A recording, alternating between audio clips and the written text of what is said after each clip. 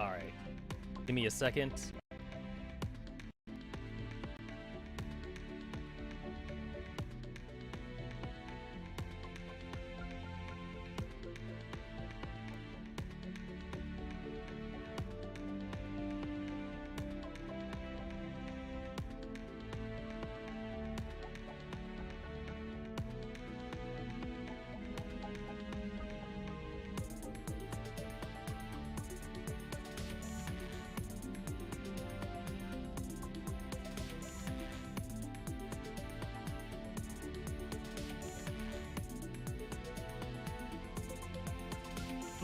Hold on.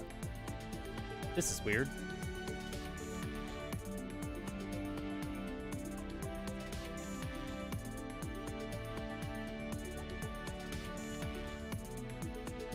Something just caught my attention, so I need to fix this somehow.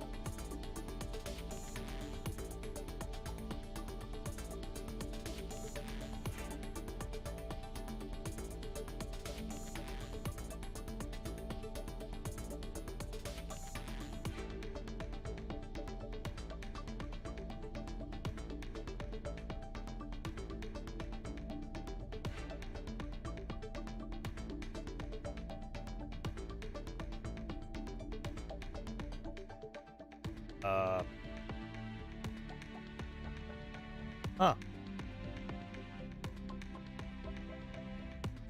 This is weird.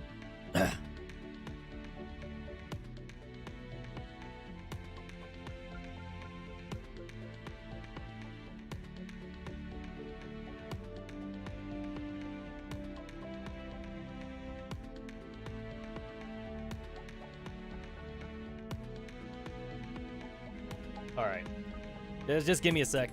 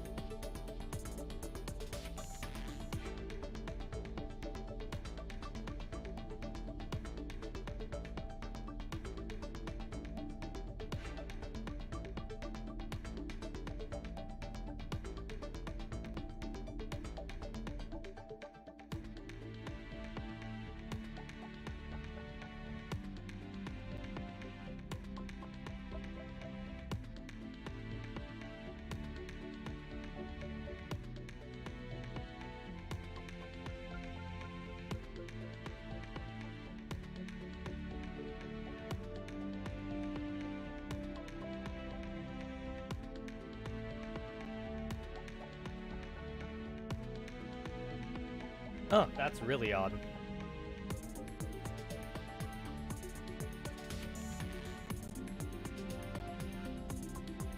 Sorry. I was just about to start.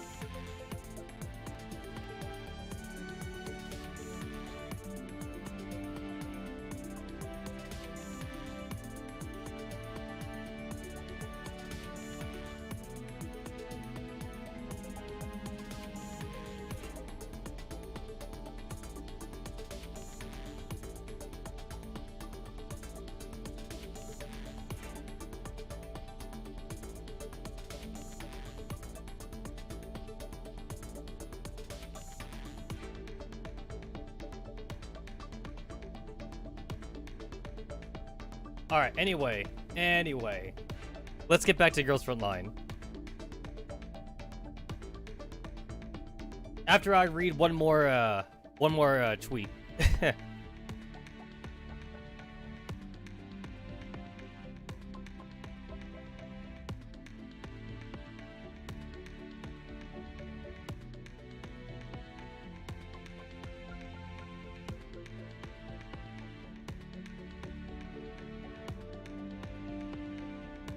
All right. Anyway, hello guys, what's up? Welcome to the Tuesday's live stream. I forgot what day it was. It's like I'm like second day of my vacation, and like I already forgot what day it was. Howdy, everyone. So we're finally got like a brand new event in Girls Frontline, Slow Shock, and also it's not a rerun. It's actually like a new event for once. Another thing too is that like I've been doing like a lot of AFK grind for gachapon tickets in left berry chests. I am grand prize guaranteed after spending 4,500 gachapon tickets, and I am at 4,400. And ironically, I could still obtain 440 more gachapon tickets for the day. So I can totally get it. I can totally get it right now. I just have to spend like 100 more tickets, and then I'm there. But yeah, I just AFK. I just AFK. I literally like watch some YouTube videos, or maybe like I even like watching like an anime episode on Anywave or something, and then I just check back on this like 15 or 20 minutes afterwards, and then like I just see if it's done or something. That's like the easiest way to get gachapon tickets. You don't actually have to like actively play or. Anyway. Whoops, that was the wrong button. There we go. We also have a new Christmas gacha, and honestly, not as appealing as I was hoping it would be. This one's kind of a snooze fest for me. Yeah, not so great. Not so great, I think. I feel like the previous Christmas ones were better. I don't really know. Like if I were to go to Black Card Exchange and filter for Christmas. Yeah, I think the previous ones were better. I do. I think they were a lot better. I'm not sure what it is about the new ones. Like, I don't hate it, but I don't love it either. Give me just 1 second.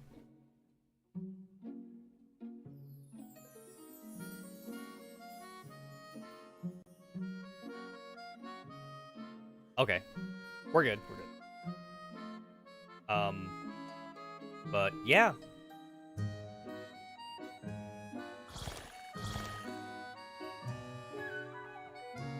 This is like the OG Christmas costumes. Here's like the next set, and then that's the set after that one. Here's the set after that one. I forgot about this set, but this set's pretty good too, though. Yeah, I like these ones too. I like this one because like they decided to like do like a summertime in winter kind of thing. So everyone has like swimsuit Santa costumes. That was kind of funny. But this set, I don't know. Like, it almost seems kind of normal. I don't really know. Yeah, it strangely seems normal, so I just can't really get it. But since there is pulling gachas in the point event thing, even though you don't need to. So you can still you can still get the get everything except for the challenger medal. You could get everything. You can get up to the second to last. You get 2,400 points just without the doing the gacha. In order to get 3,000 points, you do need to do the gacha, which is 1, 2, and 500, and 1,000.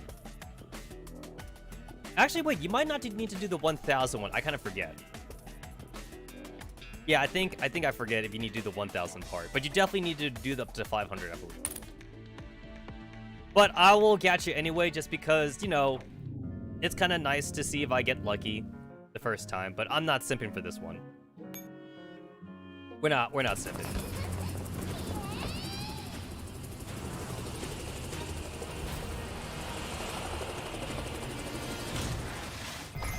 Nope, didn't get it. Did not get it.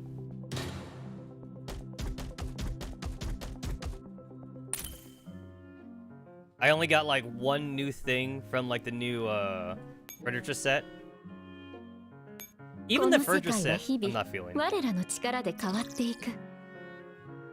KSVK's got like 5 costumes or some shit. But Dashvinaya in Project Neurocloud though is not meta, and also like she's not important to the story. She's shown up like maybe like in 3 or 4 characters like solo stories, and that's about it. I don't even remember seeing her like at all in the main story. Thighs. こんにちは、指揮官。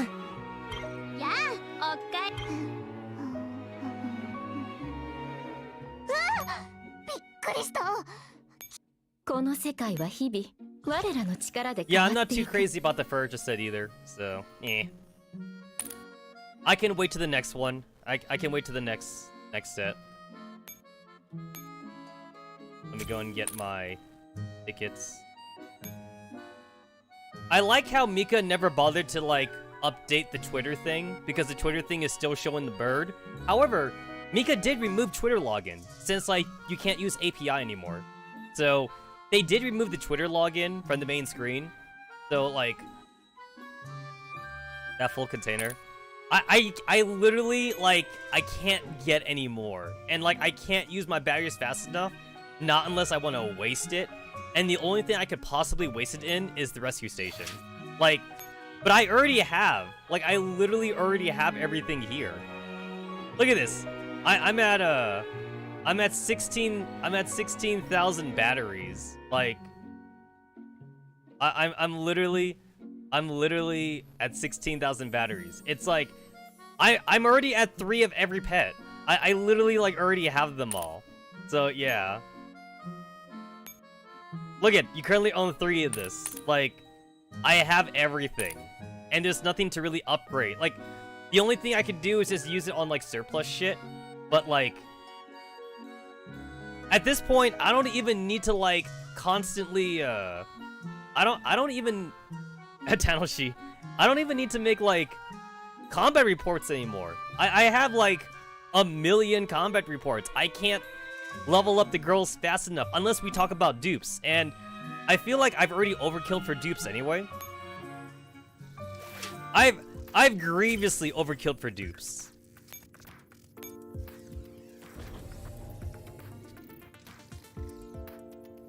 And some of my dupes like I'm not even using, mostly because of a power creep. So like any dupes I did have before that like used to be good, you can later sell pets for cake. That seems like a bad trade to me. Seems kind of like a bad trade.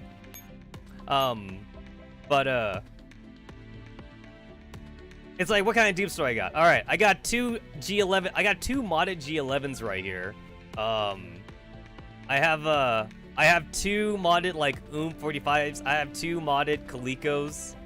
I have 2 modded like 416s. And then like, oh my god, I have like 4 like WA 2000s, I think, or something.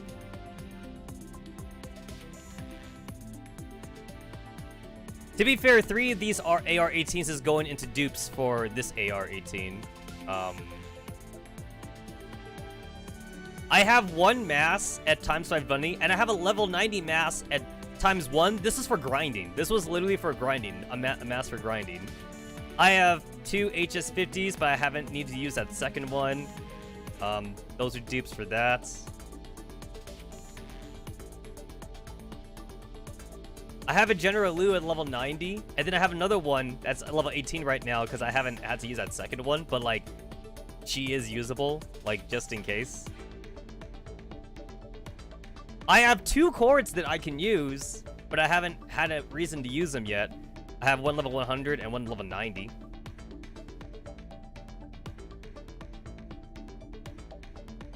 And then like, I kept like some extra dupes just in case. I have 2 P22s at level 100. So these 2 are already leveled up. So they're ready to be used. And I have used them sometimes, actually. I've used them a couple times. I have 2 CMSs. But CMS has been power crept, though. she was good back in the day. Back in the day, she was good. She's been power crept.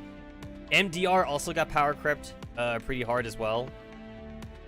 I have 2 AN94s. That's not Digimind. I have 1 Digimind AN94. I have 2 AK12s. Not Digimind. I have 2 grapes that like are leveled up. I have 2 Sats, and Sat 8 even Sat 8's been power crept too. Sat 8 isn't as good as she was, but machine gun teams are kind of weird in a weird spot too. PKPs, oh my god, like the PKP dupes are real. That's 1 PKP, that's a lowly PKP, and then that's another adult PKP.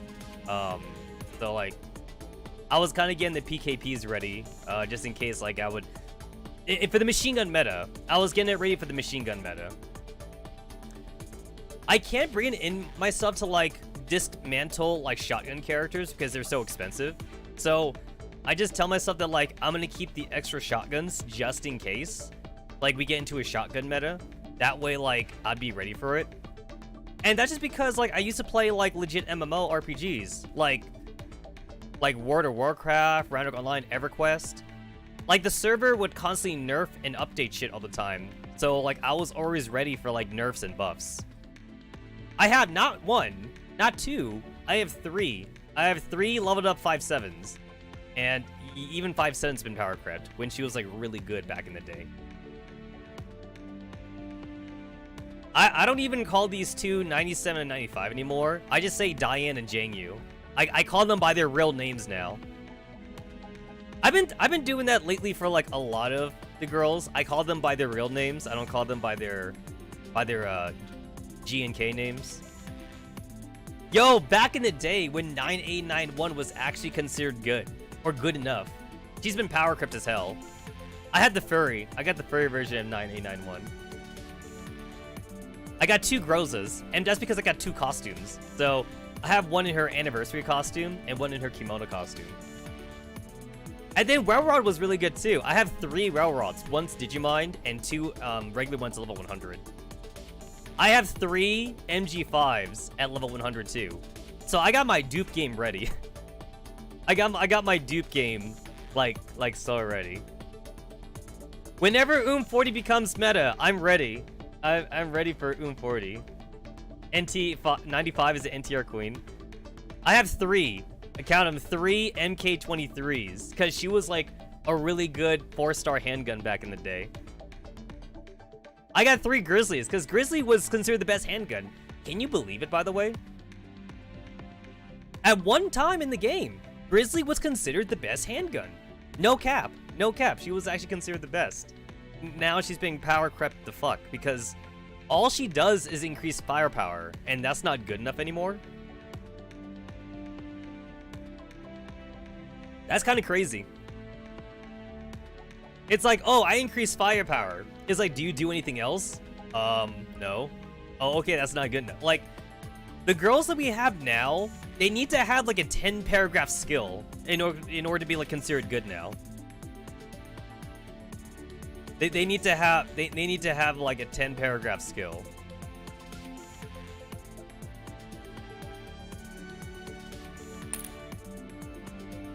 I also have like an extra Type 88 here just in case I want like 2 Type 88 Digiminds because I can afford it. I can afford it. Or a paragraph skill that's OP. Look it, I have 2 Augs. 2 Augs level 100. Oh my god, back in the day, 3 M2 HBs all at level 100.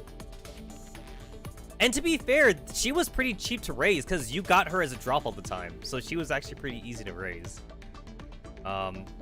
Ignore the 5 pages of FNC that's in there. One of these days, I'll cash these in. One of these days, I'll cash these in. One of these days, there it is. Okay, and then I'm doing something about the WA 2000s. I don't know what, but I'm doing something about the WA 2000s. That's the married WA 2000. That's the swimsuit WA 2000. That's the Halloween WA 2000.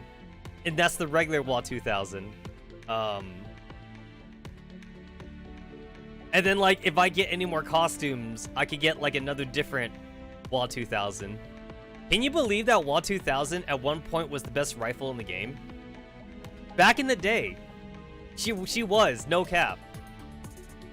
Back in the day. It's like, what do you do? Yo, that has gotta be like the shortest, like, skill ever. It's not a, it's one sentence. Increase rate of fire by 75% for 5 seconds. Like, it's crazy to think that this made her meta. Because effectively, this turned her from like a rifle to like assault or like a machine gun. Like, it practically turned her into a machine gun with like rifle damage or something. That's crazy. I'm missing one costume, I think, for WoT 2000. And because I thought the game's meta would never change that much, like, I tell myself I can justify having the WoT 2000 dupes at level 100. I have 3 SVDs. Yo, when does this bitch get a fucking Digimind? Because I need an excuse to Digimind here. When does she get it? When does she get it?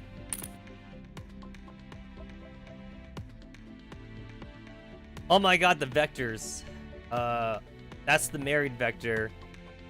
And then here's 2 more vectors.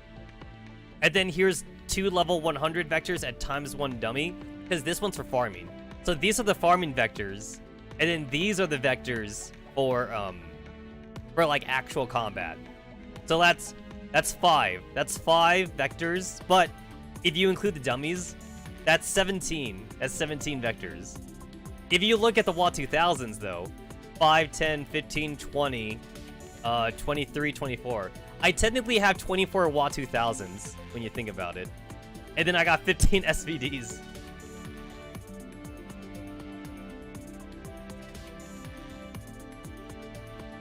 And then, like, man, I wish the handgun meta became a thing, because I was ready for the handgun meta, so I have 3 pythons. There's the married python, here's a regular python, here's a python at level 70, because, like, I was just doing this one just in case I needed a 3rd python, but it kind of never happened. So I just had the 2 pythons, and then this one's at level 70, this one will stay at level 70 for a bit, so I'm good for dupes. If like the meta ever changes, if it ever changes, I'm good. I'm good for the dupes.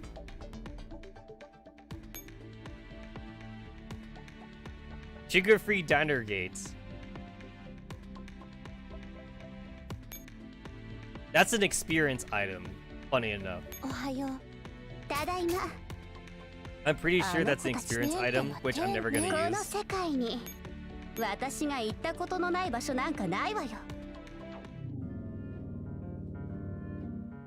Gift. Yeah, it's experience. Yep. No wait, it's not for experience. It's for intimacy. Yeah, it's for intimacy. It's for intimacy. No, it's for experience. Obtain experience. There we go. It's for experience, but I'm never gonna use it. I'm never gonna use it. These are rare items. I can't use the rare items. Oh yeah, I should get my black card.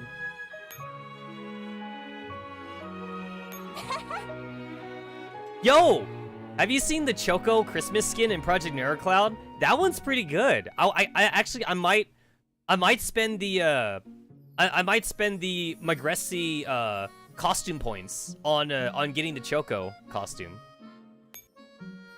The new Choco costume for the Christmas event on PNC is pretty nice. Yo, Choco's got some really good art in PNC, actually. She's got some really great art. And then not to mention, Choco's actually important for the story, too.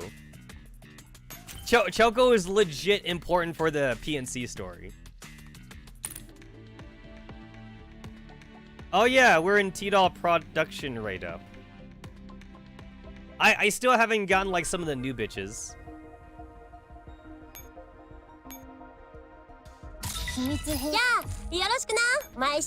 Who am I missing? Who am I missing? It.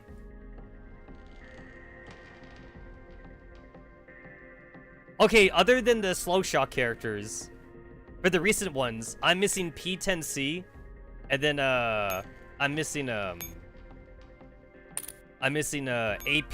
9K. I didn't get those two when they first came in. And then these should be all the these should be all the new slow shot characters. And M110 was the one that I got for like the anchored. She was my anchor construction character, but I didn't get the other ones though. And I was like, oh, she's a 4-star handgun. It's like I can get her whenever. I can grab her like whenever I need to, basically. I hear that the Scar Sisters are pretty good for this event. I've still like literally never used them, but like I'm ready though. Like I'm ready to use them, but I still haven't actually utilized them yet. The Scar Sisters. I should say squad mates. They're not really sisters. They're squad mates. But it's easy to call them sisters though. Oh yeah, and then we also got new Digiminds. Right, new Digiminds. I could finally like use like my 10,000. I am over my memory fragments. I got over 10,000. We got M19, we got DP, we got K5. Fuck, I forgot what her real name was. K5 is in Project Neurocloud, right? I forgot what her real name is. She's in Project Neurocloud. Oh, shit. Whoops. I hit the wrong button. So, like, last I read, K5 is more usable. She's more, like, you could stick her anywhere versus DP12 or something, because DP12 is a shotgun.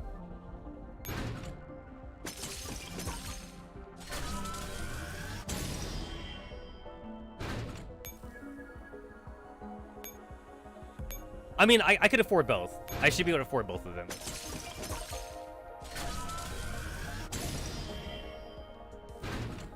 Already modded her mom. Yo, like, we have Dash for Naya in Project Neurocloud. We just need to get DP. We gotta get DP in there.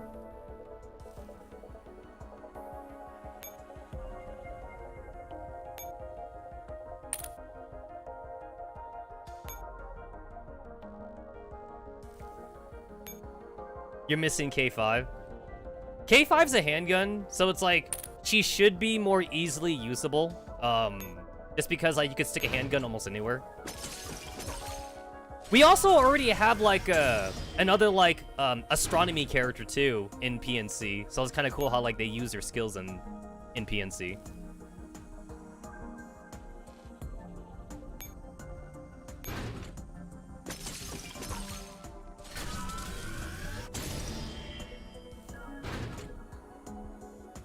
It is kind of weird that they can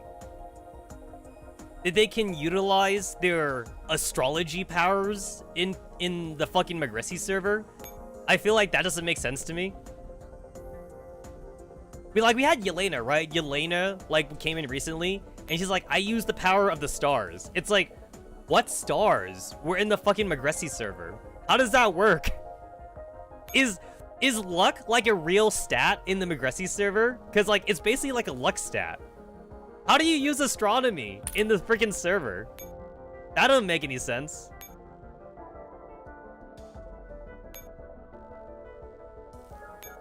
There's actually a few luck-based characters in PNC. I'm like, how do you use luck though? How does that work? They affect like probability or something. Yo, I like how she goes from like being like very fan servicey to basically having a fucking armor chest plate.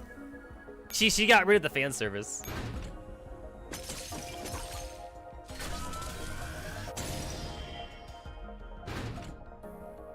Hey, 5 still be showing off the cleavage though.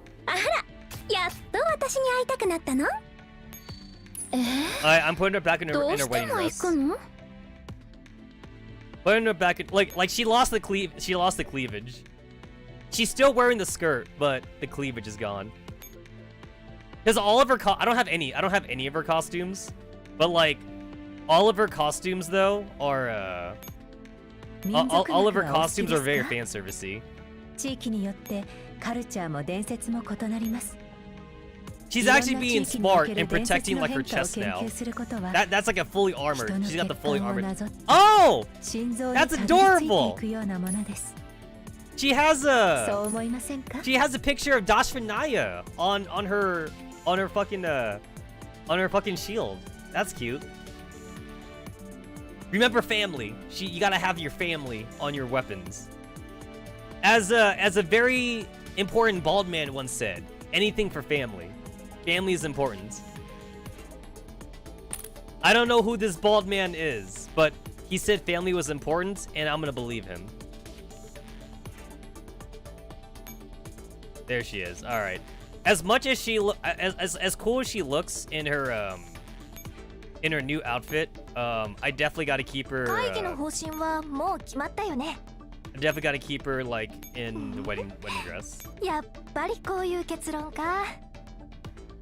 必要な資料はすでに準備してきたよ。汝の命令をどうした？夜明けの光。Oh, I totally forgot about the free costume. The fucking Michael Jackson outfit.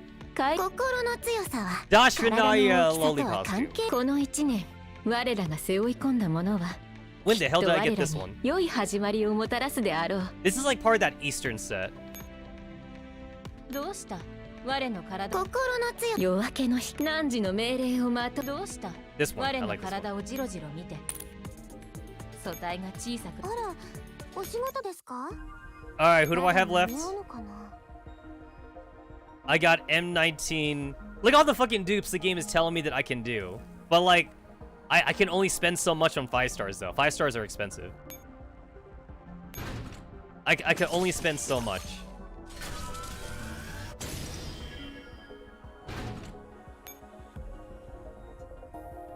I wish there was an easier way to get affection up in Project Neurocloud. It's so hard to get max affection in Project Neurocloud. It's like in this game, it's 100 affection.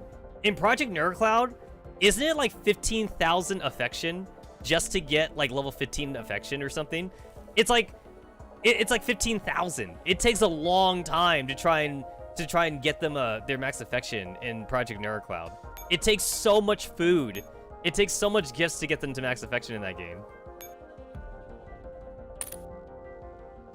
I don't have enough gifts to get everyone to max affection in Project Neurocloud. I have to cherry pick the ones that actually have like Alma and Scriptas. If you have a Digimind in PNC, then I can justify getting you to max affection. Otherwise, like I can't afford it.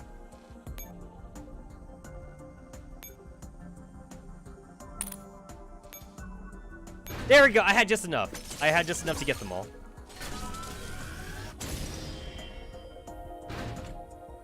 Nice. Love the helmet, actually. I actually really like the helmet.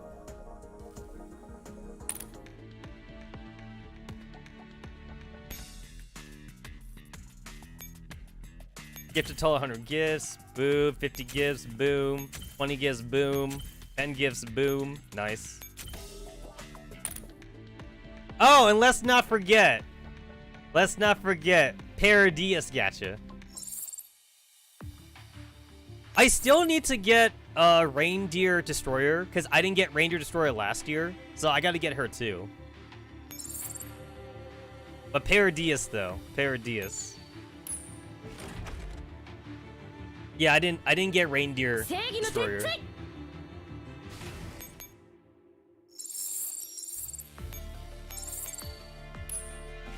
It does kind of annoy me in PNC that oath rings are not free. You have to pay money for oath rings in PNC. I already have like 416 and Persicaria oathed in PNC, and I have 2 more oath rings to give, but I haven't given them out yet because like I don't know who to give it to. I kind of want to give an oath ring to Kiro, but like I can't justify it right now. Not until she gets like a Digimind or something in PNC. So I'm actually trying to preserve my oath rings in PNC for like meta-defining characters. So I kind of want to give one to Emotep, because Emotep's Alma Unscripted 3 is pretty nice. I've been using Emotep in my parties lately, and she's pretty nice. I kind of want to also give an oath ring to Jiangyu, because Jiangyu is really good too. I also want to give one to Lin.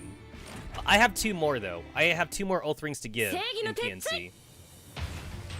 All the money that I'm spending in PNC is going to oath rings for the most part. It's all oath rings and costumes, oath rings and costumes, but mostly oath rings now. I spend my quartz. I spend my quartz on rings. Well, I'm not getting her today, obviously.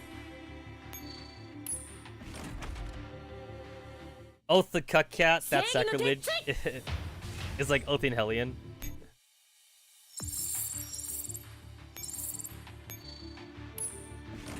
I'm also like definitely saving an oath ring for freaking like for freaking sanctifiers too. Because like why not, right? Why not use an oath ring on a sanctifier? So when gender swap Esferus comes in, I'm definitely gonna spend an oath ring on her. Even though Esferus has betrayed us. I wanna believe that like before Esferus betrayed us, he split himself into a female version. And the female version is different from the male version. I want to hope that's the canon reason. Because, like, why would we have female Esferus, like, at the Oasis, right? Like, what's the story? What's the story behind female Esferus? So, I want to hope that Esferus, like, gender swap himself with different memories. That's why there's 2 of them. There's 2 Esferuses, and that's why we have 1 at the Oasis. I want to believe that that's the reason. I don't know if that's the reason, but I want to believe that's the reason. I don't know though. Don't know. Okay, I gotta spend my things before they disappear, so let me buy some cake. I have over 2,000 cake in this game. You can risk like Heredra with the oath ring. Yo, I want wisdom. I'm waiting for like wisdom to be gacha or some shit. I don't know. I want wisdom. We haven't seen wisdom. And also like wisdom and Soul were becoming friends. And now like Soul's gone. So yeah. She's gone. She's gone.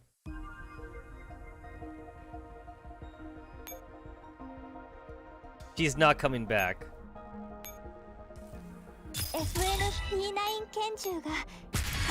Nope. I don't know like how much. Oh, cool! Wow. I don't know like how much I want to do this because I'm specifically trying to get the handgun one, and I may not get it like fast enough. Oh wow, PS4 Storm. Oh wow, I got fucking. Oh wow! I got PA-15. I got Florence. Oh wow! I got a second Florence. I got 2 Florences. Florence Digimind is really good in Project Neurocloud. I got Florence to Almar Scripta 3 in PNC.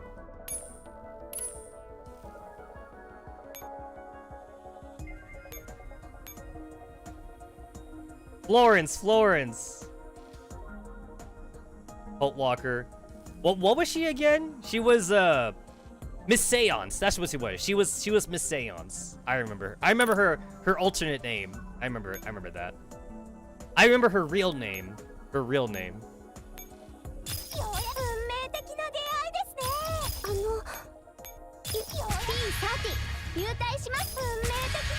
Jesus.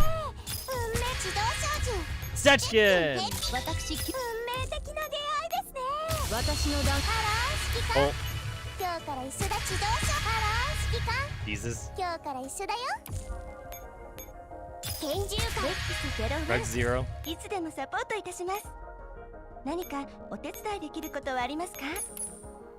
I don't know if I could get any get the new handgun, bitch.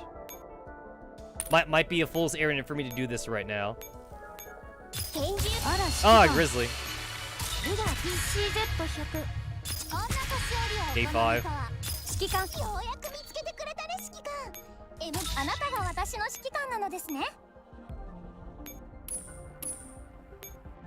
Alright, let me go ahead and Again, like, I can't bring myself to get rid of shotguns because, like, they're kind of expensive. So, like, I only get rid of I only get rid of, like, characters that, like, I know that I'm not using.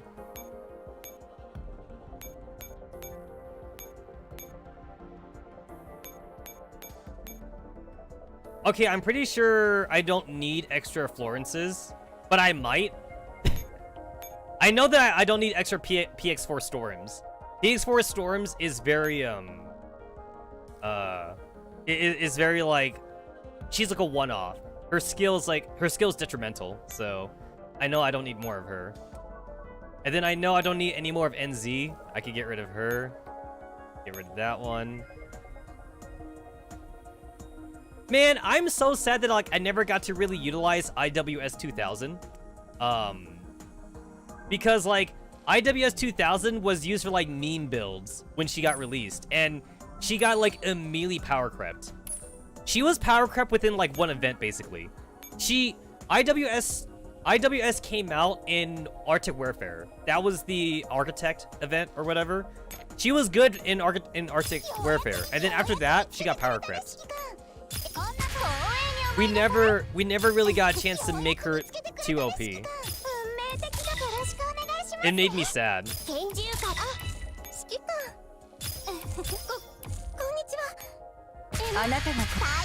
P7.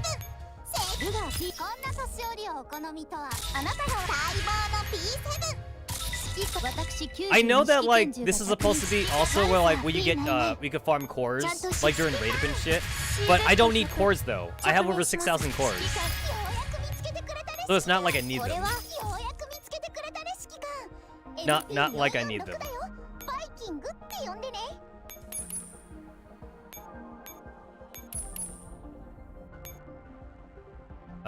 Boop. Boop, boop, boop, boop. Boop. Jericho. Yeah, my Jericho's already maxed out. Even though, like, I'm pretty sure I'm never gonna use her. It's like, maybe they might buff her or something. Possibly. I actually don't remember if my Zip or CZ are a ×5 dummy. It's like, I need to have everybody a ×5 dummy just because. Just because I can. I need to see. Alright, my P3 is at ×5. My Raze 0 is at ×5. K5. I have 3 MK23s. Zip 22, PQQ, PPQ, CZ, Spitfire. My SPP1 is still at ×4. I guess I never got more of her. I never got more of her. I still have 2. I got 2 in here. I need 1 more. And even though I can obviously spend the cores, I don't want to spend the cores. I don't want to spend the cores, like, at all.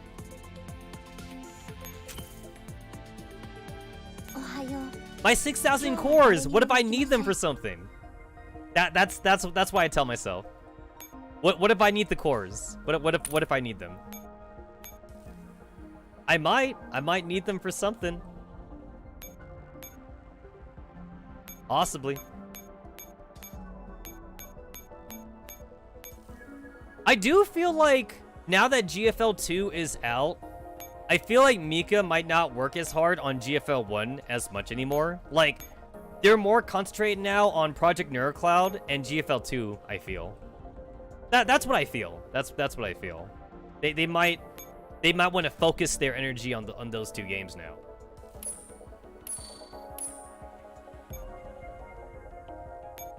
Granted, like, I don't think GFL 1's dying anytime soon.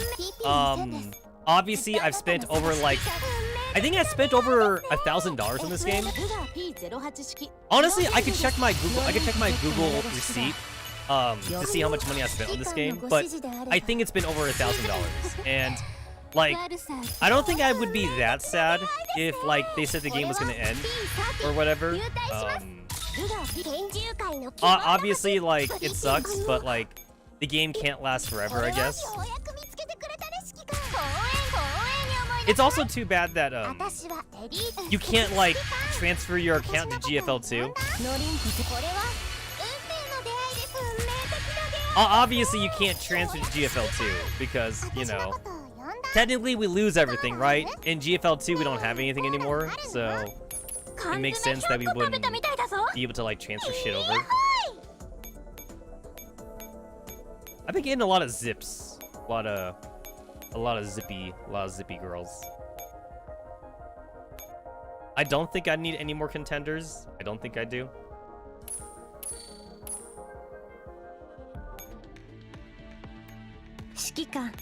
Okay, I did like what? Like that was like 100. I did like 100 freaking things, and I didn't get anything new.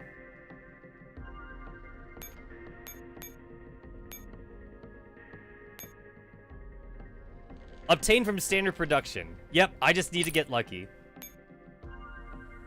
Obtain from standard production. Obtain from heavy production. Obtain from standard production. Obtain from slow shock.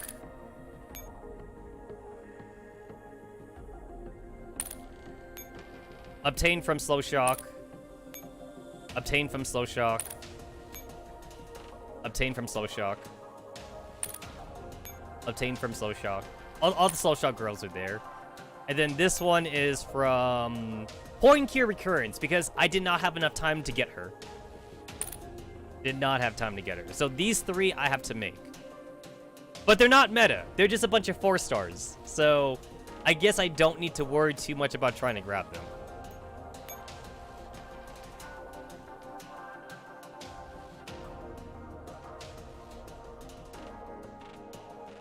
Oh!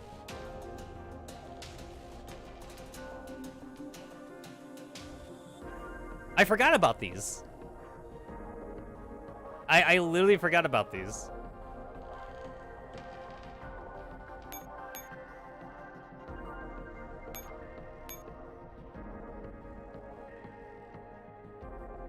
Huh.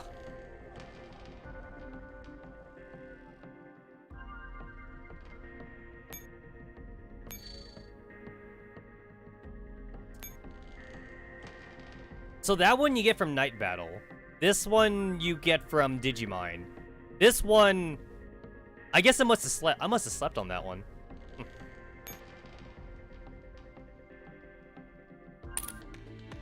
Do you get that from Forward Base Camp?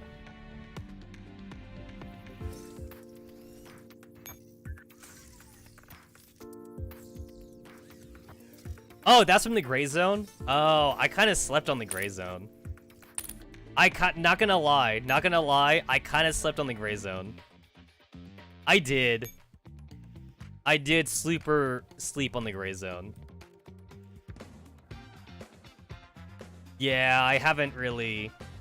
Basically, like, what happened was that, like, I got, like, the first prototype fairy, and then I told myself, you know what? Fuck it. I don't need to do it no more. But now I see, though. Now I see it. Acquired from Gray's Long Expression, obtained a piece of a 5-star T-Doll exclusive equipment of your choice. So, now I guess I have to do it, and I didn't know that this was a thing. So, like, I didn't check, to be fair. So, yeah. That's kind of my bad. That's kind of my fault.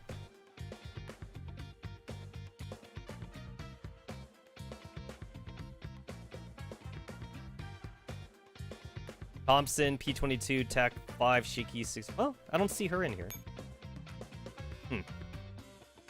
Was it this one? Oh, here we go. AR-15, SBR Custom. There it is. Makara, Papasha. I see it now. Yeah, like, I've been not doing this. I did it once. I did the full clear, like, one time.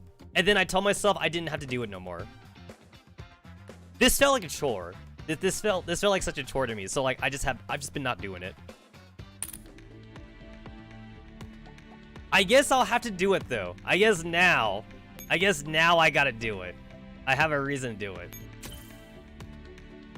I'll do it. I'll do it. You got me, Mika. You're gonna force me to do it, Mika. Fine, fine. You win this time. You win this time, Mika. I'll play your exploration. You've been using Gray Zone for dailies? For me, Like, for me, like, I've been able to do my dailies, like, without combat recently. Like, this destroy 50 regular units here or whatever like that. Or, like, isn't there also, like, the other ones that's, like, destroy 20 armored units? Like, I haven't been getting into combat shit. So, like, I've literally just been getting, like do some, productions, do some enhancements, and like your friend's door. Like, I've been getting these ones, like, literally every day. So, I have not been forced into combat. And then there's also one where it's like, also like go to forward base camp or something. It's like, send your girls out on exploration. It's like done, you know? Do one equipment calibration. Do like one calibration or something. I've just been getting like a lot of the easy ones. I have not been strapped to go into combat. Honestly, like, my girls have had such an easy time, like, the past month. Like, no one has seen combat, like, in this entire base. We've been on vacation, honestly. My girls have basically just hung up their guns. They don't got their guns anymore. Everyone's been hanging out at Jill's bar now. It's like, you know what? You girls worked hard. You've all worked hard the past few years. You deserve vacation. We're not fighting. No more fighting. No more fighting.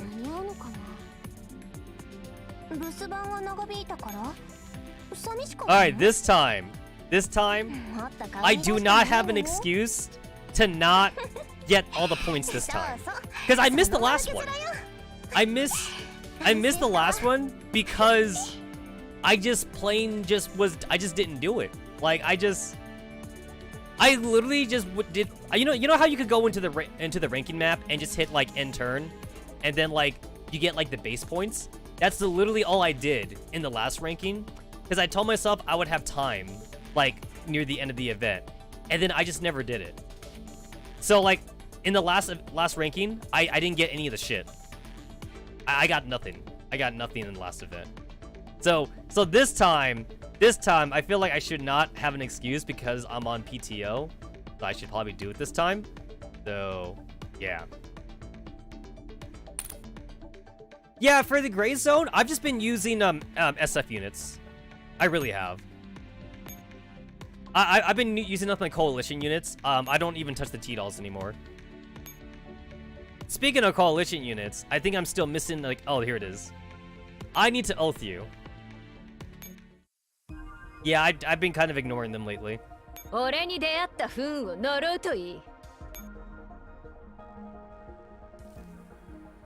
still don't have regular executioner. I have the Halloween executioner. I don't have regular executioner. And you still... The Twitter's still there, but I know it doesn't work though. The Twitter does not work. No more API. I mean, who wants to give Elon Musk $10,000 a month for API access? Who wants to do that?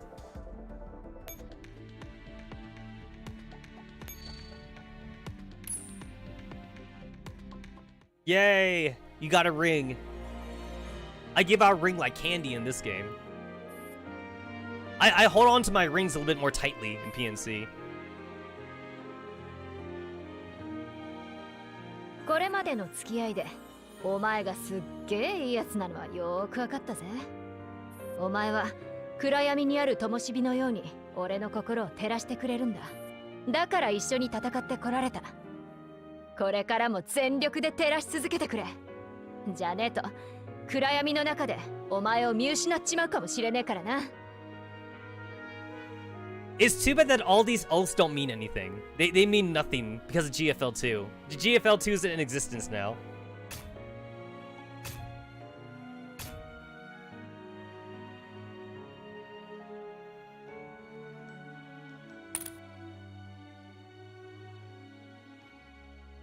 I can't oath Jaeger. Why can I not oath my Jaeger swap?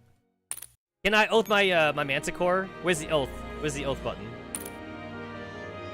Okay, ring.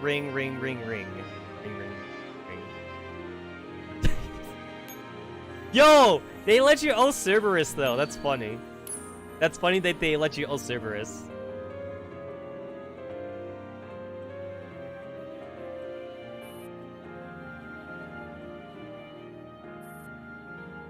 Oh, wow, the music is double playing.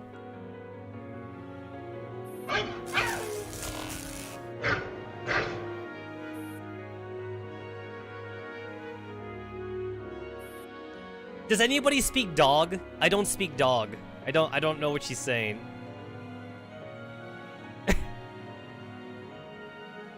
I have no idea what she's saying.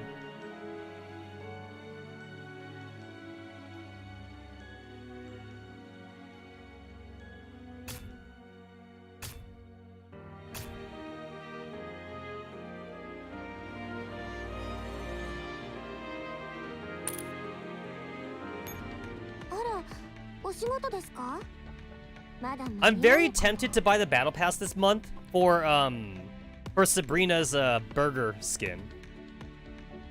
I paid for battle pass like 3 times so far. Ever since like they made this battle pass into a thing. So like I did get 3 of the skins here. I don't think I like this skin particular enough though, but I kind of like it.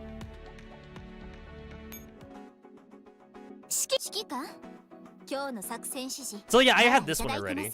Yeah, I already have this one.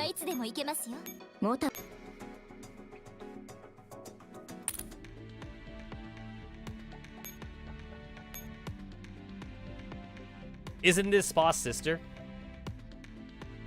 Wait, so you're saying this is not Sabrina?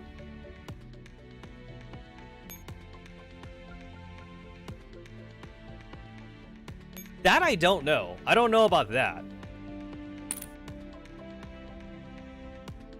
I just assumed that was Sabrina. I didn't know anything about a sister thing.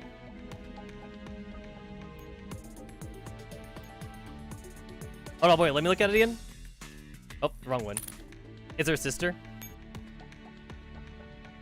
It's boss 15. Oh, I see it now.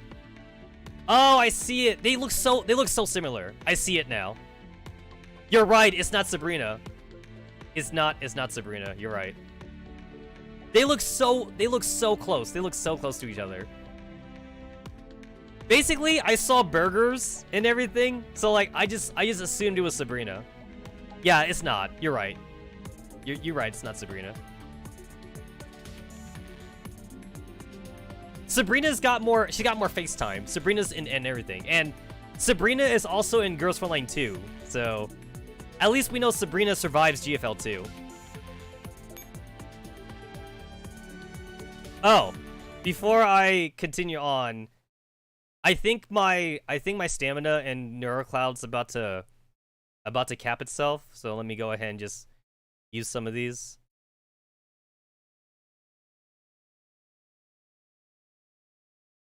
I only logged in once today, and I need to log into PNC twice to make sure I don't overcap.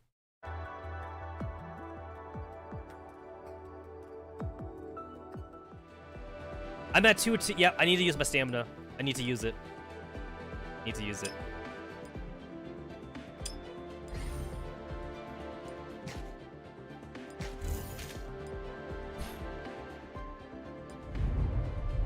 I know I'm in desperate need of money. I need money.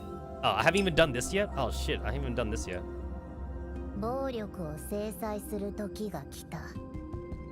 I know that Choco's all my script is coming in, so I'm trying to get her to Intimacy 15 before that happens. I'm pretty sure she's not meta though. So like, don't bother trying to almond script her if you know you're not gonna use her right away. Pretty sure she's not meta.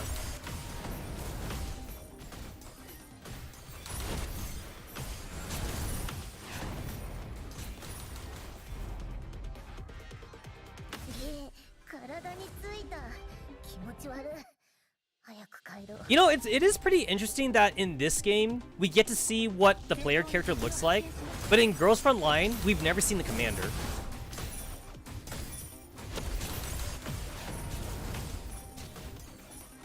I'm a little bit confused on where the commander picture comes from in Nikkei, because like, I feel like I don't remember seeing the commander in Nikkei game, but like, his picture's everywhere though. So like, I don't know where the picture came from. Like in fan sites and everything. I'm not sure if it's like from like a mini event that like happened before I started playing Nikkei, or if it's from something else entirely. The commander is a faceless aero protag, and he has like brown hair. The commander is a brunette in like the pictures I've seen. I know that we got to see the top of the commander's head in the Modernia mini event, but like we didn't see the whole body though. But we have seen his whole body like in a lot of websites. I just don't remember if it was in game. But we do know what the commander looks like in Nikkei Gaza Victory. If you Google it, all you gotta do is Google it, and you can see what he looks like. He's basically your generic like eroge protagonist though. Like he's not like the commander in Nikkei is like not like anything to write home about. He's your generic eroge protagonist.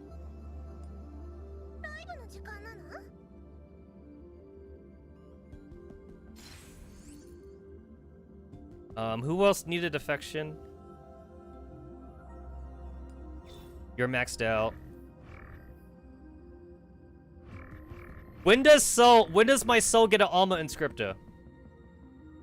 When does she get an Alma Inscripta? I'm waiting for the soul Alma Inscripta. They could call it Rebirth of the Phoenix or something. 15. Alright, Turin's already at 15. I just gotta get Turin up to 4 stars at least. Cause I need to sim for Undini. Yeah, I gotta sim for Undini.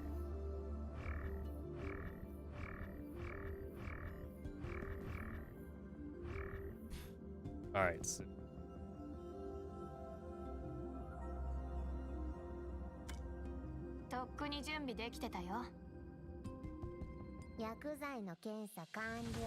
let it go. She's more dead than Oomp.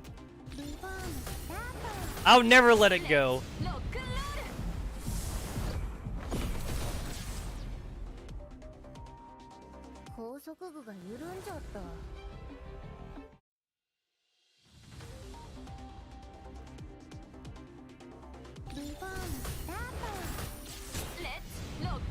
It's kind of weird that we had to farm for money. It's fake money. It's money that doesn't exist. This is money that doesn't make any sense. You're fighting for data, I guess? I remember they did explain it. They did explain like the job of the merchants a couple times. So like Rico and the merchants, they facilitate like trade with the use of like Digicoin. And Digicoin represents data. And like, it's the flow of data or something. That's why Rico's job is actually important. Because like, there needs to be like a transverse of like data going between the sectors. And that's what Digicoin is. You could say it's the same as money on... Oh my god.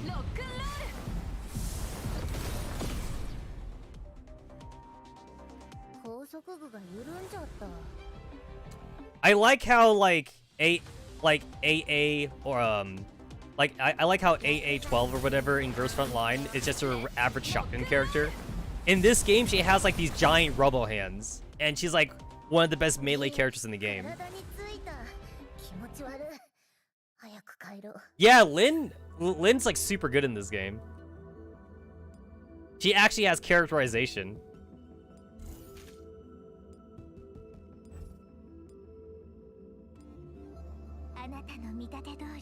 Digimind is so expensive in this game, so like I desperately need money.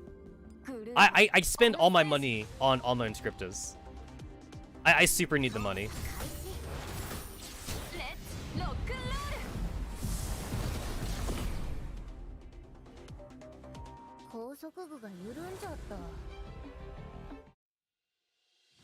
I gotta use up all my stamina. When your sugar addiction is not crippling on the virtual world. That's true. That's true.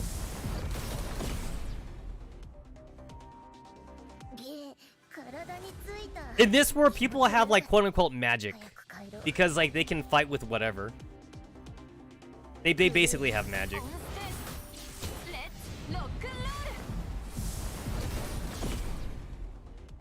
I feel like with the technology in Girls Frontline though, they probably could make like Lynn's Robo Hands, but then like the question is like, would it be useful? Maybe against Paradius, right? Doesn't Paradius have a lot of melee units? So Lynn's Robo Hands could be useful for Paradius fights, but I don't know. I don't know if it'll be useful like during like KCCO fights or something, because KCCO is just like the military and they all use guns.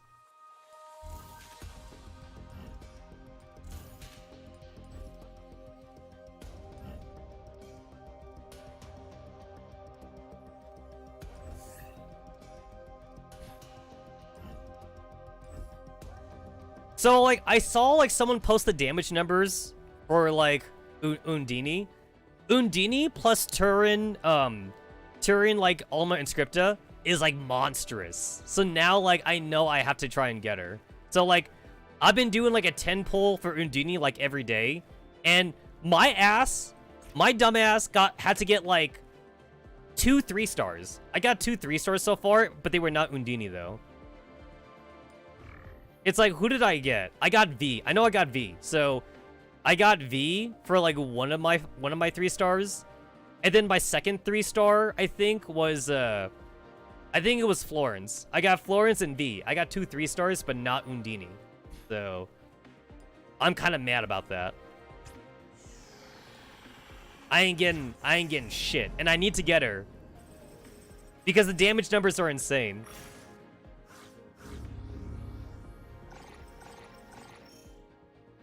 Nope. Alright. Alright, cool. Like I said, I'm just doing 10 a day. Like, I'm not trying to, like, super simp for her. I just do 10 a day.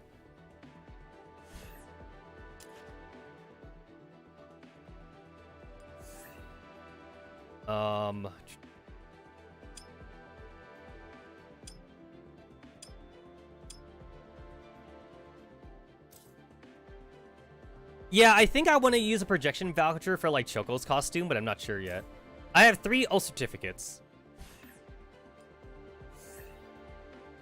So I've already used it for Persicaria and for 416. And like, I just don't know like who else to use it for right now. I know that Kroku's armor and script is coming in. And I'm pretty sure people said that like Kroku's armor and scripta is actually really good. And Kroku's already, like, the best tank in the game. She's already, like, the best. So, like, her armor and script just makes her, like, even better. And then it's, like, the other, like, shield units that we have. Like, they're just for very specific things. Evelyn is technically more tanky than Kroku. But in practice, though, like, she's, like, not tanky enough. And then Soshun is an offensive tanker. So, like, she's not Kroku. And then Milao is also like an offensive tanker, so like I don't really need to like sim for Milao. And then Clothu is a revival tanker, funny enough. Clothu keeps people alive, but I'm pretty sure like I don't need Clothu right now.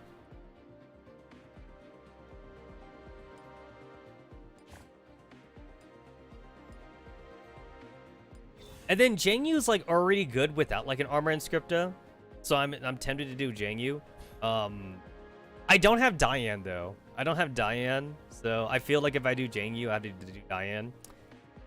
And then Antonina's armor and scripta is unfortunately not that good.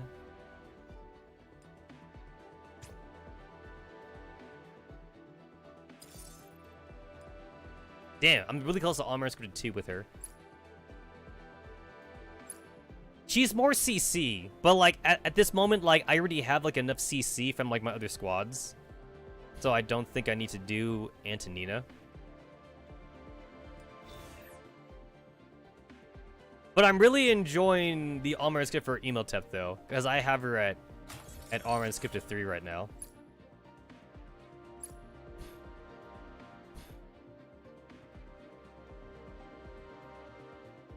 I know that V also has an armor and script coming up too. She's got one coming. I'm definitely saving an oath certificate for S first though. That's definitely coming. I know I'm saving it for him. I do feel like if I want to oath Turing, I'm only doing it because I'm going to use it with Undini. And I am going to sim for Undini, though.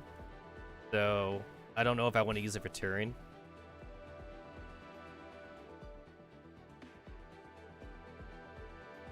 It's crazy that, like, there's this small amount of units that we have in the game, and, like, I'm at 77%. I'm not missing that many. I didn't get the gun nun. I did not get her. I didn't get Yelena either. Obviously, I'm gonna get Undini whenever I get the chance. I wanted to get Nasita, and I did want to get Hatsuchiri, but, like, Hatsuchiri has not been coming home for me. And then last I checked, I know that I don't need Diane, even though, like, I would like to get her. I know that, like, I was in desperate need of more melee units, but Lin has kind of, like, Lin and Jangyu are, like, good enough right now for me. So, like, I don't need Hatsuchiri anymore. And I heard that Aki was really good. I know, right? A male T-doll. Heaven forbid. But I heard that Aki was really good, like, when the game first came out. But we have enough, like, melee units now that, like, I'm not, like, strapped to try and get Aki. I know people said that, like, Maghilda forgoes the need to get, like, a guard character. Maghilda is your guard character. And boxing is a very, like, defensive sport. So that kind of makes sense, actually. If you have Maghilda in your squad, then you don't need guards anymore. I did want to get Erica, though. I did want to get Erica. It just didn't happen.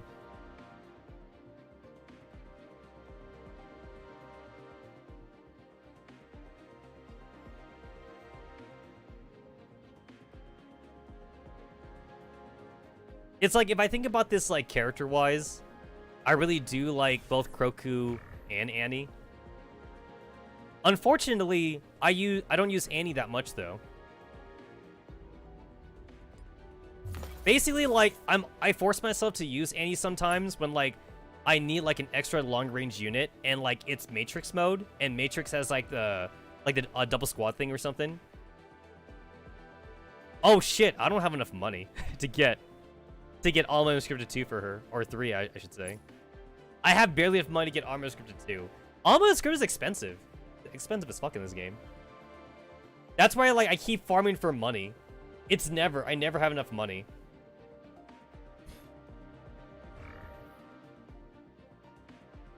I use Kroku a lot, and I know that, like, her Alma Unscripted makes her really good.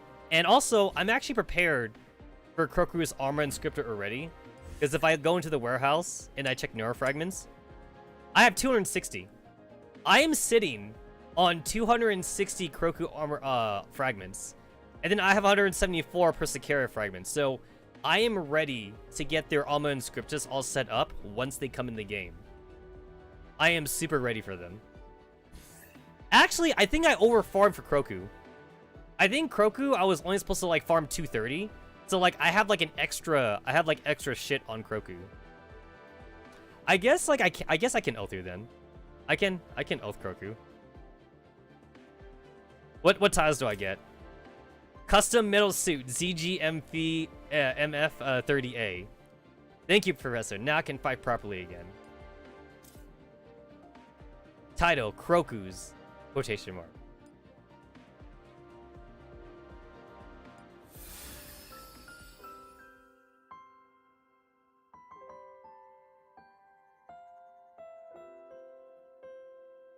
You want some Pocky? A lovely melody fills the chapel, while flower petals and doves flutter through the air. At the other end of the walkway, a familiar figure waits for you, filled with expectation. How would she respond to your feelings?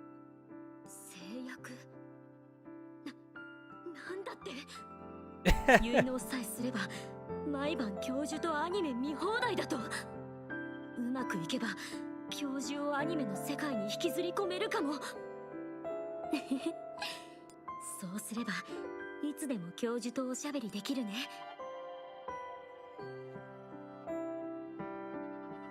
I like how she wants to watch anime with you. That's so wholesome. For both you and her, this day is the culmination of a long journey, but also the beginning of a brand new one.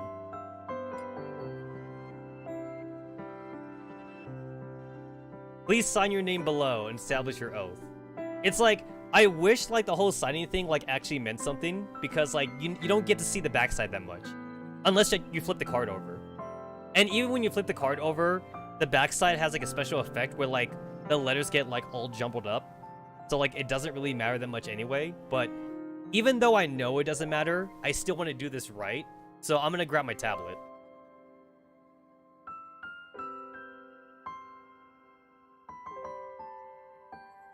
Alright. Okay, there we go.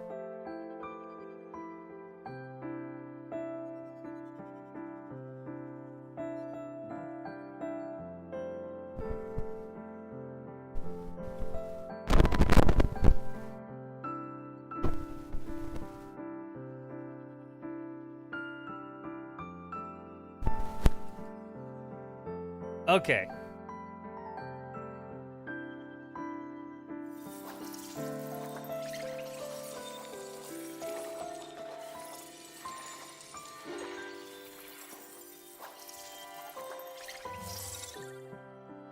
There we go.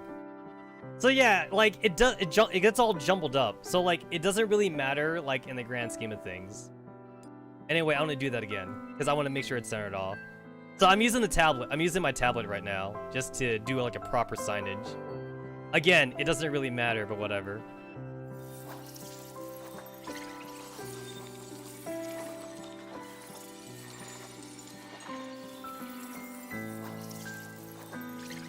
There we go. That's good enough for me.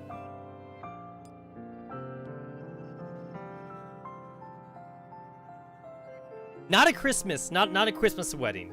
But you know what though? We're just going to assume that that like Kroku was too busy watching anime on Christmas. And there was a Christmas party at the Oasis.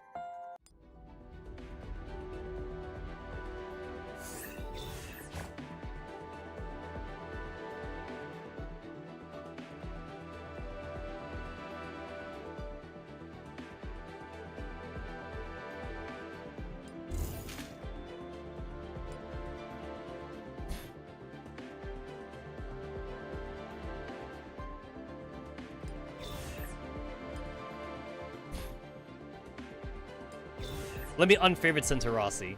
There we go.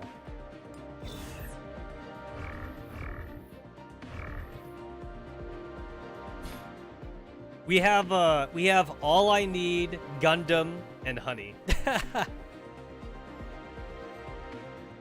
Yeah, and it's like, obviously I use Lin and Jangyu a lot, but like, it's not like I'm really attached to their characters that much.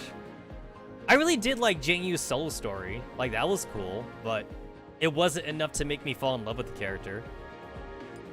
And then Emotep's also pretty cool too. I use her a lot, but I'm not really attached to the character.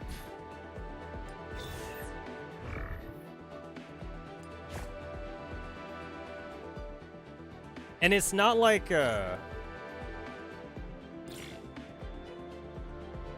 it's not like they get that much of like a combat boost for like going over 15 intimacy or whatever like that. They don't get that much of a combat boost. But a combat boost is a combat boost nonetheless. I mean, to be fair, that's an HP boost. So like, arguably, like, I would have more of a reason to shit, it takes 24 to get that plus 3,000. Yeah, it takes so much to get them up. If I were to spend like all of my Gundam kits on her, like, would I even be able to get her 20? Nope. I could spend 124 model kits on her to get her from intimacy 15 to 18. That is plus 15,000. That is 15,000 intimacy. That's crazy. That's crazy. Like, it takes so much to get her up. I have 284 spaceships in the bottles. If I like use these, I could also probably get her to 20, I think. But there it is. Okay. So I could spend 124 model kits and 150 spaceship in a bottle, and that would get her up to like intimacy 20. I don't think that's like super worth it. I don't think so, but I have over 300 teddy bears because like I kept on making teddy bears because I know a lot of good units in the future, they use teddy bears like as their affection item. Not that many units use model kits as their affection item, so I didn't bother trying to make too much of these.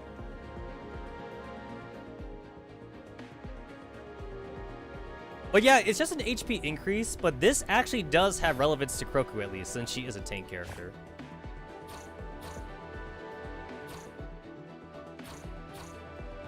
Yeah, max HP.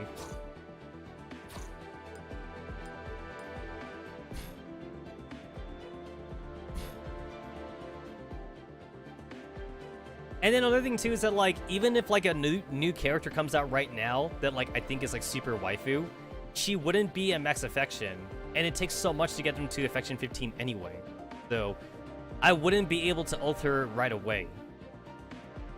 I am trying to make sure like I have enough gifts to ult like S-First right away whenever like S-First comes out, but I'm already set up for that. But S-First isn't gonna come out to like the 1.5 year anniversary people are speculating.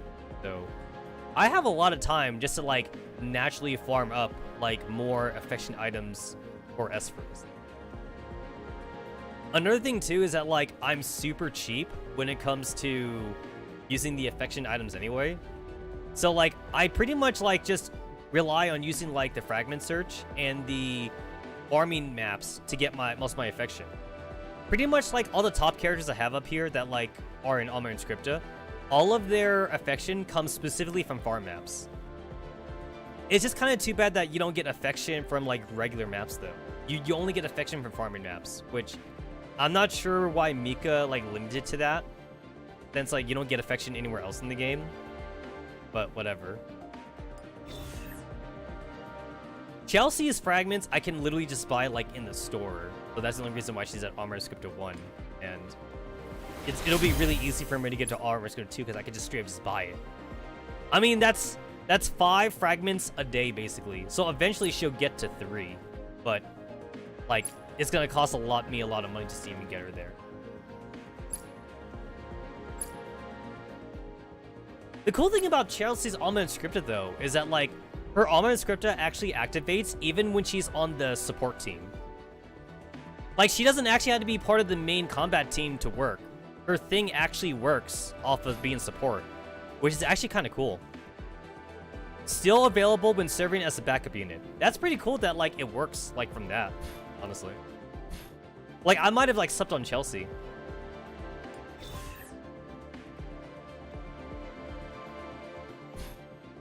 Unlike Girls Frontline, where like oathing and like max affection would give you like stats in like all of their stats, so like attack, defense, HP, armor. In Project Neurocloud, it looks like the only stat that you really get is just HP. I don't think you get anything else for like doing the oath thing. Which means like it's really only relevant for guard and warriors. These are the only 2 classes that I actually care about like trying to get HP. And unfortunately, like other than Kroku, I don't think I want to give a thing to anyone else here. The only other warriors and guards here is these right here. If I were to pick one that I didn't have, I guess I might want to give one to possibly like either like Nasita or Hatsukiri. And that's about it. Clothu's story was cool, Milau's story was cool, Maghilda's story was cool, but not enough to make me go, oh my god, I love this character. Technically Sol can use it, but Sol was already like never meta in the first place. Since her skill procs off the hash rate. Strikes deal operant damage, bro, even though she's a physical character.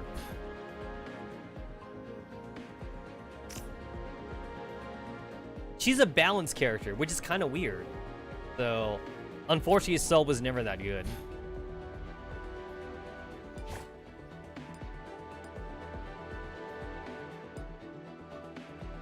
So I guess I should just treat the oath rings in this game mostly as like a waifu certificate and like not have to worry about the meta implication of the oath rings. In Girls Frontline, I worry about the meta implication usually, but in this game, since like you can only buy with real money, I guess I shouldn't worry too much about it.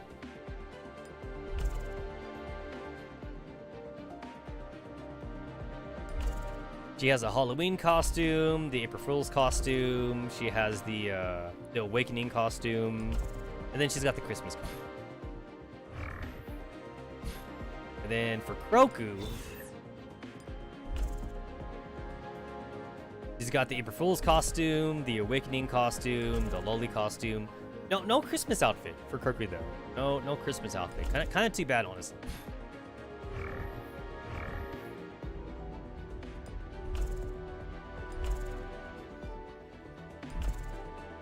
This must be like a heroic costume. No, I don't know if I can interact with this. I know that there's a couple of costumes that like you can interact with. I'm not sure if I have any of those though. I don't know if I do.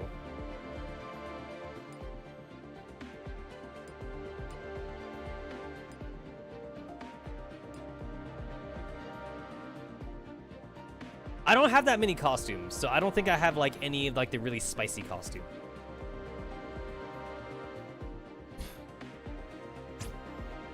I think if I remember, there is one you can buy right now. Oh, it's Undini. Yeah, it's her. It's her. So Undini's costume, you can mess with the leggings actually. I'm pretty sure with Undini's costume, you can take off the boot. Yeah, I'm pretty sure. You can take off the boot. Nothing going on with Choco. Nothing going on with Hubble. Soul. Oh, really? That's a live 2D? Oh, didn't realize that this was live 2D.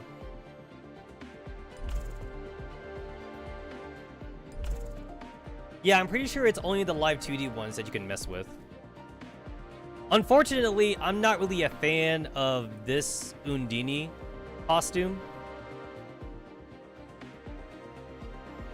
From the Providential Evening series, the doll's wardrobe on Christmas. Books contain information on ballroom etiquette, but they don't tell you how to deal with the guests who arrived ahead of time. Professor, what are you doing here? You dummy. I was gonna give you a surprise.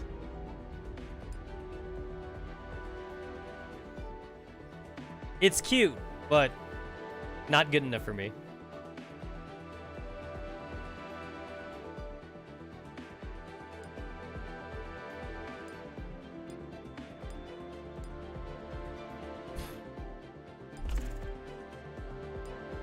And then she only has the chibi. Oh, wow. She's got like a chocolate hammer. That's kind of cool. Because she has a chocolate sword, like in the original.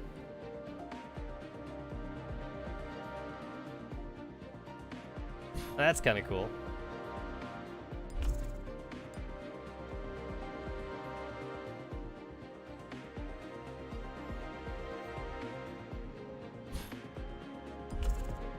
This one also has a voice too, which makes me kind of want to get it.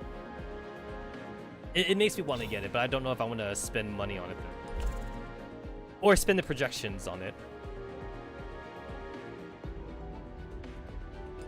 I could have sworn that there is a way to see the voices in game, but I guess not. I guess I'll have to YouTube it. Yeah, I guess I'm gonna have to YouTube it then.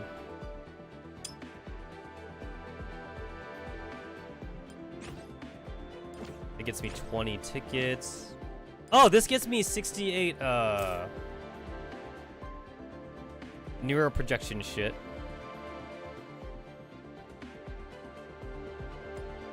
Oh wait, that's not that's a different kind of projection stuff. That's for the other one. For $10, 500 quartz, Almer and Scripta shit, that's not bad. 500 quartz, algorithm box, that's kind of shit. This one gets you a random amount of quartz for $1. That's not too bad, honestly. 5% chance to get 200 quartz. 35% chance to get 70 quartz. That one's not bad. For 50 bucks. For 50 bucks, 70% off. So I get 30 of gacha tickets, 3,000 quartz. 3,000 quartz is a lot of quartz. 50 reconfiguration, 10 algorithm sets, which I don't care about, and some large memory keys. Honestly, I could do without the algorithm sets, though. That's like the most worthless thing here. I could do without that. That's for 50 bucks. How much does a 50 bucks thing usually give me? For 50 bucks, oh shit, no, I did not mean to buy. I didn't click on that. No. For 50 bucks, 3,280 quartz, additional gift, 3,280 quartz. So, first time is times 2, which means I would get 6,000. I would get 6,000 quartz for the 50 package. So technically, the limited supply package, this would get me basically the equivalent of like a $50 quartz package, along with like the gacha tickets and shit. And then this one is 30 bucks, a little bit better. And this one's more useful, I think. 1,500 quartz, 20 search tickets, 5 reconfiguration, 12 skill pivots. And skill pivots, you never get enough of these. I'm always running out skill pivots. And you could always use more skill samples. Use that all the time. So that one I think is even better than this one. Since this one has like the worthless algorithm set, and then this one has the worthless key cards. I do not need the key cards. 7-day exploration is kind of trash though. This one's mega trash. Honestly, the $1 package isn't bad though. $1 for like a small. If I like base anything other than 100 is kind of bad. So 100 and up, 25, 20, 15, and 5. So you basically have like almost like a 50% chance. You have more. You have like a 60. You got like a 65% chance of like getting anything that's not 70. And this is just for $1. And then you get some money. And to be fair, I need money because like I used all my money for all my inscriptus. This one's not bad either because this one's like all armor inscriptus shit. But for 10 bucks, it's kind of pricey though. This is kind of pricey. You're basically spending $10 on the quartz, and 500 quartz for $10 is kind of trash. Since I could spend like $5 for 600 quartz, or I could spend $15 for almost 2,000 quartz. Kind of a bad offer for the $10 for only like 500. So yeah, I'd probably say that like this one's probably the best, the Snowy Hymn Pack for 30 bucks. The last time I spent money on this game was last month when they were doing the costume sets.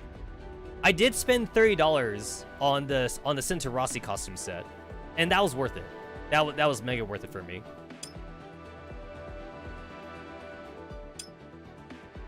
I'm a little bit disappointed about the monthly supply pack. I'm a little disappointed about this one. Because this one, I thought it was going to be like a daily quartz package. It's not. This is a daily quartz sand package.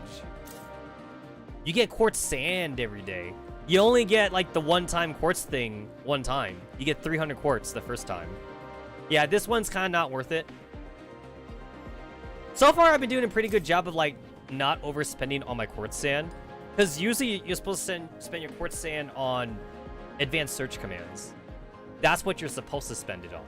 But like I've been pretty good about like not overspending on that. So far, I haven't needed to overspend. I've been able to get most of the characters I want. I'm definitely going to try and grab Undini. I'm just doing the 10 a day, though. And eventually, like, I may or may not get her. We'll see. We'll see if I get her later on. So,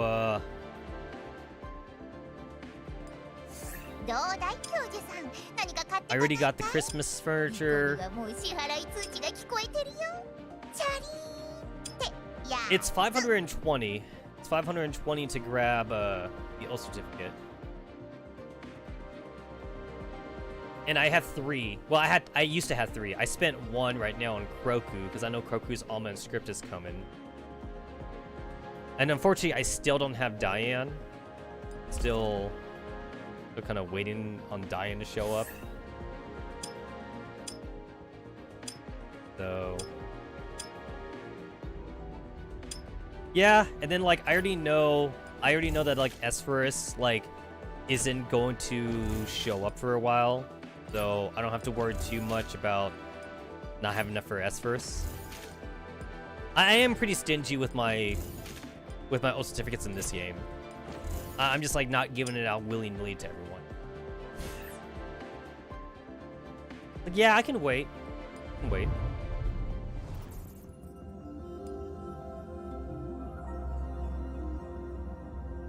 Yo, we're getting kind of like an Undini like double Rammy here. We have the Undini like solo story, and then we have the Undini inside the Christmas event. I mean, the Undini here is also like, it's also technically like a Choco event as well, so that's kind of cool. Alright. Anyway, the only reason why I went to Project Neurocloud was to use up my stamina. So, I've used up my stamina there, so we're all good. Back into GFL. Let me go ahead and put my tablet away.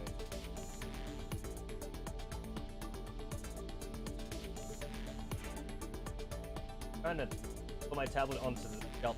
My shelf is like full right now, and obviously I don't want to drop my tablet.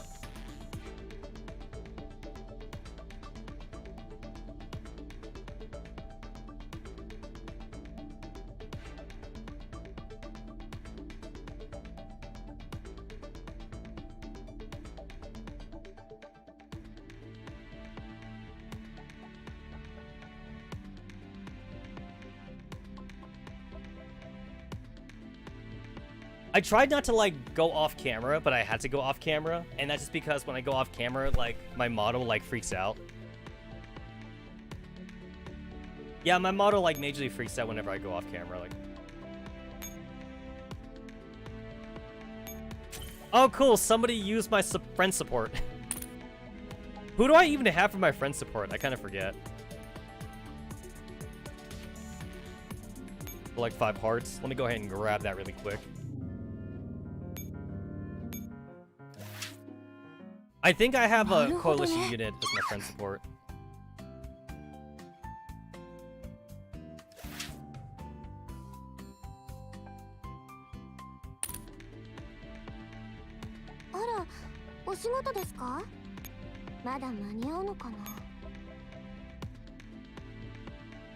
It's kind of cool that they actually changed up the friendship store, because like a lot of us like we're basically like hoarding like friendship points since the start of the game. Now there is something to actually spend it on. I mean, not that I need to buy the cake anytime soon, but if I was a new player, I could spend it on the cake. There's a Florence background. There's a Satma background that's been in the game like since forever. You can also buy an extra impulse. I think a lot of people slept on this because they didn't realize this was in here. Yeah, no, there's an extra impulse in here that you can buy per week. Or whatever.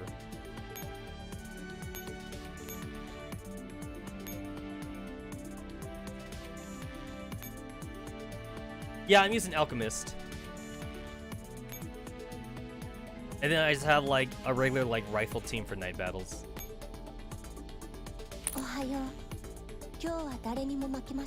There was something that I was gonna do and I forgot.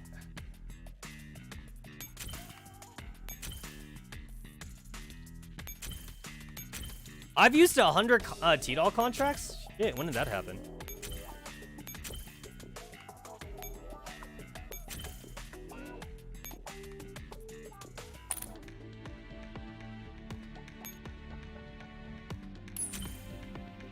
Like your friend storms 5 times. I can do that really quick.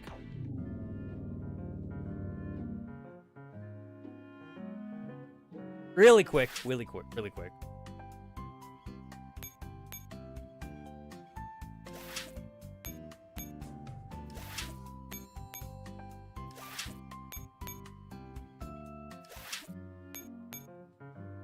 Oh, man, that guy's got the same dorm as I do.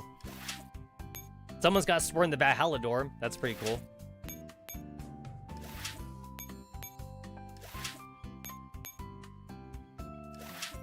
Easy. That was fast. That was fast.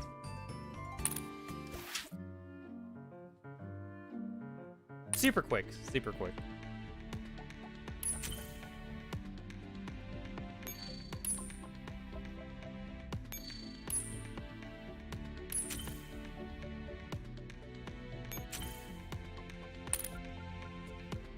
All right. It hasn't been that long since I started the stream, but I've been drinking like some soda before the stream started, and it's gonna hit me. So I'll be right back. I'll be right back.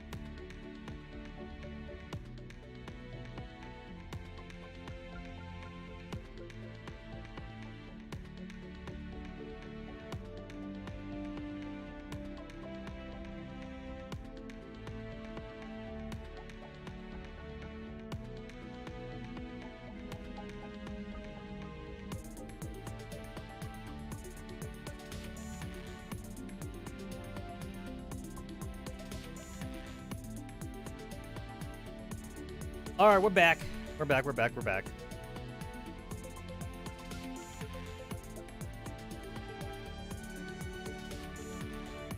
指揮官、一緒に写真を撮ってはもらえないだろうか。聞くところによると、大昔人間は愛する人の写真を財布の中に入れる習慣があったそうだな。何が楽しいのかさっぱりわからないが、どんな気持ちになるのか少し試してみたくてな。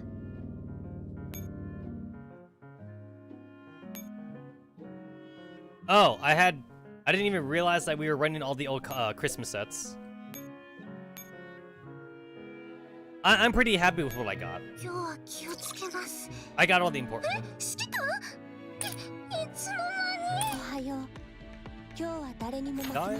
Nope, 7 minutes left. I'm still waiting on that. And then, like, I don't need to do this on stream. All I gotta do is do basically just one more game of Luckberry chest, and then I'll be able to get the Luckberry costume. That actually looks pretty fun. Like, to see it like in physical form like that. I wouldn't mind trying to use like a 3D printer to make Luckberry chests in game.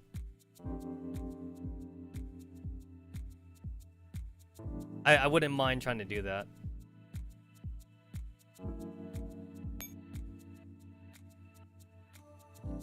It is kind of annoying that you do need like a shit ton of tickets though to just buy like the pass shit. You do need a lot of them. You basically need to play the game every day. Then again though, it's 4,000 Gachapon tickets to get the guaranteed price to soft pity and to hard pity into it. But I guess now that I think about it, 3,000 is not so bad then.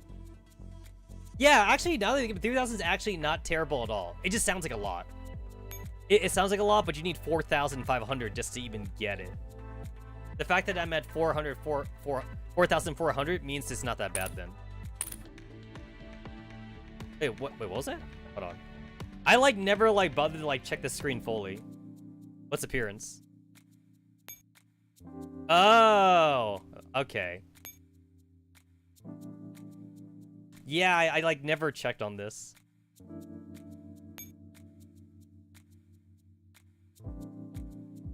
Oh, that's cool. That's cool. So all it's just a skin. It's just a skin. It's just like a skin variety. Okay.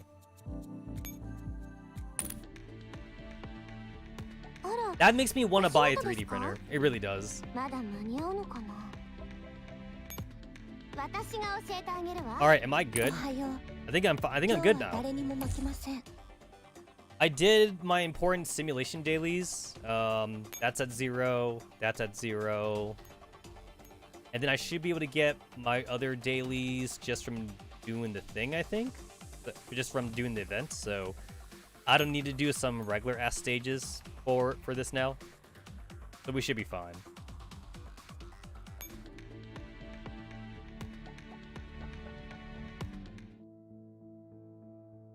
Yo, Angie, what's up, girl? We haven't seen you in a while. Honestly, like, I'm a bit peeved at like how the past two events, like basically took a break from Paradias, and we basically were like just looking at like rando characters that like had nothing to do with the whole like save the Angie operation. It's like, yeah, I appreciate the story between like the Scar sisters. That was kind of cool. And I appreciated, I don't know, the story between like Cult Walker, Miss Seance, and whoever else, you know, during that story. Those are cool. Don't get me wrong. Don't get me wrong. They were cool, but this is the real story right here. I cared more about this.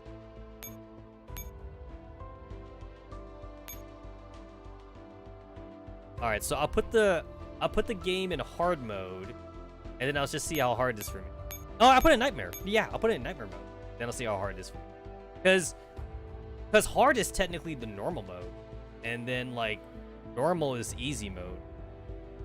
Yeah. So, yeah, I won't worry too much about that thing.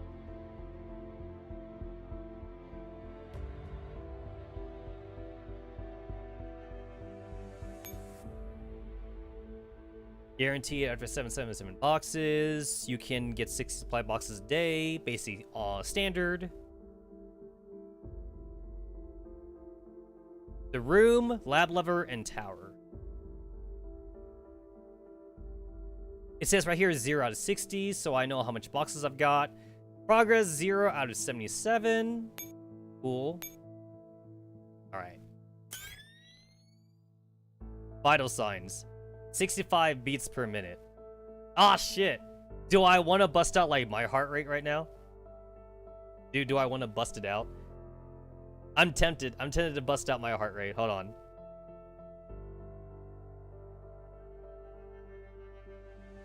If this takes me too long, I won't bother. But, like, now I kind of want to do it. Shit. It's been a while since I did it. What's the name of the app? Here it is. I had to bring up the app on my phone. That's why. All right, let me see if I can bust it out.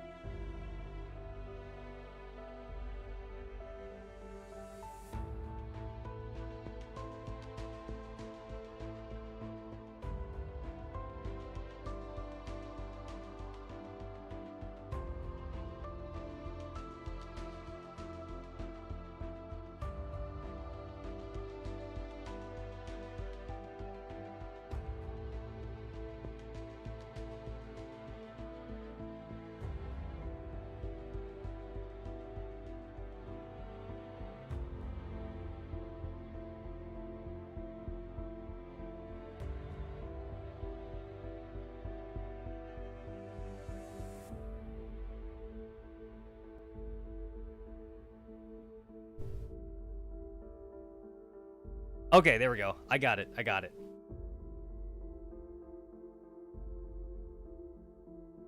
right, I'm gonna bust this out right now. Because I knew in general it was just on my shelf, but I just kind of had to like try and find it. So like there's like different models of like heart rate monitors you could find. The one I got, they said it was more accurate. It's a chest one. It's not a like a wrist one. Because there's one you could get on your wrist. There's one that you could also get on your chest, and I think there's also one you get for your neck or something. But I got the chest one because they said this was more accurate.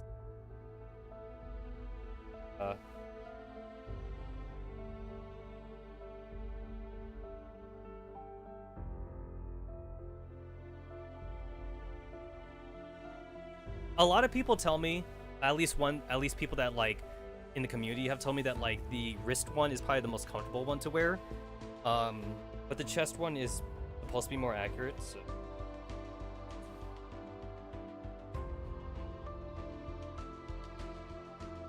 And then you're supposed to like dab it with water before you put it on, so that way like it adheres to your skin. Anyway, I can.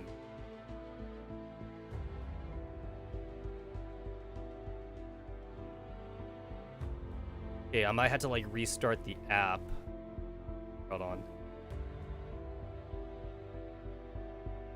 So for me, I don't know if it's the app or if it's the device I got in general, because I didn't get the cheap device or whatever, but when it works, it works. When it doesn't work though, it's kind of a pain to it's kind of a pain for to find it sometimes.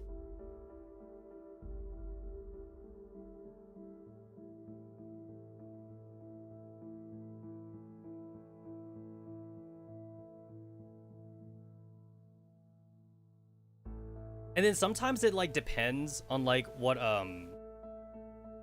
sometimes I feel like it depends like what like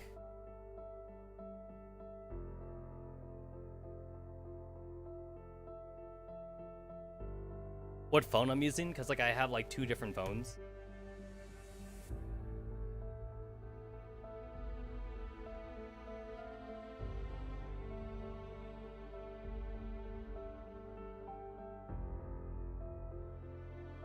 I also have like a full set of batteries too, just in case like the batteries are dead, but like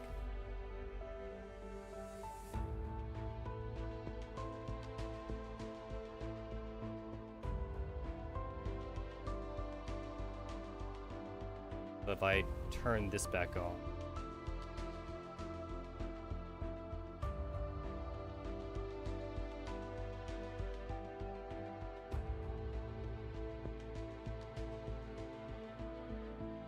Yeah, when it works, it works. And when it doesn't work, like, it's kind of a...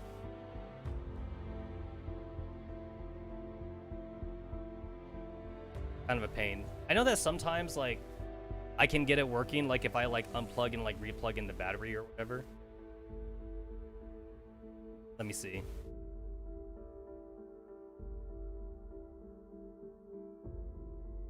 Because I'm pretty sure the battery that I have right now should be like a fresh battery, so like this should be working.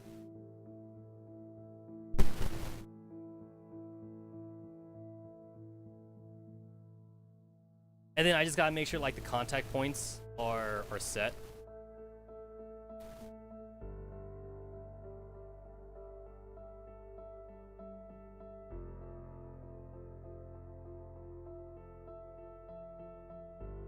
I technically have like 2 apps where it works, but one app is like specifically for working out, and then the other app is the one that like I can connect with for like OBS purposes.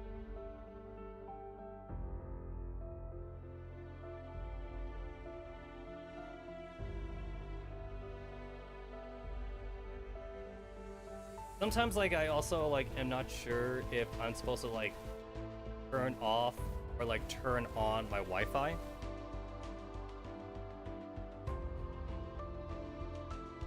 Or if I'm supposed to use like a different network that I have like oh, hold on. I turned on my second phone right now just to see if like maybe it might be a phone issue.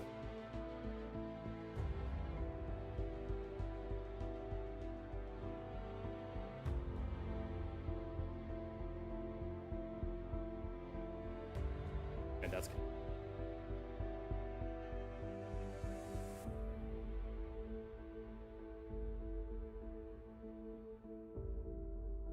Yeah, like sometimes I'm not sure if it's like going based off.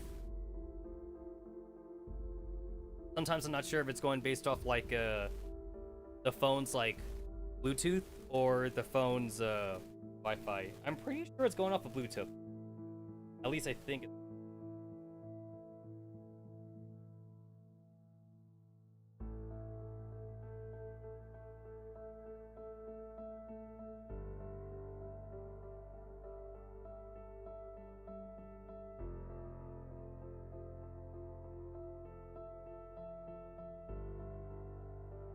Alright, so I tried turning it on my second phone, so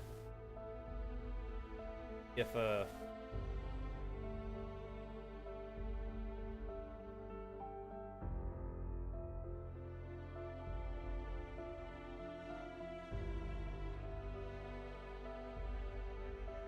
there we go. I found it immediately with my second phone. Yeah, so sometimes sometimes I'm just not sure. Alright, there we go.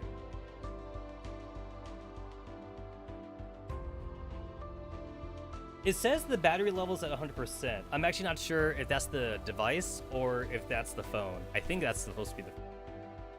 Anyway. Hey, there we go. Now we're cooking. Now we're cooking.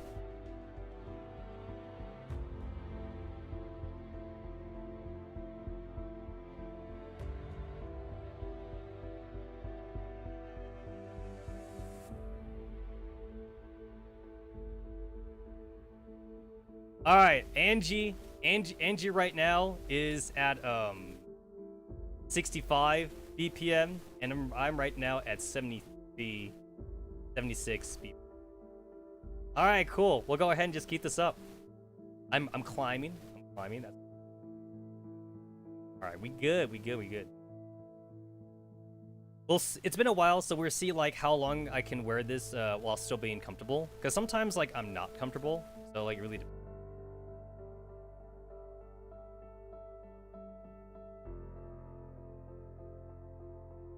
There we go. Right. I will bring this down here.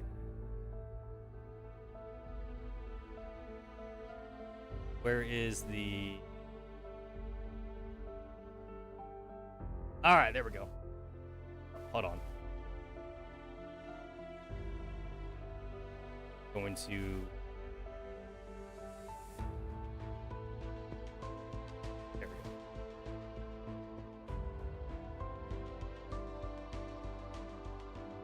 Alright, there we go. There we go.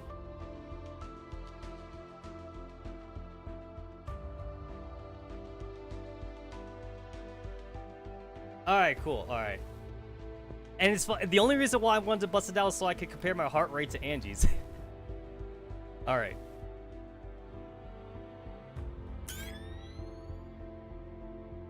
This music, man. This music is getting to me. This music is like so, like, it's so serious.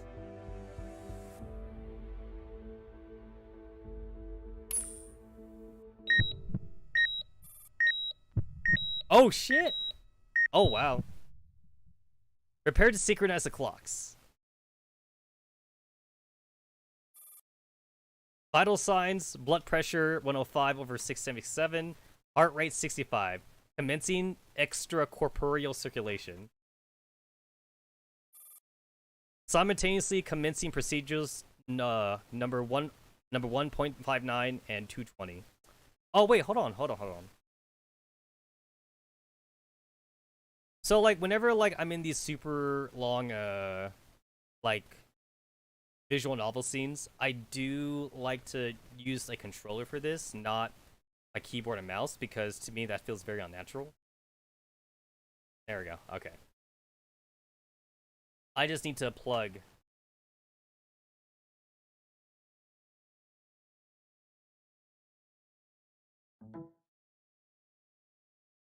Turn. Pretty sure I can just turn. It should still monitor. Yeah, it's still monitoring. Okay. Okay. Check if I can.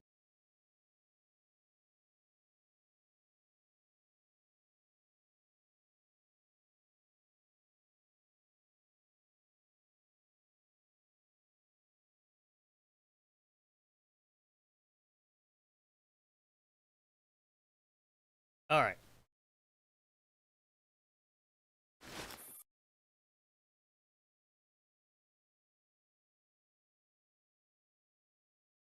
There we go. Okay, we're good now. Alright.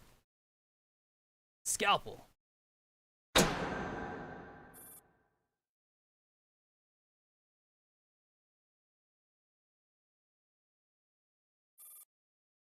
Whose voice was that? Was it William? No, it's probably her.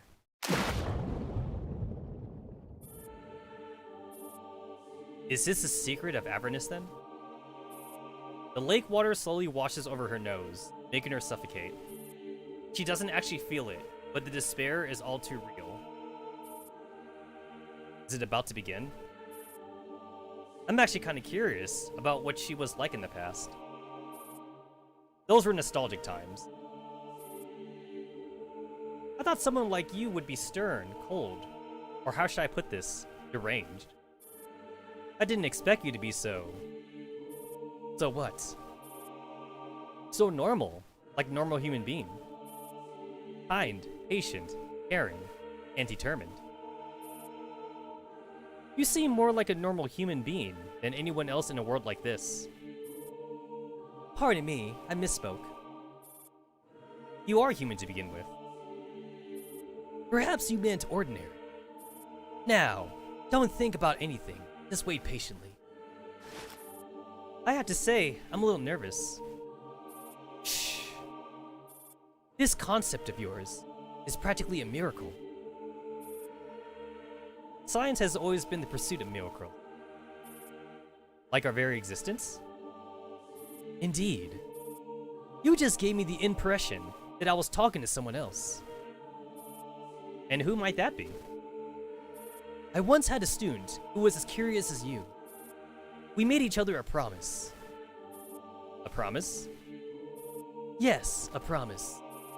And now, I'm starting to feel something I haven't felt in a very long time. Excitement. That's because I'm looking forward to the return of my student.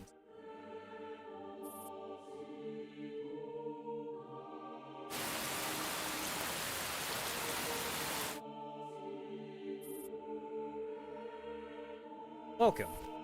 Anna Viktorovna Sui. So that's supposed to be Angie's like real full name. We don't get like too many chances to hear that though. I forget why she changed her name, but like I'm pretty sure it's because she wanted to like dissociate herself from like her past life or something. I think. It's been a while. Your life has only just begun.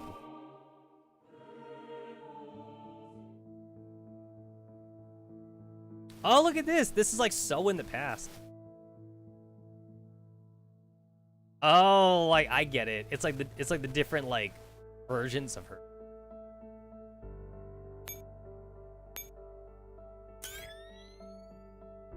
Oh shit. Yo, she not looking so hot. Yeah, she is not. She's not looking so hot. The Sum of the Swan, number 1. WTR in the Wild North. SPR Evening, Red Tree. Oh wow, 90 beats per minute. 60, 50. Harmony in Blue and Silver, 120, holy crap.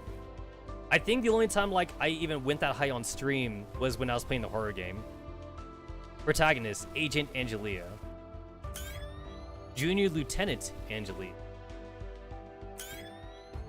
Protagonist, Anna. Commander Angelia. Cool, cool, cool. Is Griffin promotional slogan really not a scam? Dear Blackwell, for the sake of the Hippocratic Oath, I'm begging you, please help me. I can't put my feelings into words, but I know what I want to do. Perhaps it was out of guilt towards Sana. Perhaps it was out of my desire to take revenge on those bastards at the Relic Agency. Or perhaps I am truly consumed by despair. When all humanity, including our sense of right and wrong, is utterly lost, what is the point of defending our so-called values?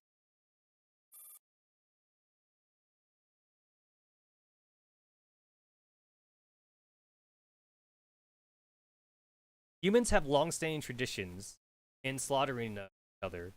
It is a cardinal sin coded in our very genes. You know what? He's spitting facts. He's not wrong.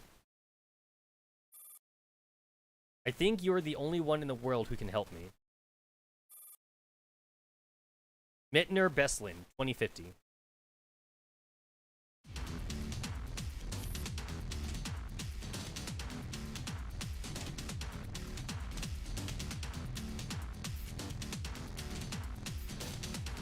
By summer 2061, the war seems to have come to an end, but life has not changed for the better. Hope is like insects, seeking light in the dark. They wait silently through the night, but die before daybreak. The fact that people yearn for stability is proof that the time they were living in is anything but stable. Command Center Griffin Base. Whoosh! The electric door opens, and a serious-looking doll enters the command center. Miss Hellion, LAMG reporting for duty. LAMG, I just received a report on your recent training. Yes, ma'am. Your performance has been excellent. You're currently one of the most outstanding dolls at the base. Thank you for your praise. I will keep working hard. Now, I have a rather challenging assignment for you. Hellion takes off her monocle and massages the bridge of her nose. This is a human gesture for expressing distress. LAMG makes a silent observation. I'm handling you a profile and a set of coordinates. Your task is to bring this person back to our base safe and sound. Please leave it to me. I will do whatever it takes to complete the mission. LAMG solemnly accepts the assignment with fervent desire to help alleviate Miss Hellion's troubles.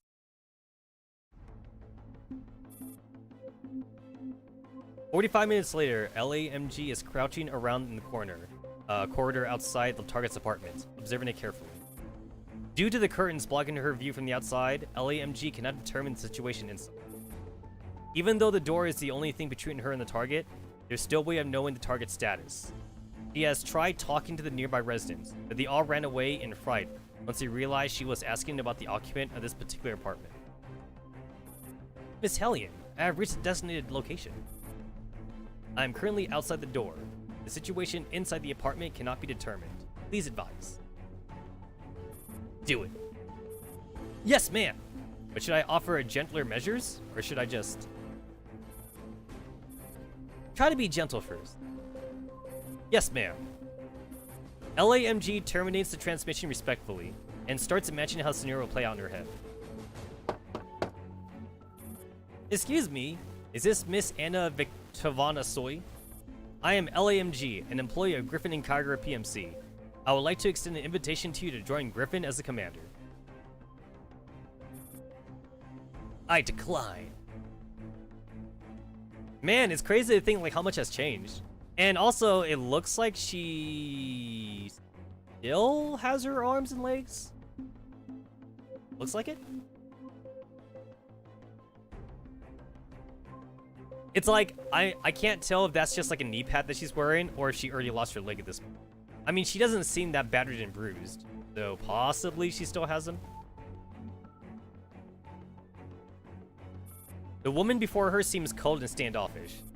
Considering that she is a former officer who got discharged from the military in the recent wave of disarmament, her bitter reaction is totally understandable. Don't panic, LAMG. Just follow the script given by Miss Kalina. Please hear me out before you finalize your decision. Griffin and Kyogre may be a newly established company, but our employees enjoy very competitive wages and generous welfare benefits. Our commanders have flexible working hours and are only required to fulfill a monthly quota. They are free to spend their off-duty time in our R&R facilities. Here are some photos of our base. Please have a look. LAMG notices the woman's widened eyes. This is a reaction that expresses surprise and wonder. I'll think about it. Would you like to come to our base for a visit? We provide free transportation. She just has to give her one last gentle push and get her into the vehicle. No, maybe some other day. Please don't stand on ceremony. If the woman still refuses, then she'll just nab her on the spot and run for it. Once the doors are locked, the woman won't be able to get out of the vehicle. Then they just have to reach the base and her mission will be accomplished. Having completed her mental rehearsal, LAMG tidies her clothing and hair and walks up to her targets, Anna's door.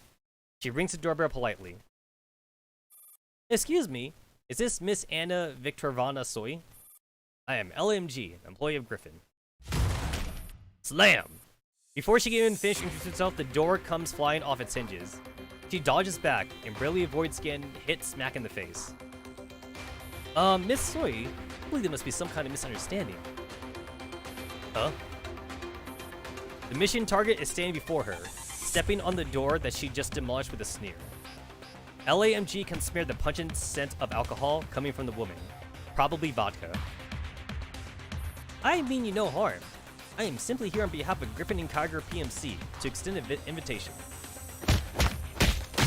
Anna closes in on LAMG at alarming speed and delivers 2 successful straight punches to her abdomen. LAMG's vision goes dark for a moment and her legs wobble. I've had enough of you fucking PMCs. You come and harass me every single day like flies buzzing around my head.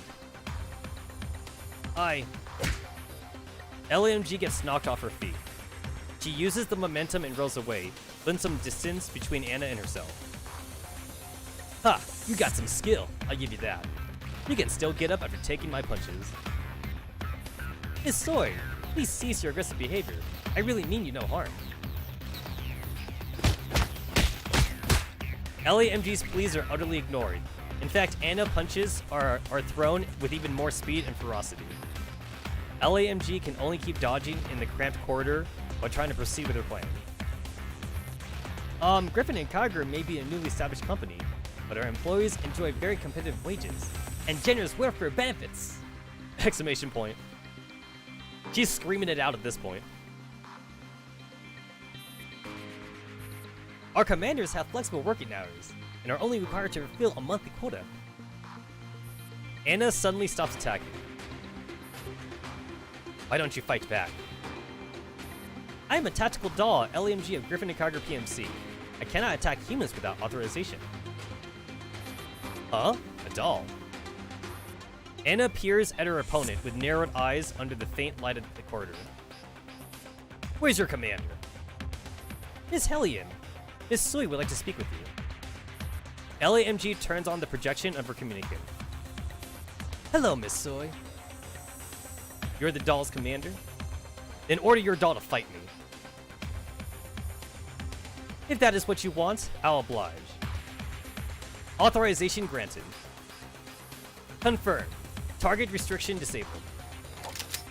After a moment of hesitation, LMG decides to put down her gun and draws a combat knife instead. When she looks up again, she notices the gleeful gleam in her target's eyes. It's been too long. I don't even remember when was the last time I got to fight without holding back. Command Center, Griffin Base. Whoosh, the door opens, and Hellion turns around.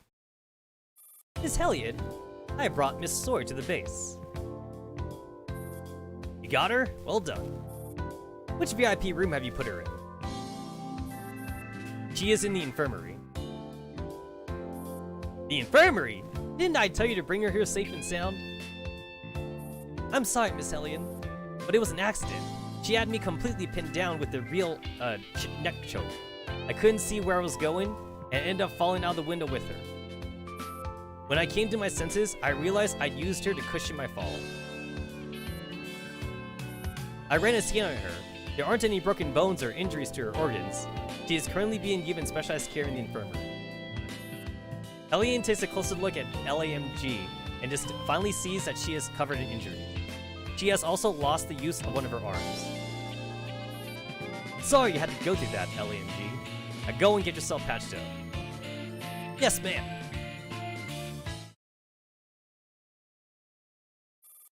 Infirmary, Griffin Base.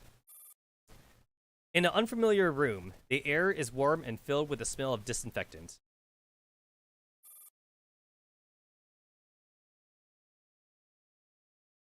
Are you awake, Miss Soy? Are you feeling well?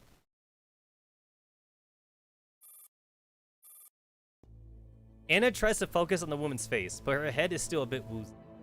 Something also feels weird about her body. She lowers her head and sniffs herself. The odor of alcohol has been replaced by the smell of a brand new uniform. Hello, Anna. I am Krieger, PIC of the Griffin and Krieger PMC. We've met once before, though you probably don't remember. Yo, she looks pretty good in like the Griffin uniform. Also, she does have both her arms, so she hadn't lost it yet. Yeah, she doesn't look bad at all, actually. Not bad, not bad.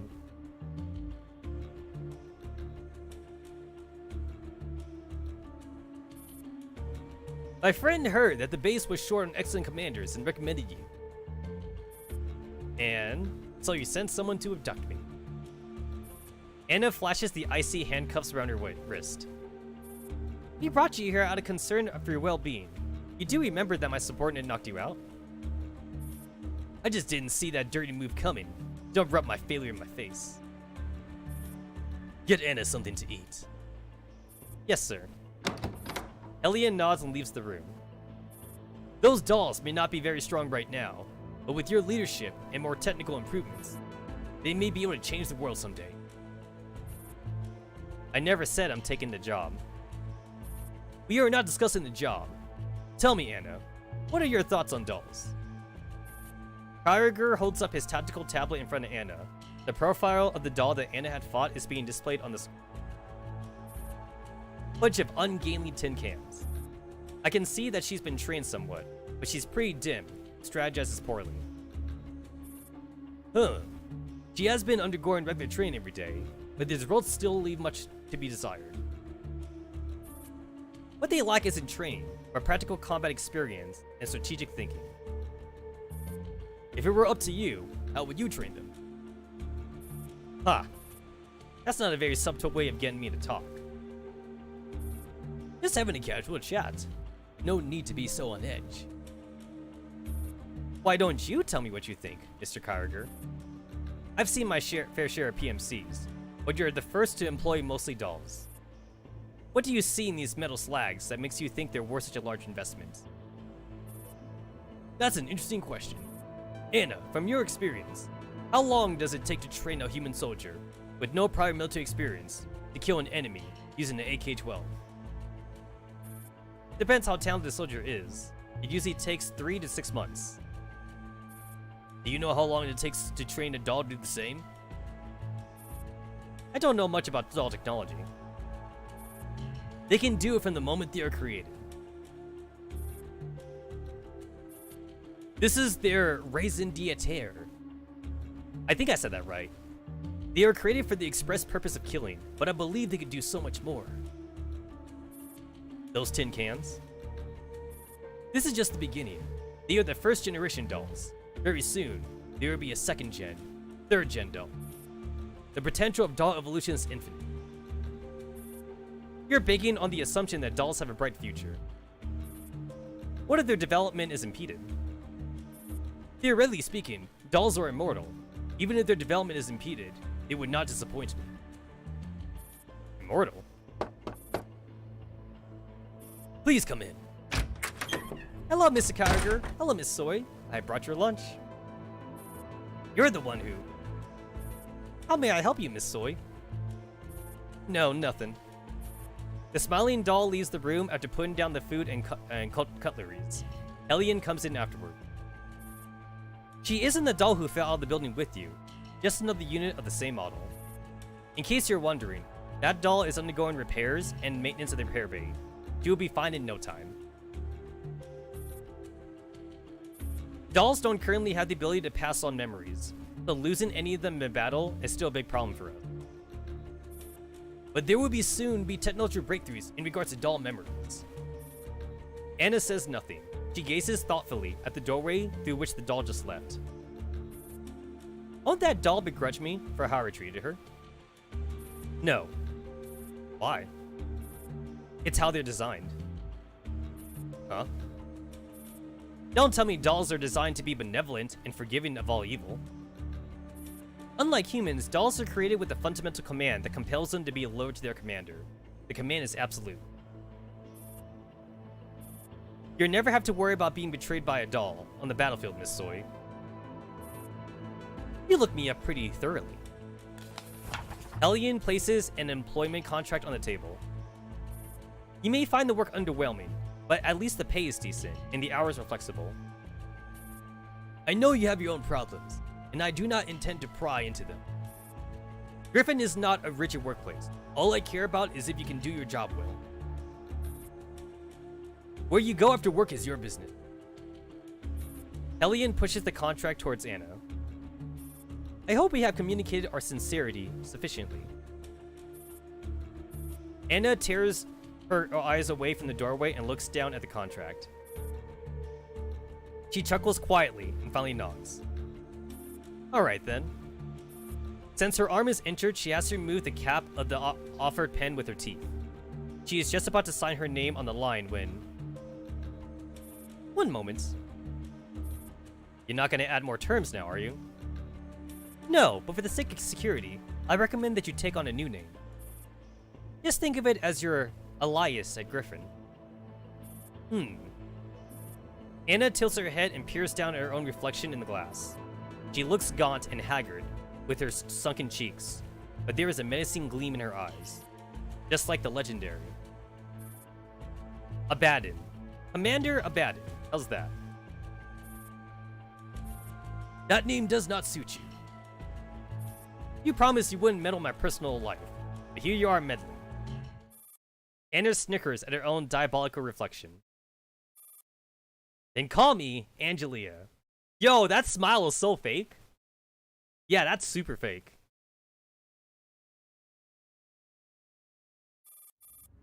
Beep, beep, beep. A machine operates steadily.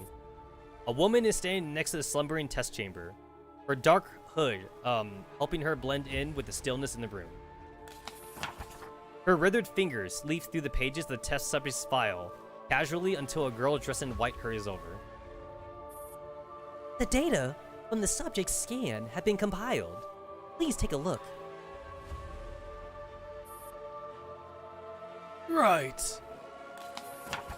She flips through the several pages offhandedly before shoving the files back into the girl's arm. Got it. Keep monitoring test subjects for any changes. Notify the others to prepare to browse the subject. Yes, ma'am. The girl in white lowers her head and takes a few steps backwards, but she stops when she reaches the door. If you have any questions, spit them out. Apologies. Back when I was working as a teacher, I had a student who was curious about everything. She would bombard me with questions whenever she had the chance. Now that I finally have some peace and quiet, I kind of miss it. The girl in white looks up at the test subject. I would like to know, what exactly is that determines a human's identity? Is it something in their biological makeup, just genetics, or the physical appearance? Or is it something more internal, like their experience or beliefs? Your real question is whether the test subject is the same human she was before she died together. Yes, I am just a little curious. I'm no philosopher, but from a biological perspective, the individual laying here is indeed the same human. I understand. The girl in white bows her head again and makes to leave their lab. However, the elements that make up our human identity are not so easy summed up. She pulls up the test subject's mechanical arm and pinches her chin. Our flesh, our thoughts, our memories? I don't believe any of these matter. A human's existence is objective and subjective. What do you mean? Humans are social animals. Anyone who's existed is bound to leave allowed behind some of emotional impression in someone else's heart. When the deceased returns, even if the body is so damaged they are barely recognizable, they will be embraced tenderly by the living. The appearance doesn't even need to be identical. The test subject here would suffice. But it's not time yet. It's not time yet. The woman pulls over her a chair and sits down by the test subject's. She gazes intently at the subject's eyelashes, which quiver in time with her breathing. Now wake up and return from Abaddon. Cool, cool.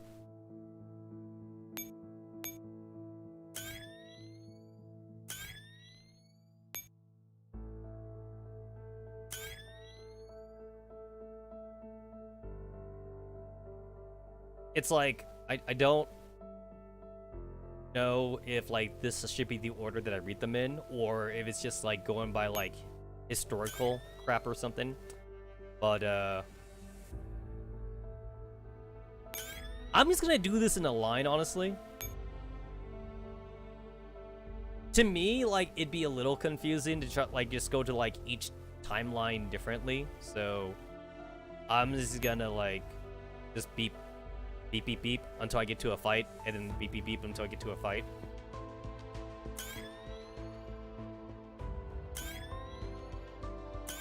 I'm going to assume this one, like, chronologically, like, should be the first one. And then this one, even though, like, it's a super young version of Angie, like, it's probably, like, a super flashback. So technically, this one would be later on, if that makes any sense. But I assume that Mika devs realized that people would do this in any order. So they tried to write it in a way where, like, each one shouldn't be that much of a spoiler for everyone else. And I'm going to assume that, like, as a good dev, they realized that, like, if they did, like, from top to bottom like this, that a lot of players would do top to bottom.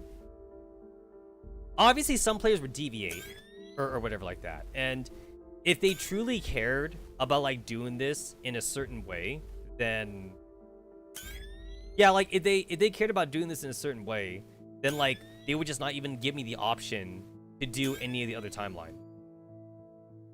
Like, this wouldn't even be a confirmed start. There'd just be nothing here.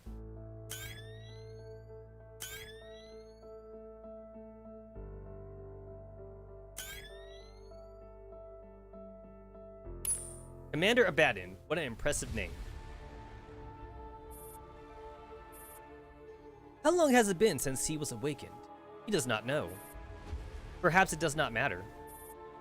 He now has a reason to keep on living, all for the sake of... all test subjects have departed as per your order.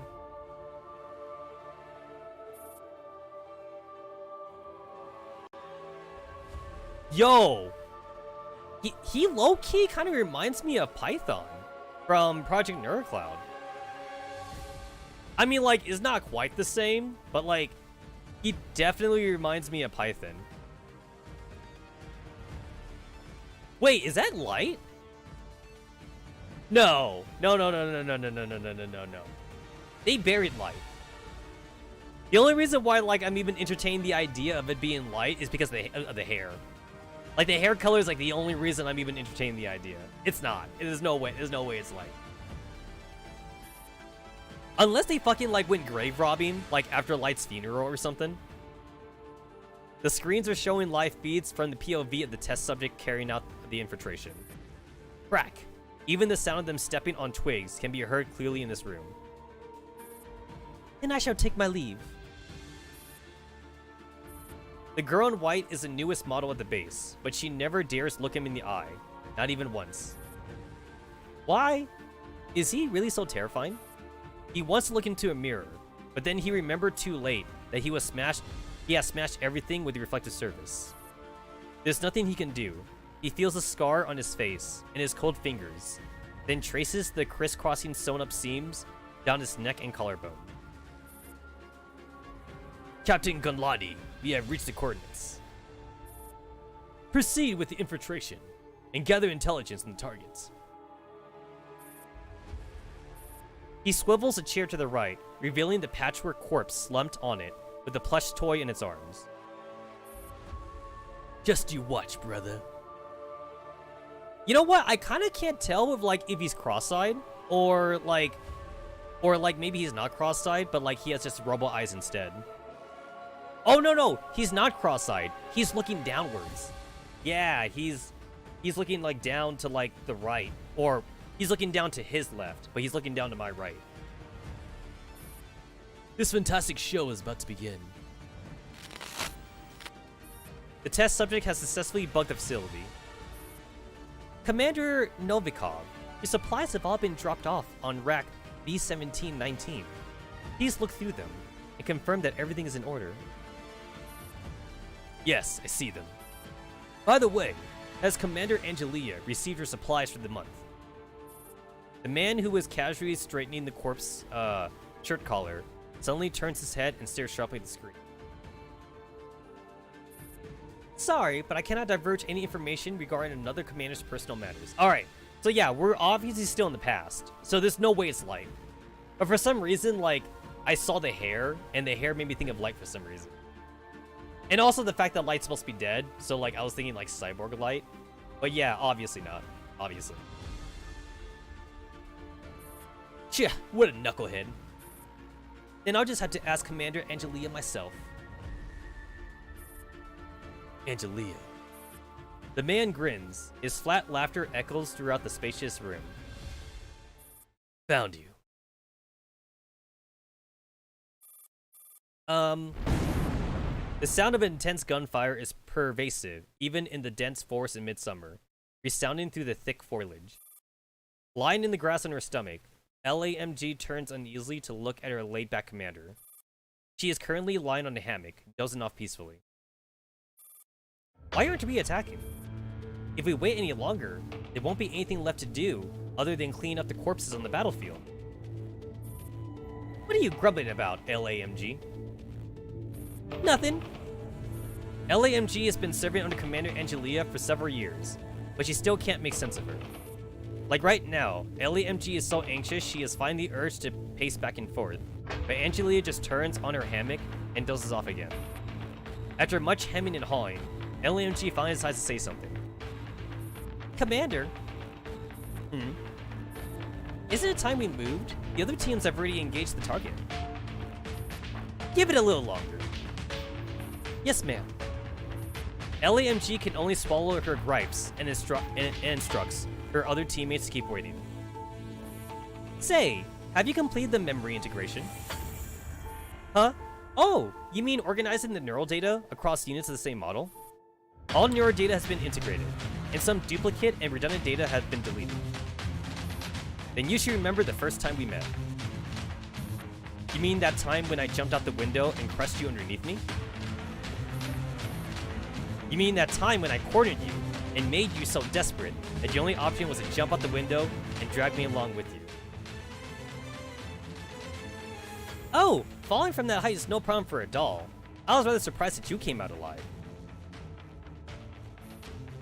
You sound almost smug.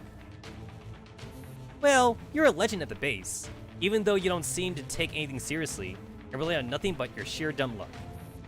No one can deny that you are currently the most outstanding commander at Griffin.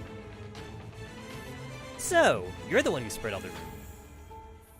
Angie put one arm under her head and opens her sleepy eyes. Seeing that her commander seems to be feeling more awake, LMG presses ahead. So, why are we still not attacking, Commander? I am not equipped with an advanced command module, but based on what you've taught me, if our team had stormed the target right flank 15 minutes ago, the mission could have been completed by now. LMG, what is the purpose of dolls? Angie changes the subject abruptly, leaving LAMG's question unanswered. Her eyelids droop again. To complete missions? That's right. But there's no end to missions. Angie finally sits up on her hammock. She props herself up on one arm and yawns lazily.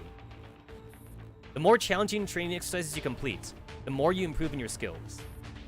But it doesn't work like that with missions. Completing challenging missions will only get you more challenging missions, and in greater quantities. That makes no sense. Didn't we get bigger rewards for completing more challenging... Don't we get bigger rewards for challenging more challenging missions? Promotions and pay raises? I don't care about such things. Then what is it you want? The truth. Truth? What kind of... LAMG is keenly aware that this is a subject that Angie has never taken the initiative to bring up, and this may be an important opportunity to understand her better. She wants to ask more questions, but Angie interrupts her by raising a hand.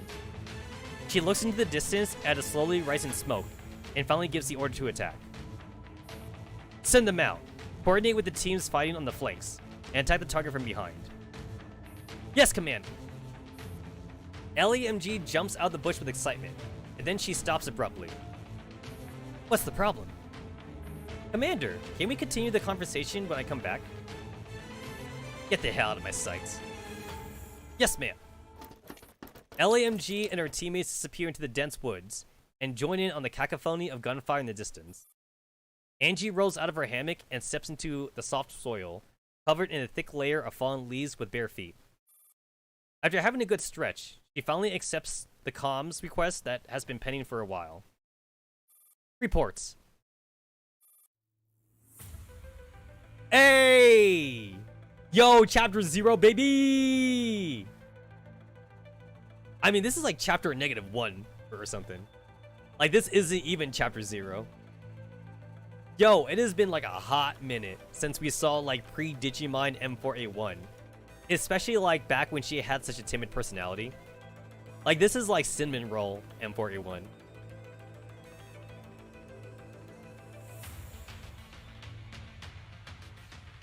Commander, as per your request, we have secured the confidential file before all Griffin squads. Good. Are you still under the radar? I believe so. What's with the hesitation? One of our escape routes is occupied by a Griffin squad. There are 5 of them, led by LAMG.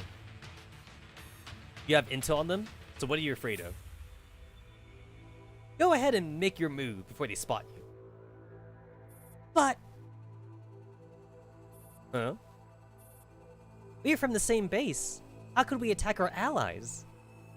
Man, if this was like M4A1 right now, she would just do it in a heartbeat. It's like, you want me to attack our allies? Say less. Say less. But this is Cinnamon Roll M4A1. This is Chapter 0 M4A1, so she doesn't want to do it. Huh? You never met. They're completely unaware of the AR team's existence. This does not sit right with me. We should be protecting our allies. Even if doing so would botch the mission? Angie lets out a sigh. She can already hear the approaching footsteps and gunshots on M4's end. Fine. Stand by in position. Roger. So, I guess, like, at this point, like, Angie still, like, doesn't understand the difference between, like, M4A1 and, like, the other T-Dolls. Because M4A1 is basically about as human as you get, whereas the other T-Dolls are obviously, like, very robotic and shit. I mean, to be fair, that's supposed to be top secret. Like, whether the fact that, like, Anti-Rain Team is, like, supposed to be, like, based off of Lunacia and shit. And not even M4A1 knows that. I mean, not this M4A1. She only learns about that later on. Angie hangs up and issues LAMG a new command. Abort the attack and retreat immediately. After that, she opens a training plan designed for the AR team. They are absolutely brilliant in their training simulations, but their performance in actual combat can only be described as pathetic. Have you received the combat logs? Hey, good old Persica. Yep, I've gone through all of them. I have a question. Do you not know how to command the AR team? Are you questioning my ability as a commander? No, not at all. The AR team is special. What works on other dolls may not work on them. I only have one way of commanding dolls. They do as I say. I know, but out of all the dolls in the AR team, M4 is especially different. That child is very much like a human. That means that she can make very human mistakes, such as letting emotions get the better of her. I don't know much about doll tech. All I care about is if she can complete her missions. Judging by her current stats, I think it's better if she stays in your lab and off the battlefield. Don't be so quick to judge, Commander Angelia. This is only the beginning. Suit yourself, as long as our deal still stands. But of course, that has been the assignment since day 1. You take charge of the AR team, and I'll get you your monthly outings. Which reminds me, it's almost time for my outing this month. How is the paperwork coming along? I'm on it. Gotta go now. Alright. Persica ends the call, but Angie is in no hurry to leave the comms channel. She strokes her chin and taps the communicator with her fingers leisurely. Tch. Why, hello there. How does it feel eavesdropping on your competitor? So, that's what she offered you. No wonder you abandoned the wolf pack and took on the AR team. I told you, I don't care what team I command, as long as they get the job done. From what I heard, the EAR team isn't up to your standards. Even dolls have room to grow. Persica's offer must be very tempting. What exactly do you plan on doing away from Griffin? This has nothing to do with our deal. Fine, as long as you're sure it won't affect anything else. I've sent you your new assignment. You know the drill. No problem. Parking lot, Griffin Base. A dusty off-road vehicle speeds over and comes to an abrupt halt in a parking space after drifting wildly.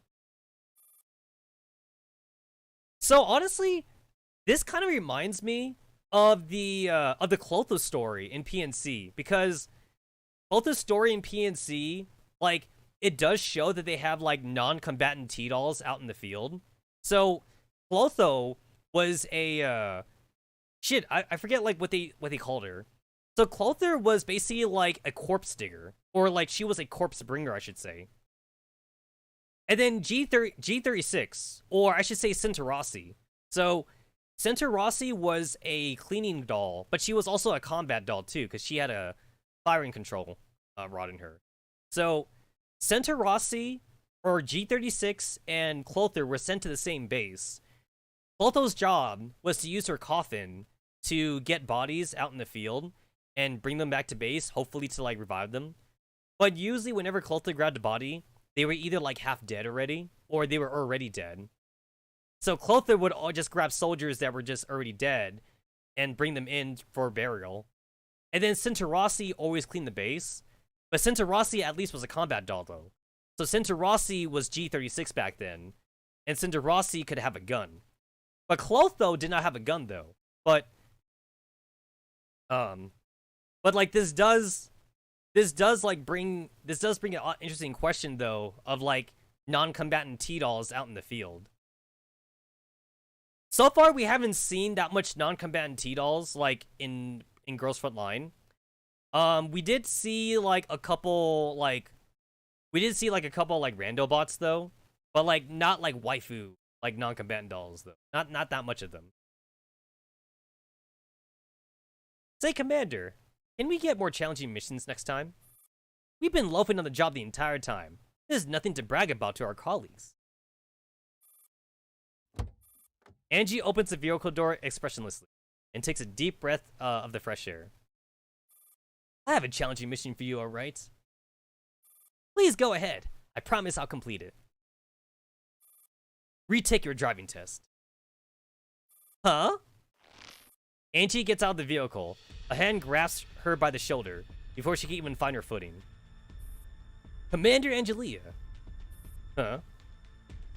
Please come with us. We are detaining you on suspicion of murdering Commander Novikov. Novikov is dead? Yes, the details we explained during the interrogation. This way, please.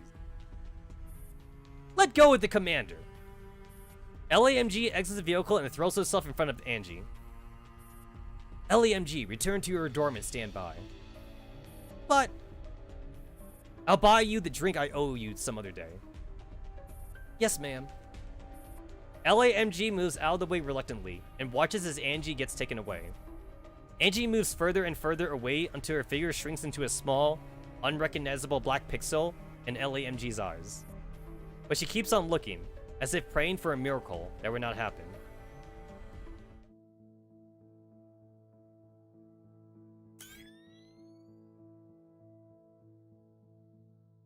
Damn, girl, your heart beats at 100 BPM right now?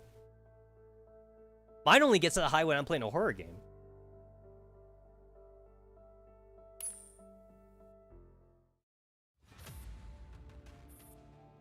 Captain Conladi, his vital signs are gone. And he still gave nothing away? We interrogated him as per your order, but we could not obtain any new information from him that we did not already possess. In the live feed on the screen, a test subject stands next to Novikov's corpse. Novikov is sprawled on the floor of the warehouse. His face is bruised and swollen, and blood is splurting out from the dagger, still lodged in the main artery in his neck. I just wanted to scare him into talking, but he was so terrified, he stumbled into the dagger himself. Doesn't matter. Since he's dead already, make the most of the body. What do you mean? Clean it up, and turn it into the scene of a crime of passion. Fabricate a murder scene to incriminate Commander Angelia? Understood. The man smiles for the first time in a long time. Standing in front of the screen, he watches the live feed from inside the interrogation room at the Griffin base.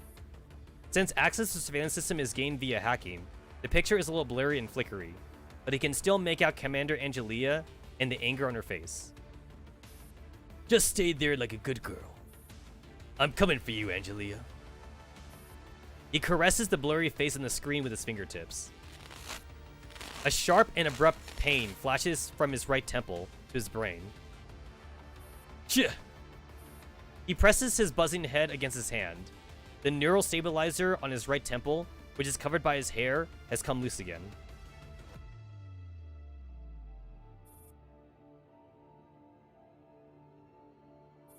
Not again. Teacher, I require treatment. He makes a call on his communicator as he hyperventilates. Teacher! Sister Sana is currently undergoing reconfiguration. If you have anything urgent to report, I'll relay it once the procedure is completed. Sana, my neurostabilizer is malfunctioning again. I need the teacher. I would notify her as soon as the experiment is over. Right. Is there anything else I can help you with? How is Sana doing? Her condition is stable. Teacher said to reassure you if you inquire about this. Focus on completing your mission. Do not forget what you have been through. Understood. He puts down the communicator and slowly sits down on the metal chair. He no longer sees the interrogation room at the Griffin base, and he is no longer in a heavily contaminated wasteland. He has returned to the birch woodland back home, and Sana is waiting for him under a tree. They agreed to go looking for birds in the woods today. Let's go, Sana. Okay. Alright, cool. She dead. She's not gonna live. He needs a tragic backstory, and obviously the tragic backstory that she dies. Well, actually, she's alive. She's alive because the Naito said she was alive. So, I guess something bad happens to her still, though. That means she's gonna get Naito'd. She's gonna get Naitofied. That's what's gonna happen. So that means she technically did die then. He smacks his own red and freezing cheeks that takes her hand, which is wrapped in a thick mitten. Together, they wade through the knee-deep snow in the distance. Sana, I will avenge you and my brother. The murderer who shot you in Beslin will be cut to pieces. You hear that, Commander Angelia? Enduring the pain that is shooting through his head, like an electric current, he glares vehemently at the indifferent Angelia on the screen. Late at night, in the interrogation room at the Griffin base, sitting across the interrogator, who sits at attention on the other side of the table, Angie yawns unabashedly. Commander Angelia, please be cooperative. I told you, I wasn't even at the base yesterday. Alibis seem to be verified for them to be considered. Please start from the beginning and explain your itinerary yesterday. I left the base at 7 in the morning, and as per my arrangement with IOP, went to the lab over there to help test the dolls. I cannot reveal anything specific about my work due to a confidentiality agreement. This has been verified. Your statement matches surveillance records in the Griffin base and IOP's buildings. Once I was done with my work, I went back to Griffin base.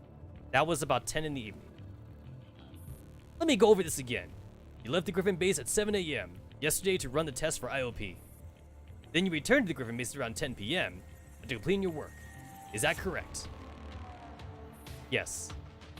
Presumably, you already know the time of the crime. I hear the body was found around 4 p.m. At 4 o'clock yesterday afternoon, a T-Doll in the employment of Griffin and Kyger PMC discovered the deceased commander, Novikov, in the logistics warehouse. That proves that I didn't have time to commit the crime, no? Actually, I have a few questions regarding your alibi. The interrogator turns his tablet around and shows it to Angie. It is a CCTV footage. Commander Angelia, according to your statement, 7 a.m. to 10 p.m. yesterday, you were either commuting to and from the IOP lab or working in the lab. Then how do you explain the CCTV footage recorded at 2 p.m. yesterday? The interrogator presses the play button. In the surveillance footage, Angie leaves the IOP building through the back door and drives off on a motorcycle with no license plate. I had to attend to some personal matter. Surveillance coverage was small and sparse in the area you traveled to, so we could only find intermittent footage of you. But one thing is certain. The interrogator plays the next surveillance clip. You only returned to IOP at 4:30 p.m. Then you left at 9 p.m. This means that contrary to what you said earlier, you were not working at IOP from 2 to 4:30 p.m. As I said, that's my own personal matter. I have the right to protect my own privacy. According to the statements given by the other commanders, you've had multiple heated arguments with the commander Novikov. Testimony shows that you have threatened to kill him before. He had bugged and spied on me repeatedly in the past, and shamelessly feigned innocence when I found out. I have found listening devices installed around me on at least 5 occasions.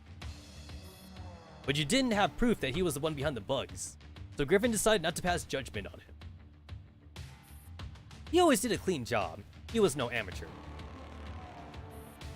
Oops, I accidentally hit the wrong button there. Hold on. It would seem Commander Novikov had knowledge that could cost him his life. Does it have anything to do with your personal matter? You already consider me the culprit, so you're trying to trick me into letting something slip. Don't be testy, Commander Angelia. I am just making reasonable assumptions and routine inquiries.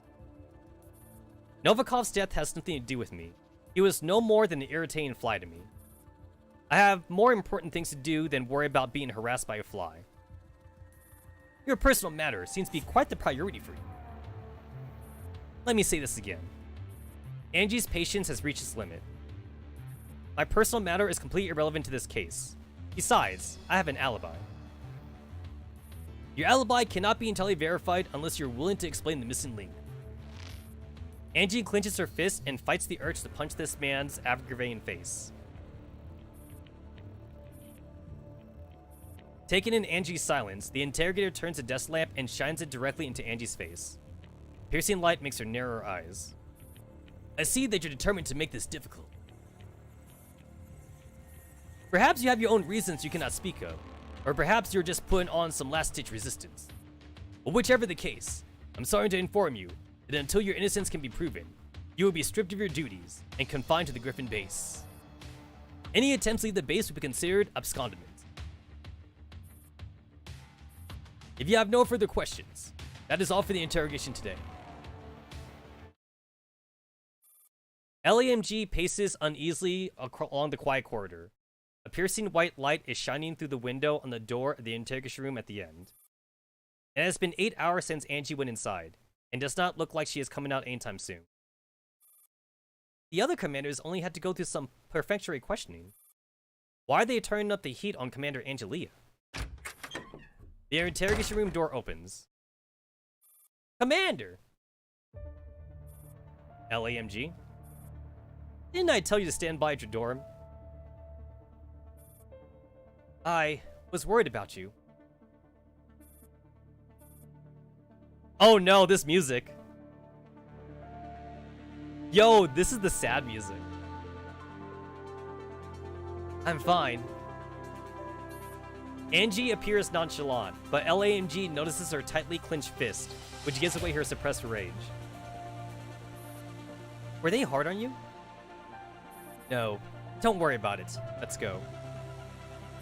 Miss Hellion came by earlier and told me to let you know that the brass is taking the murder of this commander very seriously and has dispatched an investigation team from the capital. All suspected commanders had to be suspended from duty and undergo investigation. They're probably worried that this may be related to the serial murder of Griffin employees that happened a year ago. She's telling me to bear with it? Yeah, I believe that's what she's getting at. Huh. Can you run an errand for me, LAMG? I'll do whatever I can. Take this to 16 lab for me and hand it to Professor Persica. Commander? LAMG sounds utterly defeated. I was banned from leaving the Griffin base not long after you entered the interrogation room. Even my comms permissions are restricted to only internal calls within Griffin. Even you? I see. Then go get some rest for now. Commander, what is it? If you just sit tight and kill some time in the Griffin base, things would just blow over. Would you consider doing that? We'll see. Angie waves at LAMG as usual and walks off. LAMG is standing outside the door. She checks and double checks the surroundings and only leaves after making absolutely sure that nothing is amiss.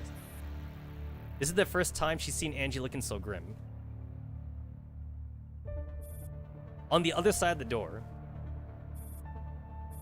leaning against the door, Angie looks outside the window at a quiet summer night.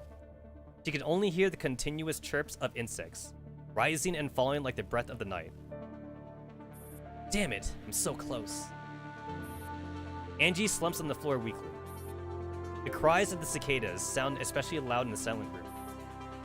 Angie listens to it while lying on the floor, but she suddenly realizes that the noise isn't made by cicadas, but some sort of vibration. What's this? She gets up from the floor irritably, steps over the stains left by her cold sweat, and looks for the source of the vibration. Soon, the statues of wolves by the door catches her attention. The statues were a gift from Shaw. She spots a strange glint of the eyes of one of the wolves, so she reaches out a hand. Angie, we meet again. When did this? Actually, it's 12's idea. Hi, Commander Angelia. Long time no see. Surprised. Always keep an eye on even one's closest ally. Who taught me that? I didn't tell you to. Never mind. Thanks to you, I can still communicate with the outside world. I hear you're in big trouble. Not really. The timing is truly terrible. By the by, my offer still stands.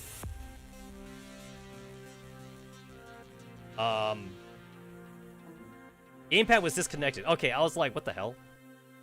There you go, gamepad reconnected.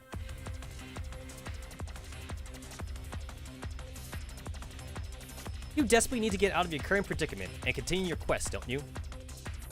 Angie is struck in her Achilles heel. Veins appear on her forehead as she suppresses her anger. I'll consider it. How unfortunate, then. I suppose it's the end of our little arrangement. Do you have to come mess with me when my temper is at its worst? Then start hurling abuse like you usually do. Ha! You can't do that because you need me to get you out of this mess. Some Russian that I can't read. How very like you. Such a unique way of begging for a favor. Angie rubs her throbbing temples, holding back the urge to annihilate the world. She looks at the hateful face of the communicator. Fine, I accept your offer. The next morning. Thunk! The forceful rap at the door wakes Angie, who feels like she had only just fallen asleep. Sorry to disturb you, Commander Angelia. Please come with us for further questioning. Alright, I'll be out in a minute. Angie contains her anger and cleans herself up properly. You slept for 3 hours, 12 minutes, and only had 15 minutes of REM sleep. You're suffering from severe sleep deprivation, Commander Angelia. I don't need you to tell me that. Commander, we have reached the target location. Please provide further directives. That is the weak point in security of Griffin Base. The CCTV here broke down a few days before the incident. I suspect that the murderer entered the base from there. It does look pretty close to where Commander Novikov was found dead on this map. See if you could find any traces left behind by the culprit. Yes, ma'am. Commander Angelia, why didn't you bring this to the investigation's attention? Wouldn't this clear you by any suspicion? I don't trust them. Besides, the state Novakov's body was in is a little. The knocking grows even more forceful. Commander Angelia, you're currently on suspension. Please cease everything you're doing and cooperate with the investigation. I'm coming. The shouting from outside the door continues to grate on Angie's ears. She is just about to put away the microcommunicator when A94 pipes up a bit anxiously. Commander, we just discovered new traces of another break-in. They seem to be older than the other traces, but definitely left by the same people. Good, keep looking. 94, cover me, they're right. Angie does a double take at the sudden loud noise. 12, 94. There was nothing but static from the communicator. No response from the wolf pack. Just then. Hey, don't try anything funny. You're a major suspect, so don't make trouble and do as you're told. Heyo, heyo. Welcome to the Tuesday's live stream. Angie stares at the microcommunicator in her hand. The furious knock on the door transports her back to the summer day from several years ago. I knew this day would come, and some Russian I can't read. Oh, look at that! She's sitting down like a boss.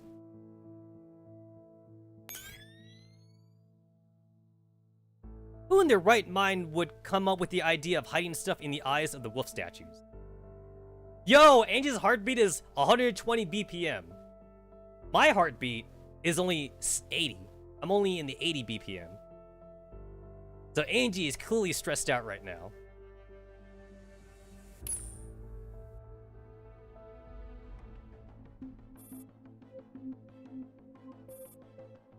Captain Conladi, the target has not appeared at the predicted coordinates. Our units lying in ambush wish to know how to proceed. Where did she go? Unclear. She should have returned to the interrogation room by now, but the CCTV live footage, neither she or the interrogator are currently in the interrogation room. Have they postponed their interrogation today? Is she still waiting at the dorm? She has never been one to give up so easily. There's nothing she hates more than being put on the back foot, so she certainly will do whatever she can to regain her initiative. Then what should we do? My guess is that she has overpowered the guard who is supposed to escort her, and she's now trying to break out of the Griffin base.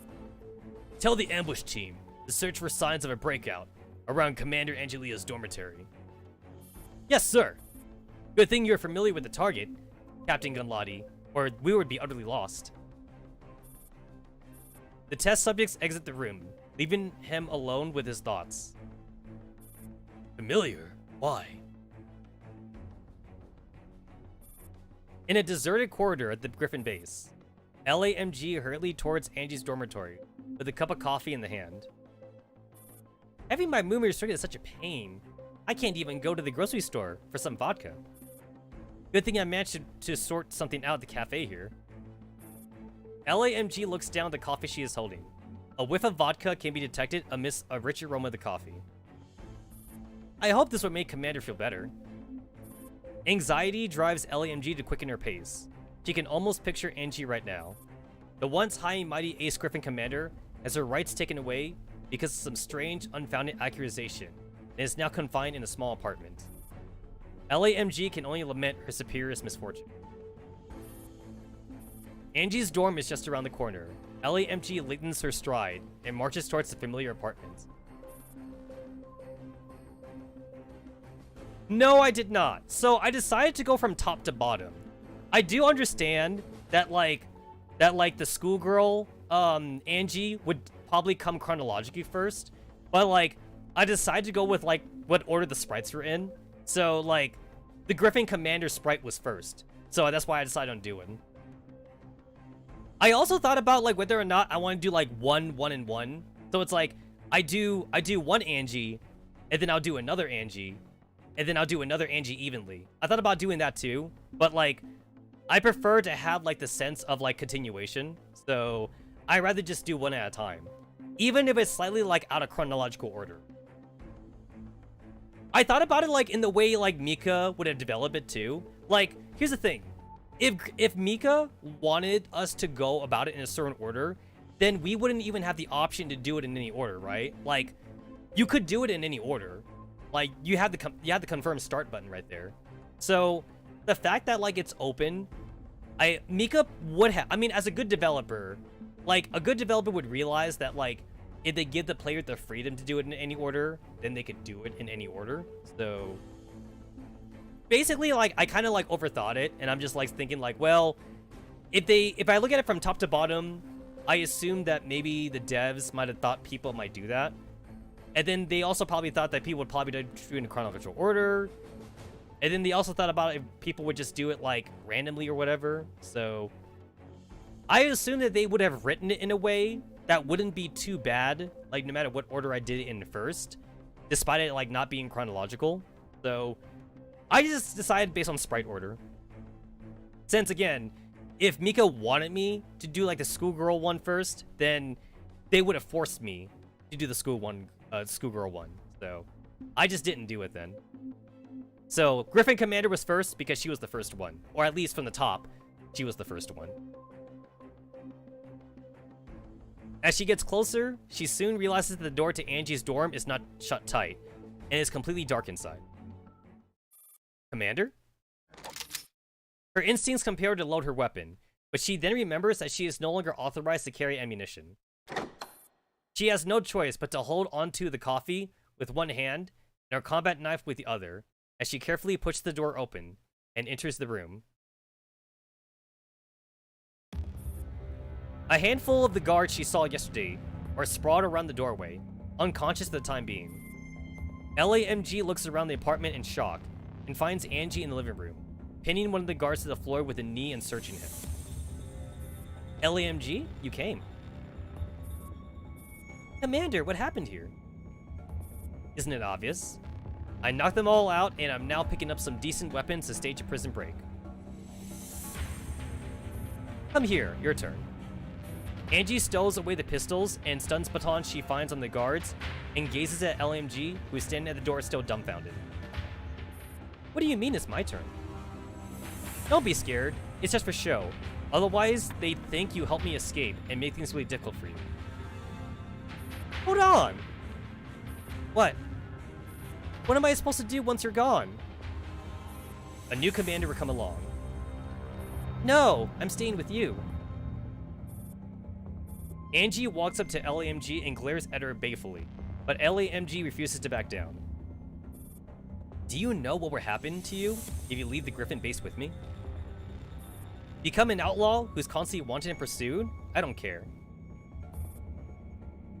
LAMG observes Angie's every move carefully, ready to counter any attack Angie initiates. She has already resolved to go with Angie, even if she has to beg shamelessly. Alright then.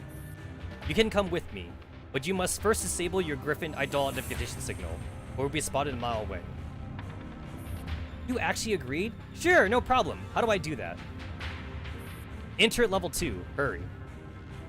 Okay. LAMG immediately dives into your subconscious and enters level 2. Then what? Access your neurocloud and turn over all authorizations to me. Done, but I'm not seeing anything about the signal.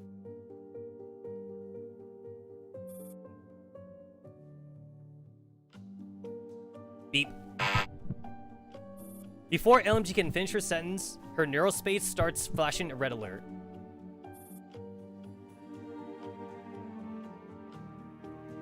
Activate Advanced Search Engine and find all data related to Commander Angelia. Wait, aren't we supposed to be turning off the identification signal? Why? LAMG desperately tries to terminate the operation, but Angie has already taken control of her neurocloud. She can only watch helplessly as Angie digs up all relevant memories. Select all. Delete. No!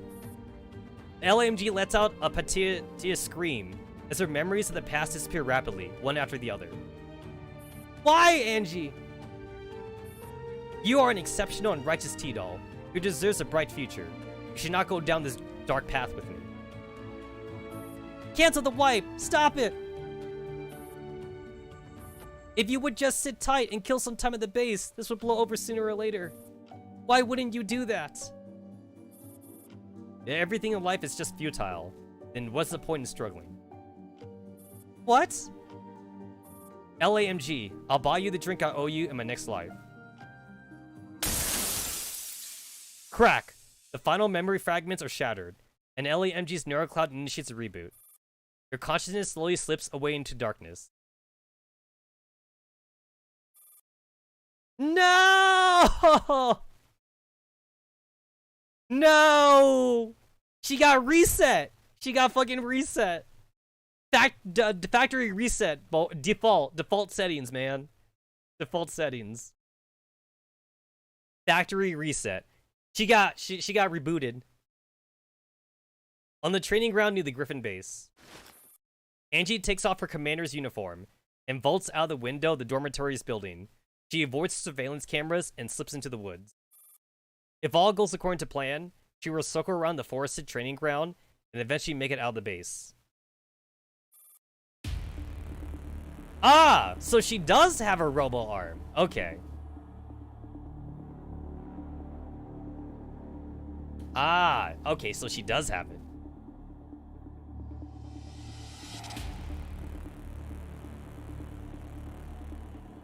I wasn't sure or not. 12. Are you out of combat? They had absolutely no desire to fight us. They left something behind and left in a hurry. Give me the coordinates and wait for me. Yes, ma'am. Angie can feel the blood pumping through her veins. She breathes deeply to keep herself from hyperventilating. She has been waiting for this for far too long. The ghost ship that she has been chasing after all these years has finally appeared before her, and she can finally row with its rusted oars. Commander? Hey! It's old M4A1! Wow, it's really the commander! It's Sopmod! I thought I wouldn't get to see you in a while. Unexpected obstacles have appeared in her way. What are you doing here? We are recreating the mission from the other day. Oh, what the fuck is this? Ew! She doesn't have her eye patch. It looks so weird. M16 without her eye patch, it looks fan-made. It literally looks like a fan edit, like somebody like took the old picture and they just like went over with Photoshop. Like, it don't even look real. I think her eyes look really far apart or something. Yo, where's the eye patch? Where's the fucking eye patch, man? M4 has been really down since we messed up on the mission, so we decided to recreate the scenario and see if we can find another solution. Bro, M16 with the eye patch is beautiful. No, ew. Give her the eye patch back. No, I want eye patch. I want eye patch. Yeah, I know we've seen it already, and every time I see it, I had the same reaction. It's ugly as fuck. No, legit though, like I'm not even like trying to be funny here or whatever like that. I seriously think it looks weird. Like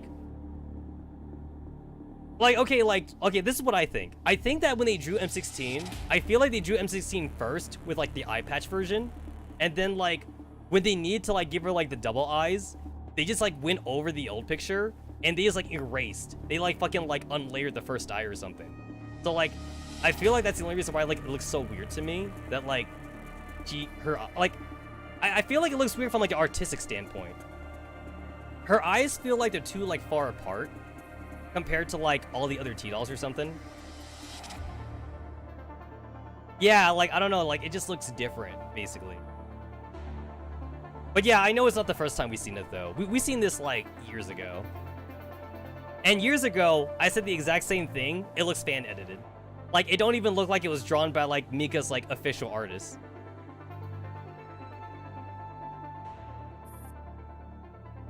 Yes, I'm trying to figure out how we can complete the mission without sacrificing any Griffin dolls.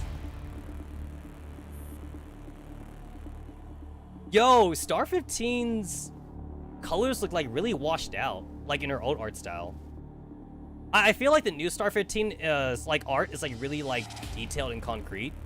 This Star 15 looks like more like watercolor based. I don't know, like Star 15's old version also looks kind of like off. I think only M4A1 and Sopbot look fine to me. In case you're wondering, this is simulation number 5. I shredded the dummy stand, and every single time.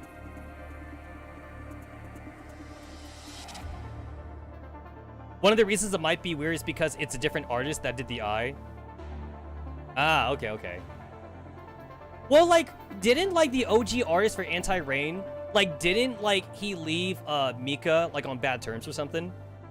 Like, wasn't that the whole point between, like, the whole, like, Arknights and Girls Frontline kind of like, gang war or whatever? Well, like, I'm using gang war, like, superfluously. Like the beef that Arknights had with Girls Frontline and shit, with, like, its original artists and crap.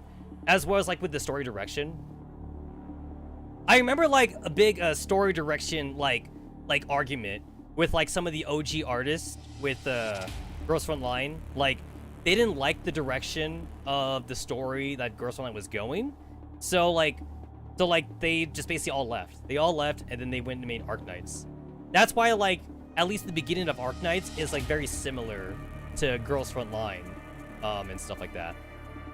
I believe the beef is gone now, but there was beef at the start, though. Like, there was definitely beef at the beginning, but I believe it's mostly done so. Now it's just, like, it's just whatever. It's old news at this point. I do remember that, like, a large part of, like, the forums and stuff, and even the Discord, like, if you even, like, brought up, like, Arknights, or, like, if you brought up, like, the artists and shit at all back then, like, you would get banned. I remember, like, mass bannings happening for, like, anyone that, like, wanted to bring it up or whatever. Like, it was basically supposed to be, like, the subject of, like, no talkie. You weren't supposed to talk about it. Alright, I get it. Terminate the simulation, and return to the base at once. Roger, where are you going, Commander? That's none of your business. Commander, where's your uniform? And your doll adjutant. M4 wants to borrow her squad's combat log from the mission.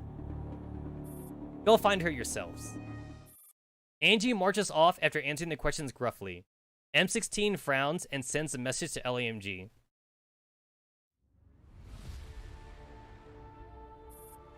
Ding! The notification sound of a new message. LAMG sits up on the marble floor, a little disorientated. Did she just disconnect? Did she run out of battery? Alright, she just received a new message. From an anonymous sender. Do you know where Commander Angelia has gone? No! She doesn't know who that is anymore! Commander Angelia? Who's that? Confused, LAMG replies to the message, but accidentally knocks over the cup of coffee next to her hand. Oh no! The coffee has gone cold. Its bitter smell, laced with pungent stale of alcohol, soaks LMG's clothes. What's this? Why does the coffee smell vaguely of alcohol? LAMG takes a sip out of curiosity and amusement. Tastes really weird, but it's nostalgic somehow. M16 puts away your communicator and whispers to M4. M4, something's off with the commander. She's probably forcing her way out of the base. What? Then what should we do? We must intercept her. The consequences would be unthinkable if we let her leave. Okay. Top 2, intercept the commander. 15 and I would try to slow her down, and I'll leave it to you to seal off her escape route, 16. No problem.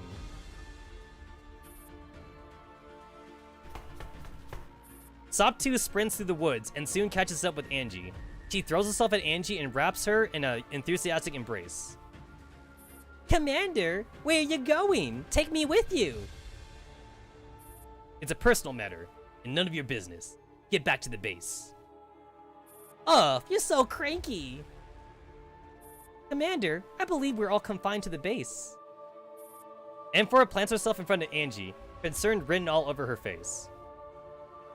You'll be punished if you leave now. Angie gazes fiercely at M4 and Star 15, who are blocking her path. Then make a choice. What choice? Activate your signal sensor and tell me what you see. There are a lot of active signals over the base. Several squads have mobilized and seem to be moving in different directions around the base. How many dolls are on the closest squad? A 5-doll squad will reach us in 5 minutes. Very well. Target them and eliminate them on the spot. Huh? But they're just... Make your choice, M4. Follow me or defy me. Why? I don't understand. Just make your choice. Hey, M4, they're getting close. They can already hear the leaves rustling in the woods at the foot of the hill. M4. Sorry, Commander, I can't do it. Angie smiles in relief at M4's clear rejection. Well done. You stood by your choice. Commander? You don't have to call me Commander anymore. From this moment, I am no longer Commander of the AR team. Someday, a more suitable commander will lead you into a bright future. As for me, I have my own path to tread. So, where is this more suitable commander that will lead her to the bright future? I'm still waiting. Did I miss it, guys? Can you guys tell me what chapter that suitable commander comes from? Because I don't think that's happened yet.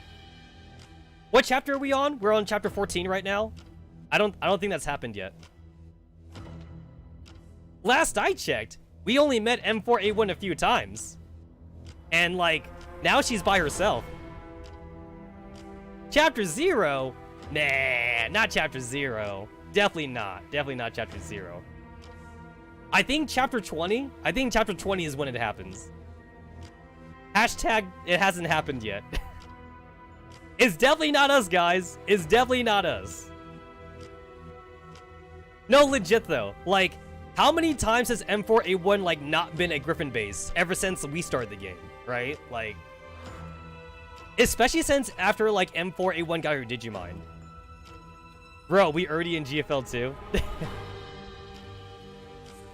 Yo, guys, remember, I said this already, but Dandelion is in GFL 2. So like, Lunacia is still part of the story, since Dandelion is in GFL 2. And Dandelion looks a lot more human in GFL 2. So like, I don't know if Dandelion is like full human or if she's still like part Naito. I assume she's part Naito still in GFL 2 though. What do you mean? I don't want you to go. Commander. I still don't understand. Why? The abrupt gunshots ring out. The Griffin signals are gone. Time's up. Execute mandatory command. Huh? All members into sleep mode. Captain Gunladi, we have located Commander Angelia by following your tracks. We are currently in pursuit. Right. How many dolls did you have with her? It's unclear, but a Griffin skull was ambushed just now. They were eliminated in just a few seconds, and didn't even have the chance to put up a fight. Looks like she brought along an elite squad. How should we proceed? Keep your distance, but stay with her and await my orders. Yes, Captain.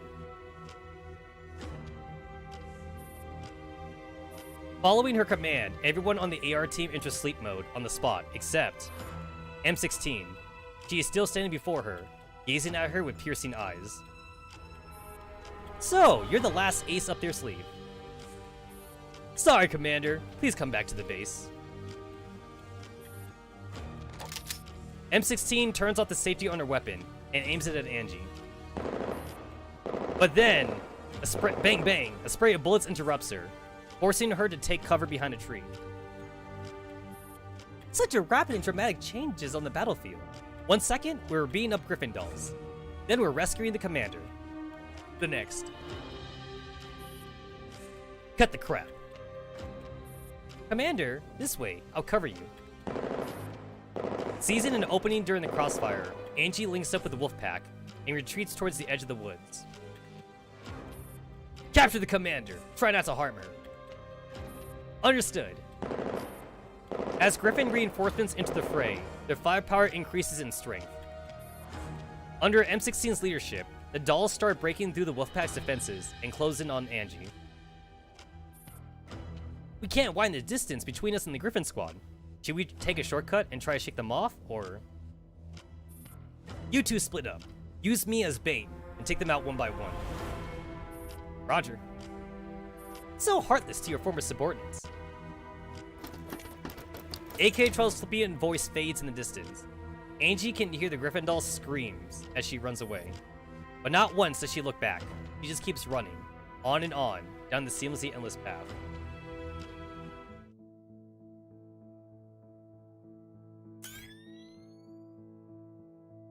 LMG, stop wasting vodka. Alright, her heartbeat is more normal now. 80 beats per minute, which is kind of like usually like where my heartbeat goes around. Right now, I'm at 75, so I'm usually hovering around there.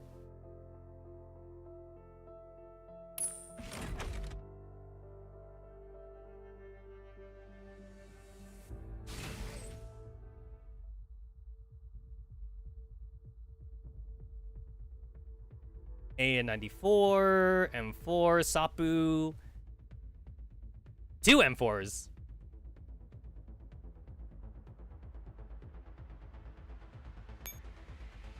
I can only assume those are dummies. I can only assume that those are dummies. They got 2 M4s.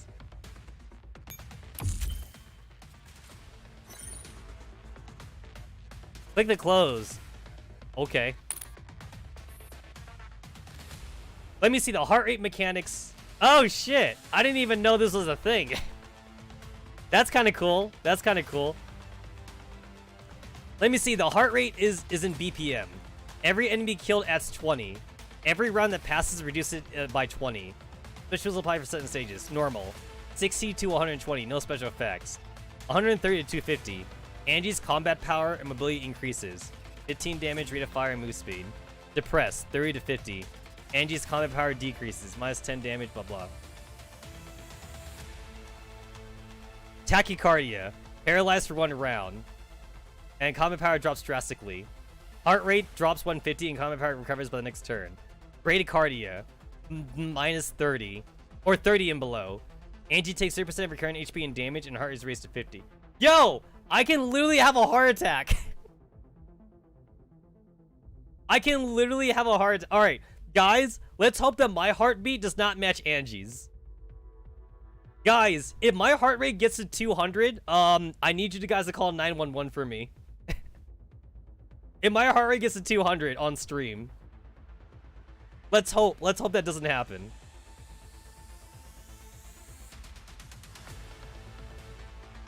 All right, let's see. Guys, you know how like there's a lot of those animes out there where it's like if you die in game, you die in real life? That's me right now. My heart rate monitor is attached to Angie. So that means if she dies, I die. Let's see how long it takes for me to die on stream. Alright, let's see. So, what am I doing again? Occupy the specific radar. Alright, let's see. Alright, if I die, we die together. We die together.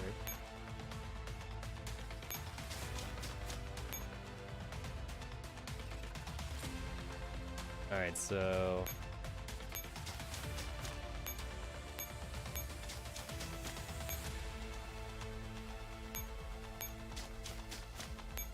Alright, that seems fine to me.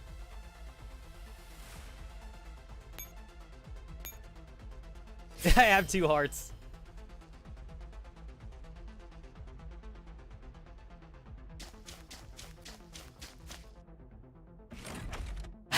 Space Marine. 敵発見。陣形を崩すな。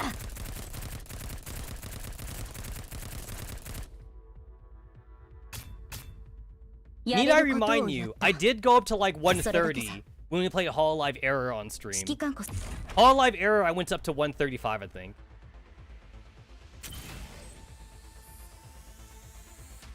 Okay, we have 140. We're at 140. How do I induce myself to hyperventilate? Do I just like start breathing really hard?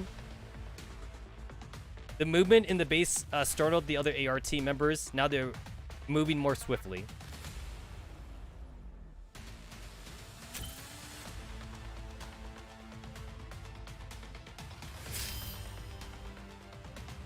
Alright. They got that swift movement.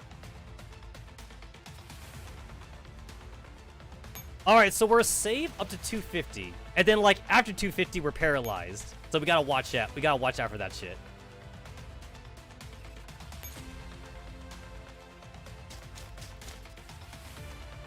Gotta watch out. We gotta watch out.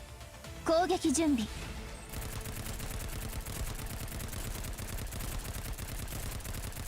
射撃速度上限解除 任務結果保存中 Yo, it's so weird seeing everybody like in their pre-Digimind forms.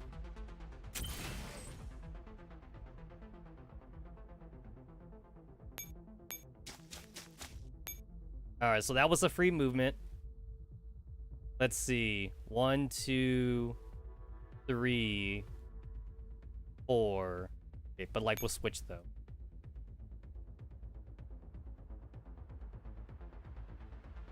This should be fine.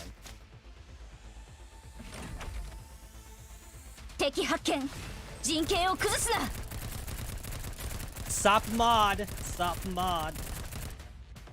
You know, I wish we had like an April Fool's event where like we play with like Sopmod Jr. or something. That'd be kind of funny. Like I want like Sopmod Jr. to be like the main character for like an April Fool's event. Realizing that splitting up would not stop Angelia's breakthrough, the AR team regrouped near the exit. Oh shit! I was not expecting that.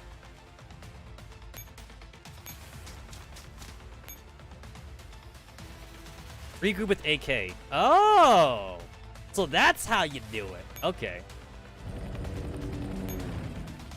Oh, I should have like... Oh, I should have switched. I didn't think about that.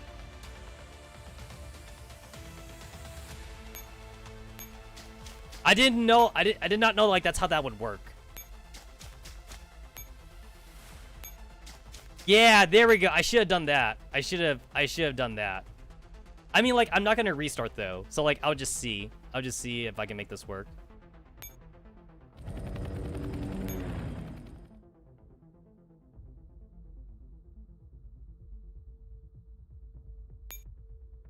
Yeah, if I did the switch, then like I could have like had one more movement. I guess it wouldn't really have mattered actually, because like she's got the double movement thing.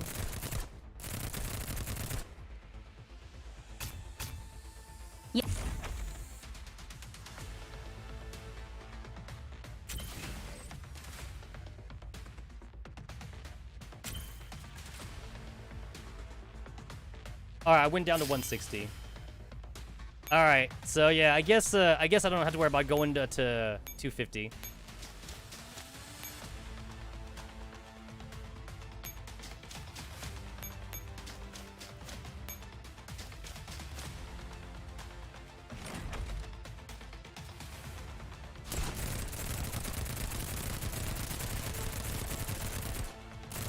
Ouch. Radar scan start. What? Oh, just barely. Just barely. 任務結果保存中保存完了 How dare they shoot at Angie? Angie almost died. Yo, 752 HP. That's a lot for a handgun, though.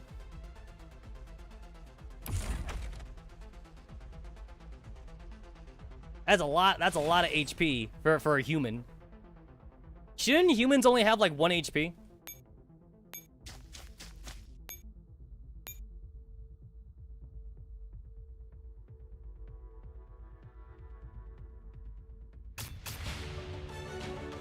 Angie's just built different. Quite literally, she's built different. She got them cyborg. No wait, Angie's a Nikkei. Yeah, that's what she is. Angie's a Nikkei. She got robot. She got robot parts. I'm still waiting for the Girls Frontline Nikkei collab. The GFL Nikkei collab.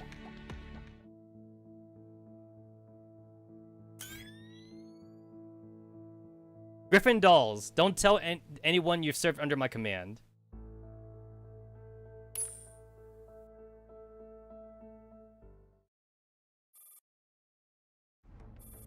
M16 lets out a hoarse chuckle. She then slowly lowers her weapon. I surrender. Clatter, her gun falls on the ground, and she raises her arms in resignation. The Griffin squad has been wiped out, leaving M16 all alone and out of ammo. Angie, all threats have been eradicated. What should we do with this one? Any thoughts? I think we should disassemble her and scatter her parts far away just to be safe. She's part of the AR team. She may not survive being taken apart so savagely. Just immobilize her and disable her comms module. Roger.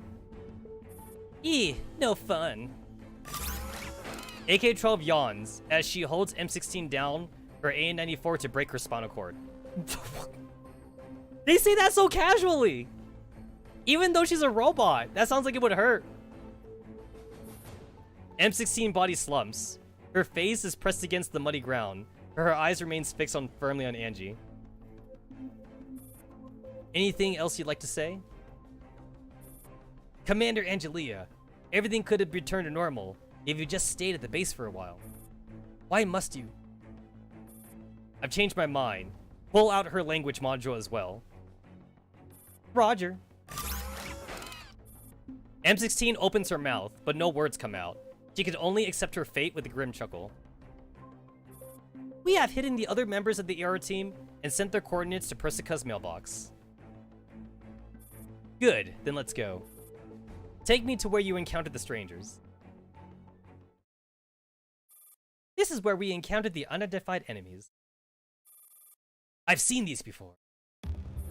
The ground is covered in traces of a battle, as well as messy footprints, but Angie's eyes overlook them completely, and are instead fixed on. Ah, I knew that would catch your attention too. I still don't understand humans very well, but I'm guessing this is some sort of signpost. A grotesque corpse is hoisted up at a nondescript fork of the path. It is clearly created by sewing parts from multiple human corpses together into a roughly humanoid shape. The monstrosity is pointing at the smaller path with its right hand. Persica reading her mail like 2 weeks later, because she doesn't strike you as someone that rejects her mail regularly. It's like, oh hey, how come like M4 hasn't like emailed me back recently? Or like, how come she hasn't texted me? How come she hasn't called me? But what has drawn Angie's eyes and kept her transfixed is a wooden sign hanging on the corpse's chest. Angela, I know you're a murderer.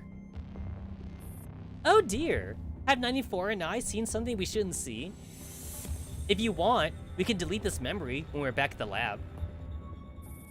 Angie, do you know who would leave you such a message? There are too many possibilities. I can't think of anyone who'd be into such dumb nonsense. Haha! Looks like we'll end up finding an unexpected nemesis of yours. I don't care. What really bothers me, though? Angie recalls the photograph of Novikov's murdered body at the crime scene that the interrogator had shown her. The familiar signs of torture, the familiar dagger to the neck. Only someone who knows her extremely well could possibly know about these things, but there is no such person in the world anymore.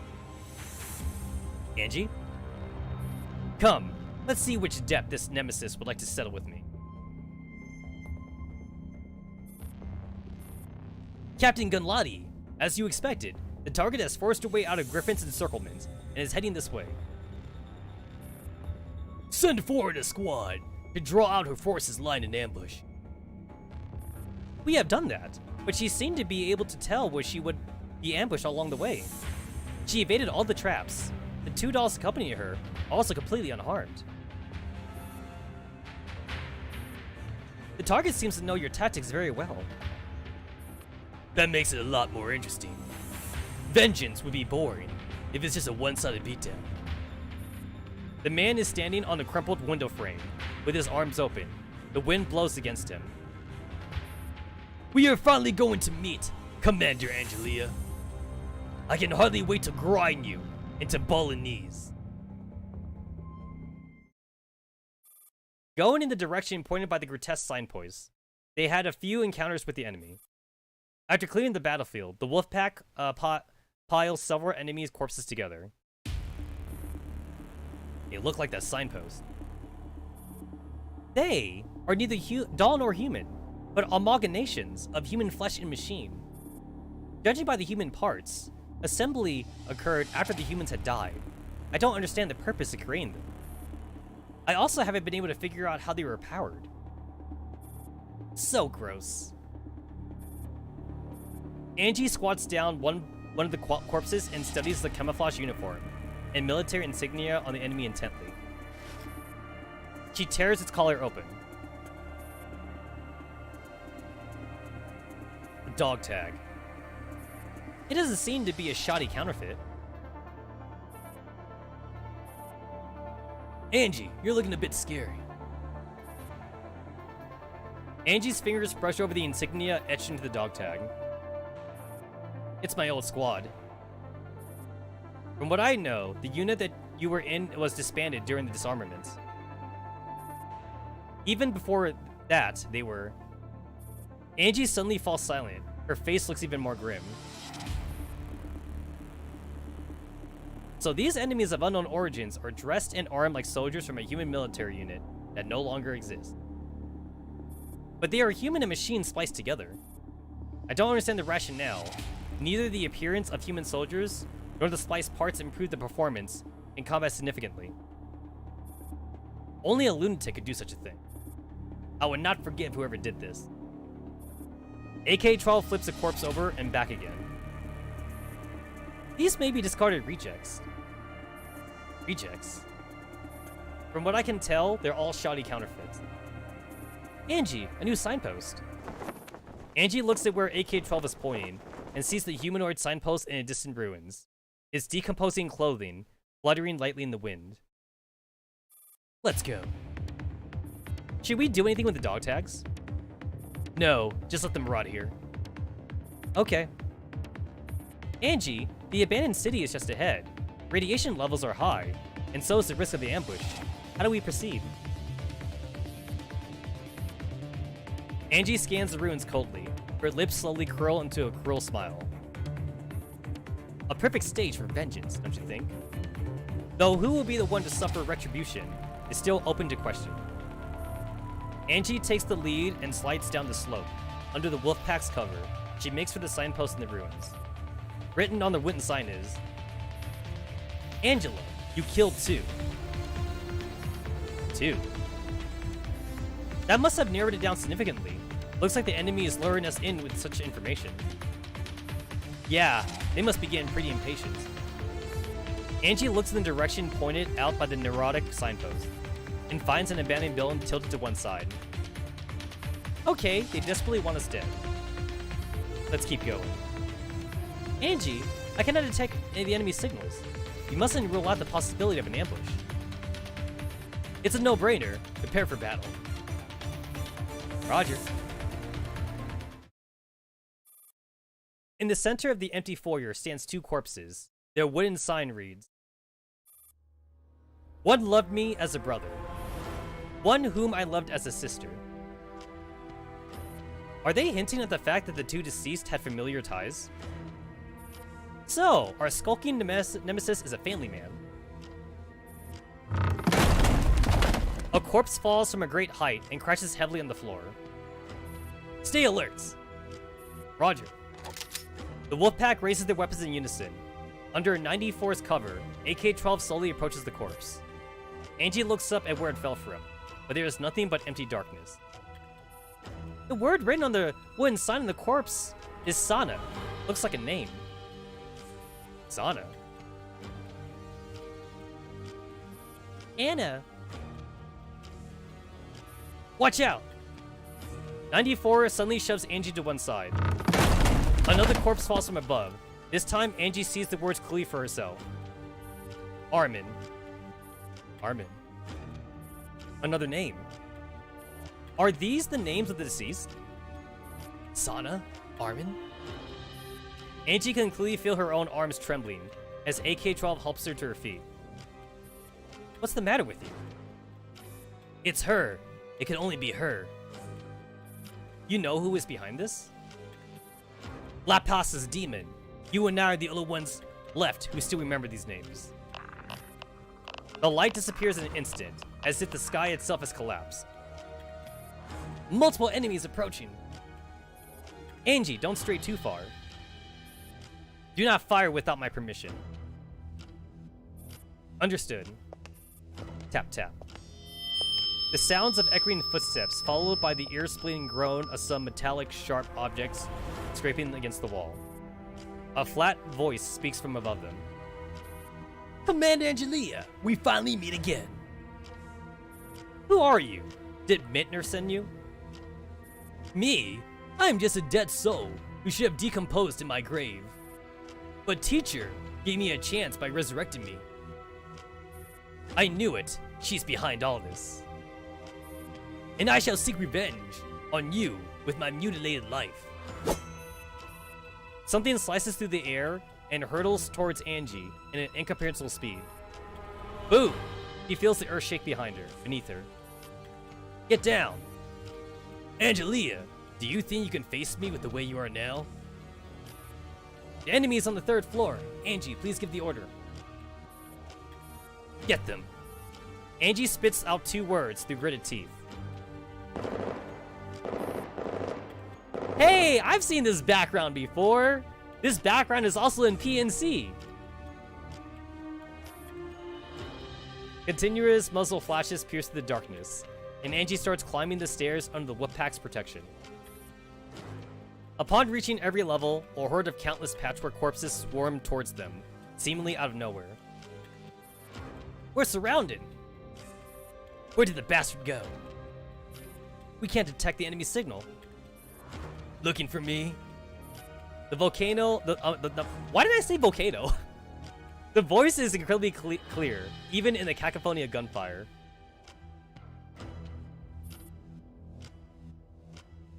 Also the same BG in the Scar Sisters event. Yeah, I believe PNC still came first though. The Scar Sisters event came after the PNC one. I believe this one is from PNC first. I mean, like, we obviously same developers, so of course they're gonna like reuse some assets. I know that like the Autumn Festival thing, like there was a lot of reused assets for both games in that one. Where is Mintner? Get her to come and face me. Commander Angelia, you disappoint me. Do you think you have any right to seek vengeance on teacher after what you've done? This is between you and me. She has nothing to do with this. If you dare refer to teacher in such a disrespectful manner again, I will. Whoosh! A steel rebar flies towards 94 at breakneck speeds. Ugh. 94? Don't worry, the damage is minimal. It won't affect my combat performance. Stay behind me. I'll cover you. Tap, tap, tap. The footsteps of the person who spoke fade in the distance. Something in Russian. Stop right there! Commander Angelia, if you want to learn the truth, come to the rooftop. That is, if you can make it there in one piece. Something in Russian. Angie, please don't go off on your own. The patchwork corpses, movements, and attacks are not particularly fast, so they are not difficult for the Wolfpack to dispatch, but they have the absolute advantage in numbers. Whenever the Wolfpack eliminates a row of corpses, new one takes their place. Slow them down here. I'll go after that one by myself. But that's an order. Trust your commander's judgment. You think she says blat in Russian? That one I know. I know that one. Angie, do you have a firearm? You're not planning to go charging in with just a small knife, are you? No, give me one. AK-12 tosses Angie her sidearm. Try to last till we can get to you. Remember, guys, it's faster to switch to your sidearm than it is to reload. That's an FPS tactic for you guys.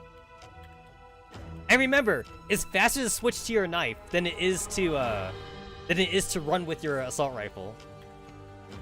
No, wait, how does that go again? It's faster to run with your knife than it is to run with your main weapon. Relying on the faint light, Angie feels her way up the spiral staircase. Round and round she goes. Her thighs slowly grow numb. Even her head is getting a little fuzzy. At long last, a door comes into view. Angie throws herself at it without any hesitation. The sky has not gone completely dark yet. The last bit of waning sunlight is enough for Angie to make out the appearance of the enemy who has led her on a wild goose chase for half a day. A tall and slender figure, lusterless eyes half covered by frazzled hair. He looks like a gnarled dead tree standing stubbornly before her. Only his metallic artificial limbs glisten coldly in the evening sky. The moment their eyes meet, Angie's finger freezes on the trigger. It's you. Commander Angelia, it is a pleasure to see you again. I hope you still remember me. I am Gungladi. Gungladi? The pistol suddenly feels incredibly heavy in Angie's hands. She grits her teeth and aims it at the wary figure. Why are you? Who did this to you? You were dead. You died right in front of me. Oh, death! The gates of Abaddon! Claim me, but teacher held out a hand to me. It's her! She's the one who did this to you. Indeed. Otherwise, I would not have the chance to seek vengeance. He mutters softly as he slowly approaches Angie. She immediately notices the poor fit of his artificial legs. They are too heavy for him, and they produce an ear-splitting screech with every step he takes. Lugging his body, he pushes Angie closer and closer to despair. Enough. He stops a few steps away from Angie, his lusterless eyes staring and blinkly at her. Then, his stiff lips curl into a grotesque grin. Now, the gates of Abaddon have opened to welcome you. Commander Angelia, die.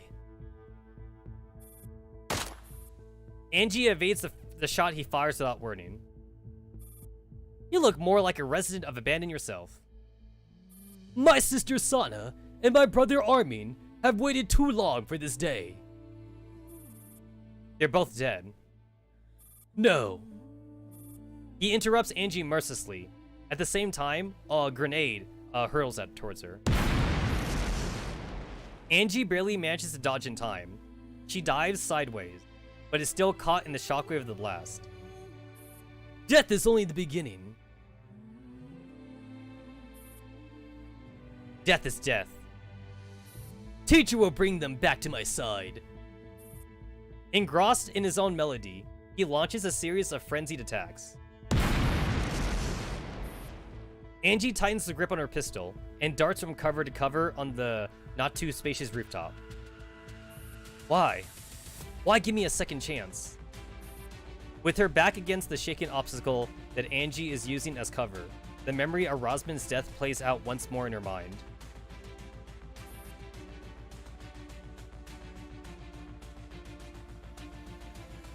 No matter how many times it takes, I will make sure you can rest in peace.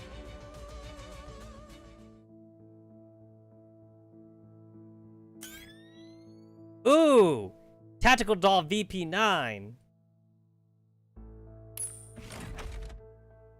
You know what? I still hate that, like, doing Nightmare Mode or Hard Mode in this game is basically more just, like, for bragging rights. Because, like, to this day, like, the fucking rewards for, like, doing, like, the Hard Mode is still kind of trash.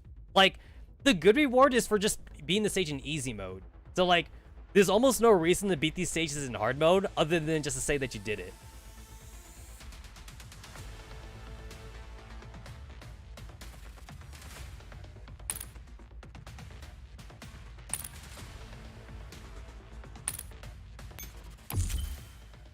The mission took you 18 tries because you're stupid? Alright. Well, we're gonna see how stupid I am. That sounds like a challenge. This will be the rest of the stream. Alright, let's see. Alright, well, so obviously we have some death stacks. Obviously, there's some death stack. Let me see. This guy is on, he's on alert status. Alright.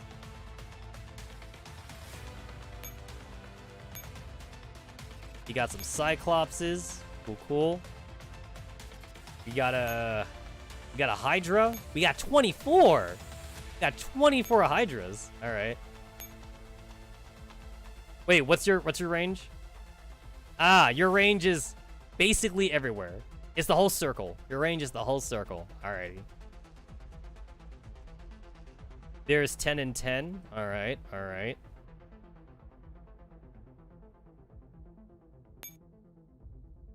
Detonate the abandoned building via remote control, dealing damage and creating multiple ruins. This will drastically increase heart rate. Ah, okay. Okay, okay. And then, of course, I can assemble. All right. All right, all right, all right, all right. Okay. All right, so you guys are limited. All right, all right. So technically, these corners are capturable. They are technically capturable. You would need all 3 characters to do it, but they are technically capturable. All right, all right.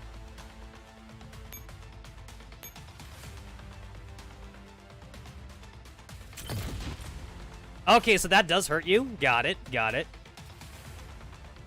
Got it, got it, got it. I can also detonate with one person multiple times. Good to know. Got it, got it, got it, got it. Okay. Okay. Then just, Okay, so if I detonate them all in one turn, that gets me up to 240. Alright. And also, like, now there's rocks everywhere. I am unable to move through those rocks. Got it. Got it, got it. If I end my turn, what happens?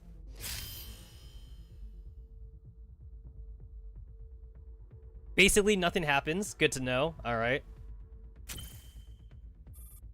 Young Lottie prepares to close the net. Some of the enemies are moving more swiftly. Got it. Got it, got it, got it. Alright. Well, obviously the first try is just experimentation. So obviously I want to blow up everything, right? And also, like, there's no resources being used. So that means, like, I can try, like, as many times as I want. Alright. Alright. Alright, alright. So at the very least, the first turn, like, I can move, like, in any way I want. I can move in any way I want. I have 3 action points. It costs an action point to move with Angie. It does cost an action point.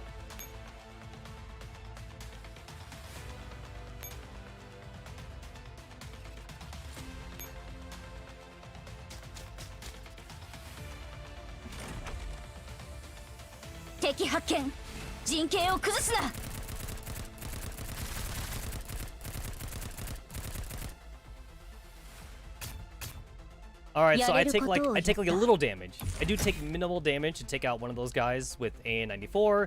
94 has like that double hit thing. AK-12 I assume is not gonna be as lucky. Alright, and then if I kill that thing, I cannot stay here because this asshole is there.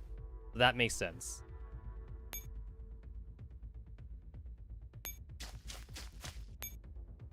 I do get 2 free movements, though, with AK-12 and Angie. I do get 2 free movements.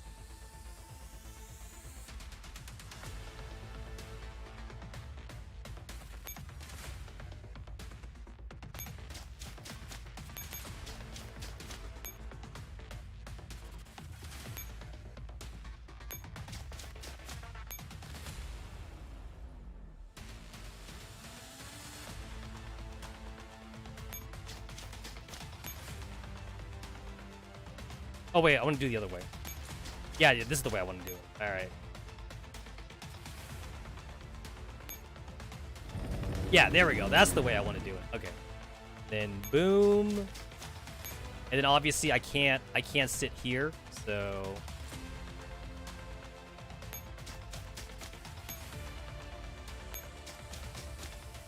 alright, so this is a safe spot.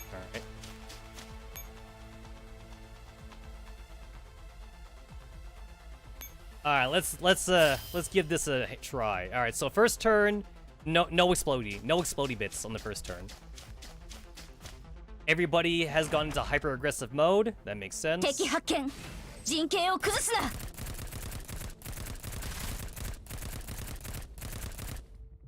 Those were assault rifle guys. They were not machine gun guys. So relatively no damage. Right, good to know. His 94 has a good skill.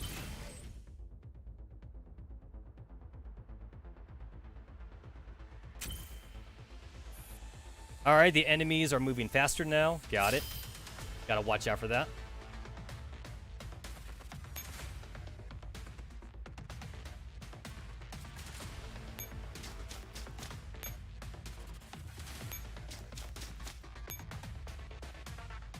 Alright, so free movement with 94. Free movement with 94.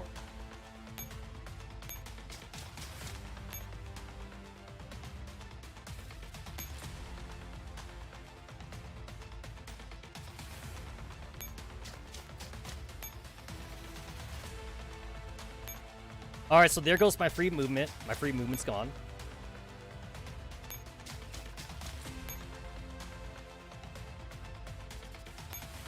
Alright, I'll assemble. Alright, so that guy's got double movement. That guy's got double movement. That guy's got double movement. Alright, let's see. So if I detonate this one...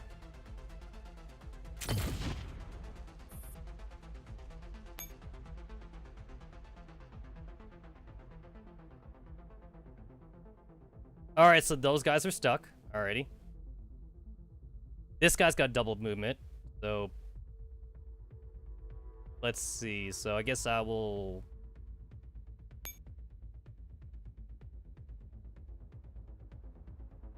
oh. Think I'm boned?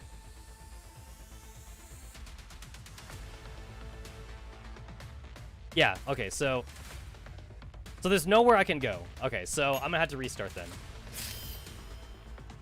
But first, I want to confirm if it goes the way I think it's gonna go.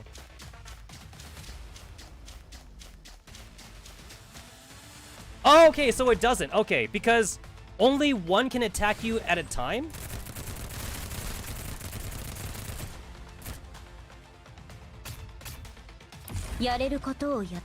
Or do they get to move still? Do they still get to move? Yeah, they do. Okay, okay. So basically, there's nowhere safe. There's nowhere safe for me to move. Got it. Okay. All right. So like, so only one person can attack you at a time. But when they had the double movement, though, when they had the double movement, they could attack you after the first fight. Okay, okay, okay.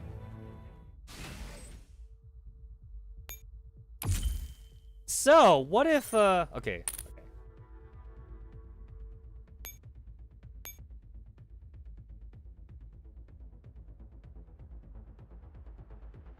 Oh.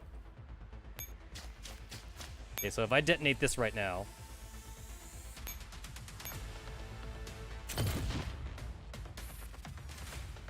Alright, so that entire part is blasted. The middle guy can't move. He can't move anymore.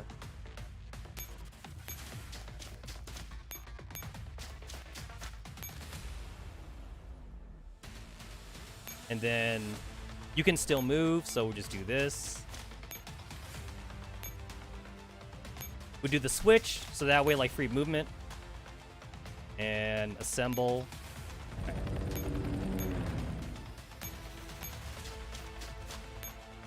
We do the switch. And then free movement. Alright, so rather than try to do this tactfully, what if I just rush? What if I just rush this? I'm gonna give that a try. I'm just gonna rush.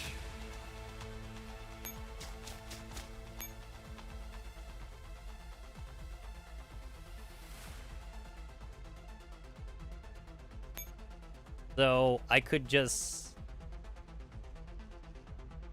detonate this top part then.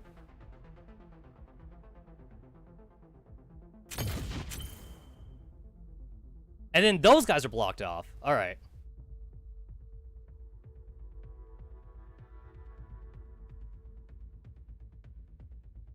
Oh.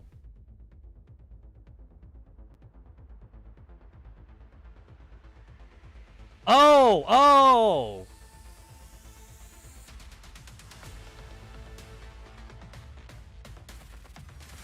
Okay, wait. Okay, wait. I can salvage this. Okay, so... Yeah, I know. We're good, actually. We're good. So, I gotta move back one. Yeah. I gotta move back one. No, I got this. I think I got it. I think I just got it. If I don't have it on this turn, I definitely got it on the next turn. I got it. I think I just figured it out. I just figured out like how to move. I think I got it. I believe I have it.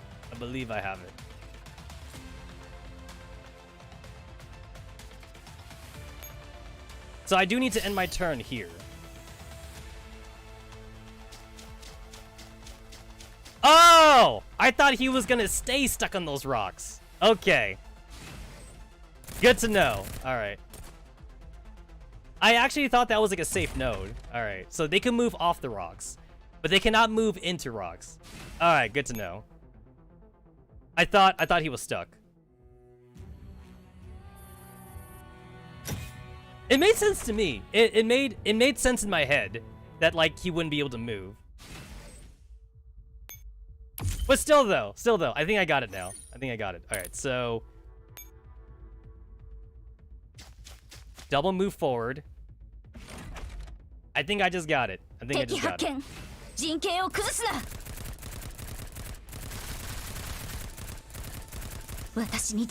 Alright, as long as I don't lose any dummies. We're fine. This is the hard stage, so I assume I'm gonna need all my dummies. I need them all.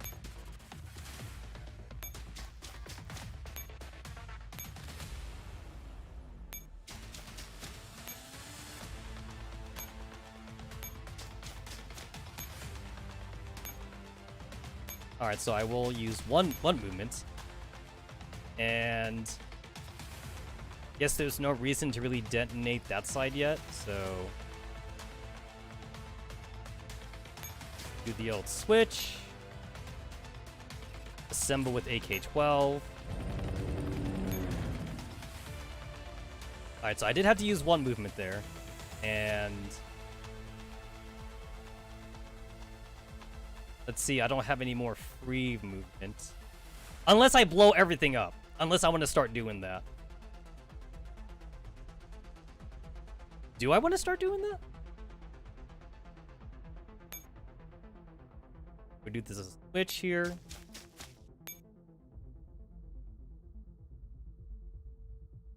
Oh, wait, I can make it to him on the first turn. Oh, shit. Okay, then. That means I do want to blow everything up. I want to blow everything up.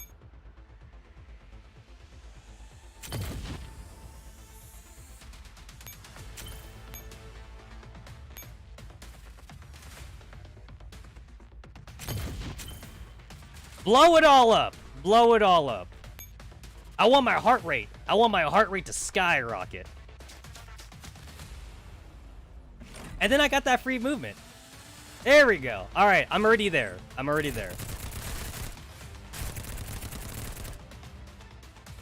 All right, that wasn't too hard. I just had to figure out the enemy pattern or the enemy movement. That was not too bad. All right, I'm here, bro. I'm here.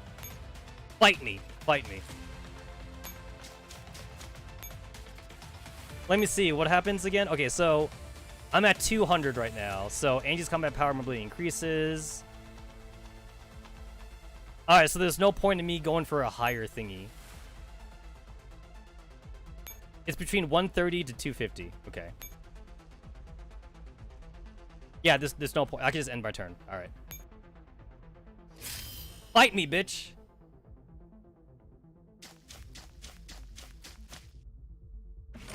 Easy. Easy peasy.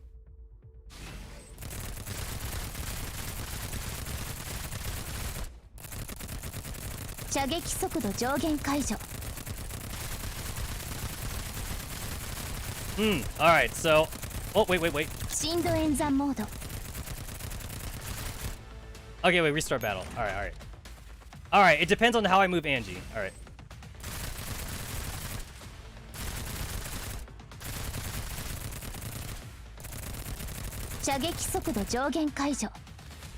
Not yet.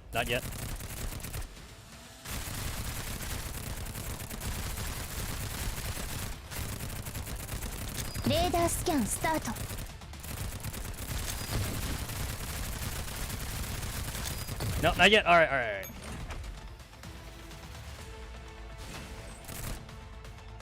Oh, wait a minute. Oh, I think I get it. So I think I have to restart.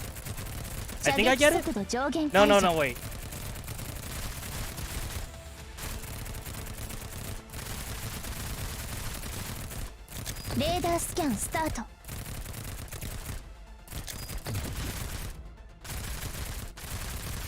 Dance, Angie.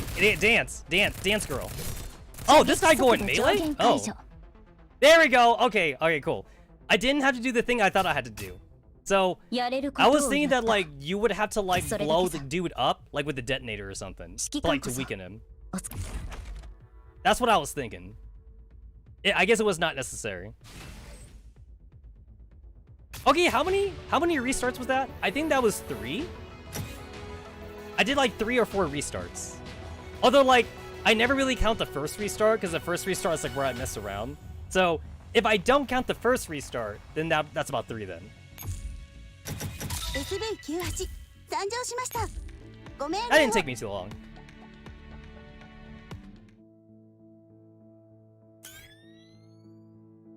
Commander Angelia. Fight me one more time, brother. Yo, 150! 150 beats per minute. I don't even think I've ever gone that high. Not even when I work out. I think I hovered around like 130 to 120 to 130 is like how high I hover when I work out.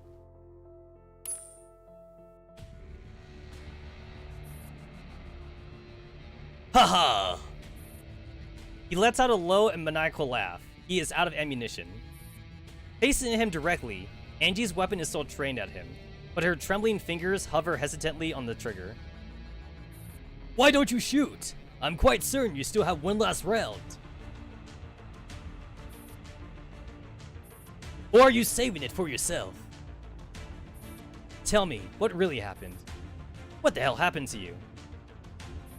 You have no right to ask. You're the one responsible for this entire tragedy. Both Armin and Sana died at your hands. What are you talking about? Have you forgotten what happened in Beslin? Never! It was in Beslin that you shot them and killed them. Angie, why? Angie, can you not point the gun at me? I'm scared. Despite Armin and Sana's pleas, Angie refuses to lower her gun. What are you doing? Put your gun down! Gangletty cries out furiously, but Angie simply turns and snickers.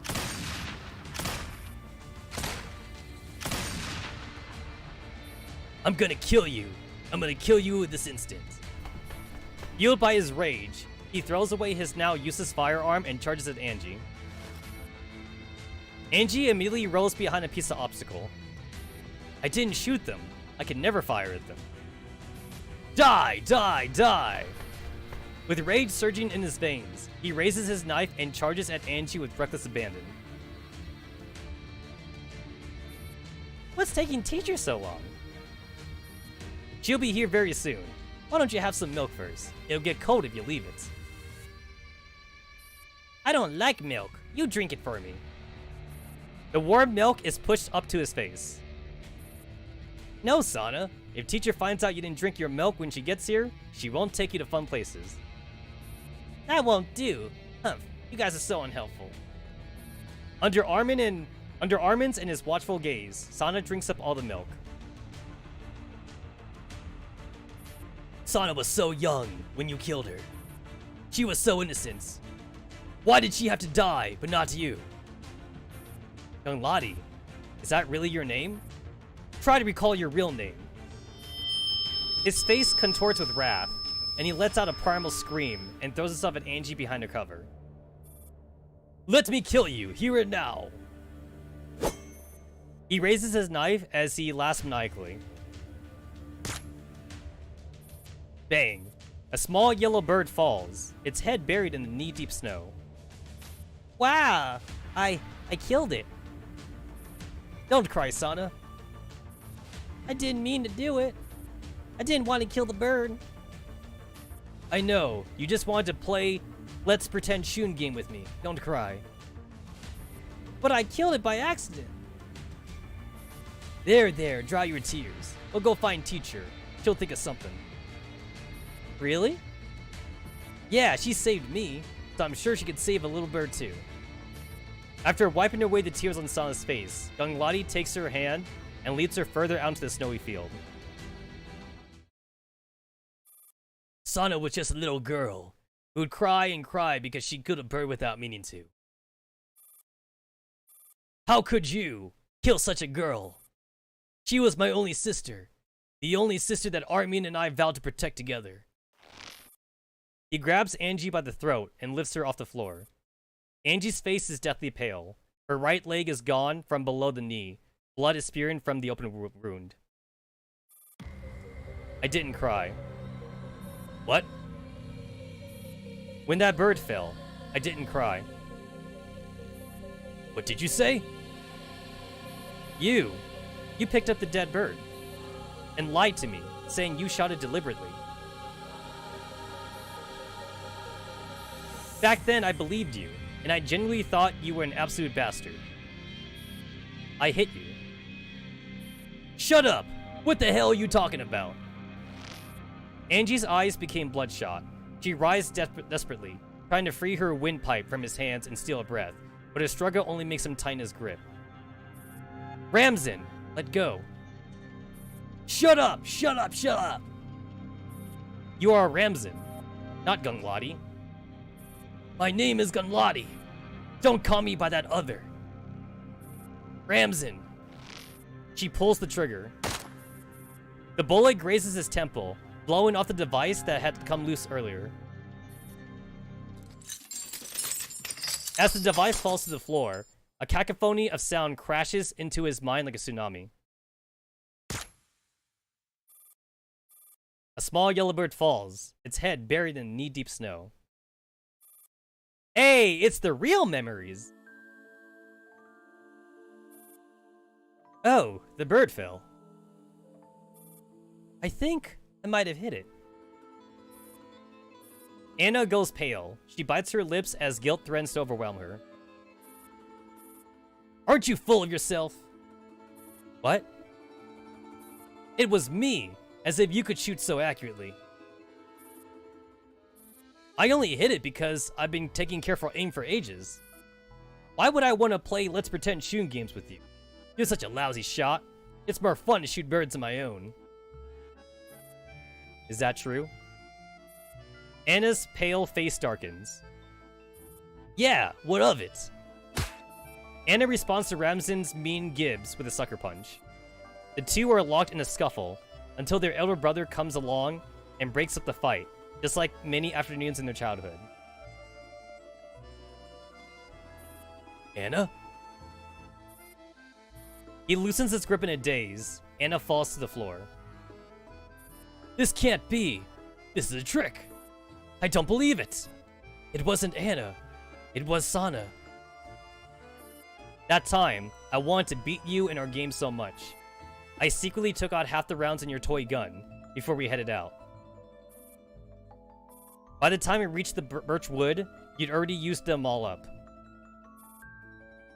Ramzan, you're a Ramzan. He strikes the floor with his knife frantically. I'm not Ramzan. I'm Gunladi. I've been freed from the thrall of death and returned. Teacher granted me a new life. She would never deceive me. Captain Ramsen, we are siblings. We fought together, side by side. I watched you die.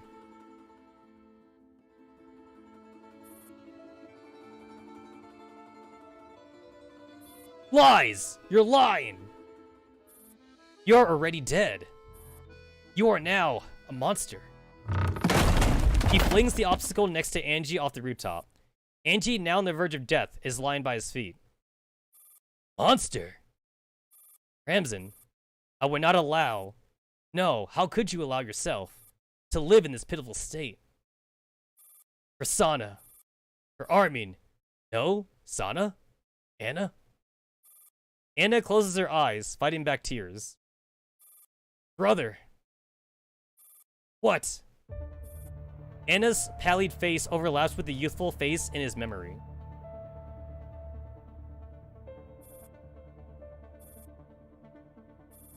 The two are standing in the snow outside a small cabin, staring at each other blankly. Ramsen eyes this little girl who seems to have appeared out of nowhere in bemusement. She is small and lean, and wearing a uniform that's clearly not warm enough in this weather. Her eyes are flat and dull. She seems to be looking at Ramsen, or maybe she's looking right through him at something far away. Who are you? Rustle. Someone trudges through the snow behind him.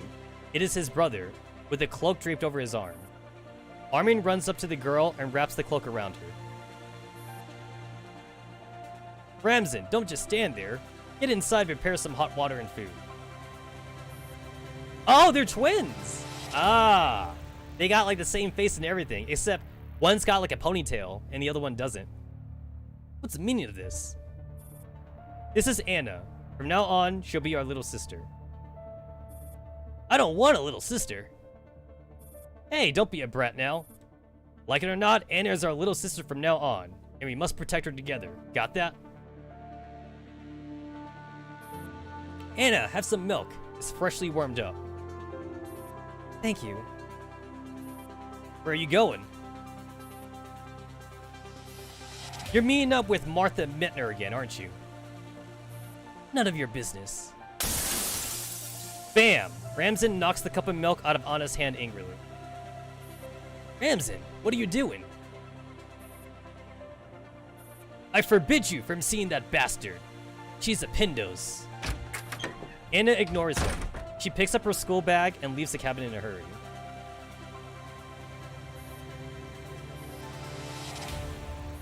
Just like when they first met, the two are standing across from each other wordlessly, this time in a ravaged classroom. The bloodstains on the floor have dried, but they haven't been cleaned up. They have both been staring at the same puddle of blood. At least it was quick. I looked at the body. The bullet went right through his brain. It was instant and painless. He was lucky compared to the others. Do you know how many died today at Besson High School? Some got shot, others got trampled, and there were those who held on for a long time before finally dying in pain. From what you could gather, Pindos is a slur for Americans? Oh, okay. Okay.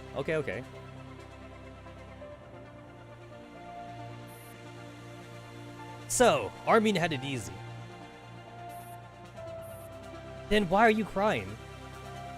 Ramsen is doing everything he can to swallow his sobs, but they still rack his body against his will. Ramsen.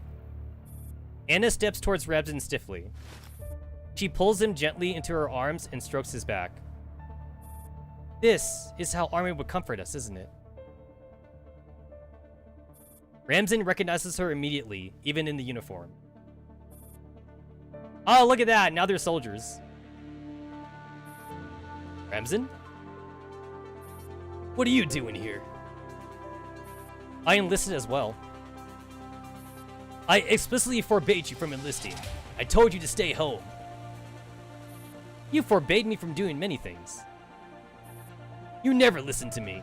What's wrong with living out your days in peace back at home? You have no right to interfere with my life.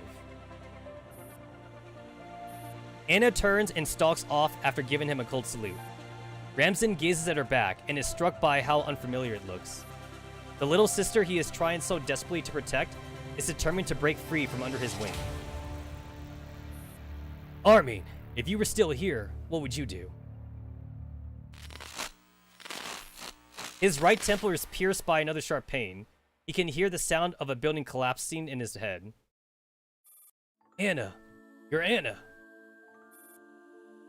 Ramsin smiles wanly and looks down at his blood-soaked hands. There's no going back. A series of bullets lands by his feet, forcing him to back away from Angie. The wolf pack has made it. No, wait! Angie tries with all her might to prop herself up, but her voice is too weak for the wolf pack to hear her from where they are. Ramsin suddenly bursts out laughing. He walks over to the edge of the rooftop, all while chuckling fatly. He grins at Anna again, the same sly grin from when he lied to Anna all those years ago. Call me brother, one last time. Bastard, Ramsin. You're a bastard. If you're scared, just close your eyes. Fuck off. He takes another step closer to the edge. No, come back. He picks up the empty gun and points it at Angie. Look this way, Anna. While Armin is away fetching his coat, Ramsin secretly aims his toy gun at Anna again. Over here, Anna. Anna turns her head and looks at Ramsin coldly. Bang, bang. He pulls the trigger on his toy gun, and several plastic rounds land by Angie's feet. Hey, why didn't you run? No fun. The one who should be running is you. Anna fishes out a pebble, wrapped in snow, from her pocket, and throws it accurately in Ramsin's hand. Oh, yo, he actually gets a cutscene. Or he gets a CG, I should say. That's kind of cool. One last cutscene before his death. Alright, just this once. I'll do my job as an elder brother. I will avenge you.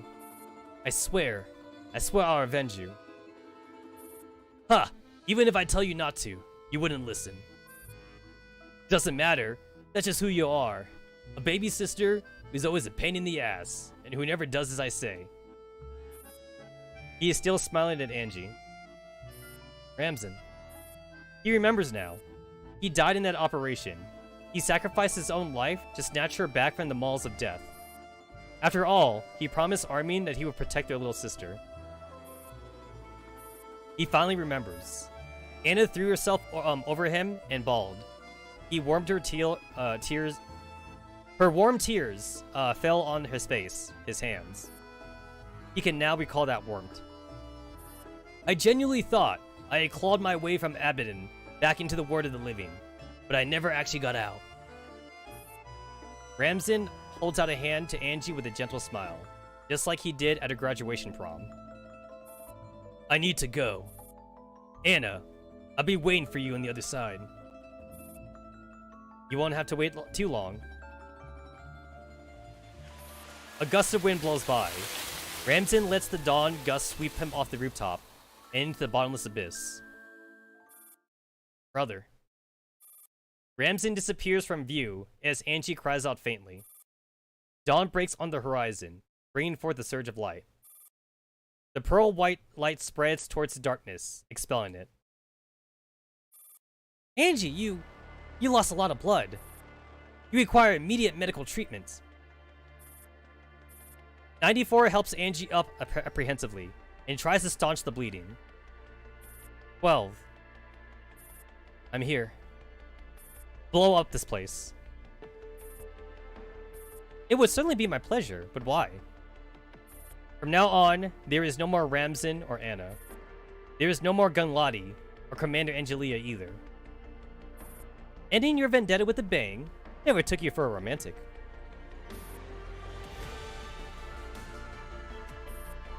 '94 hoists Angie up on her back and leaves the precarious building.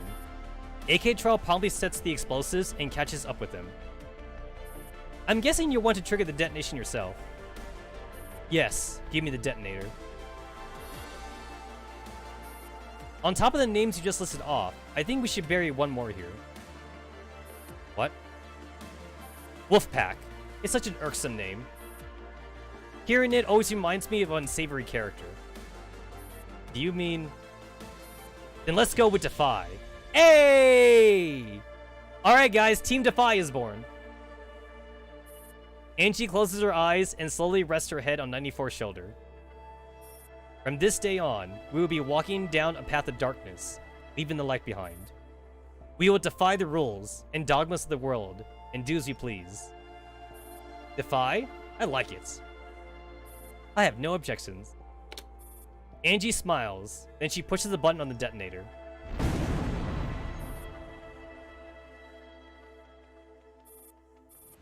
This is my gift to you.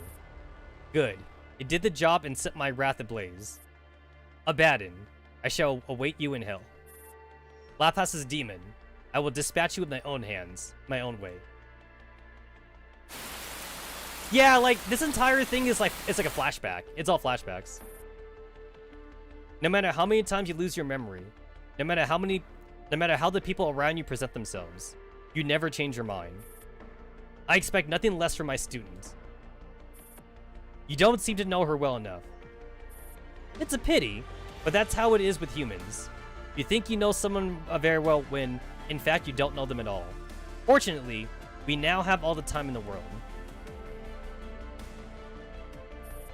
Dear Metner, I did not expect to hear from you again after so long. It is both heartening and saddening, but our friendship is now tainted. Your strength, courage, and tenacity still shine through brightly. You are still as passionate and indomitable as you've always been. However, you have gone down the wrong path. We are no longer fellow travelers sharing the same adventure. I'm sorry, but I must decline to participate in this project.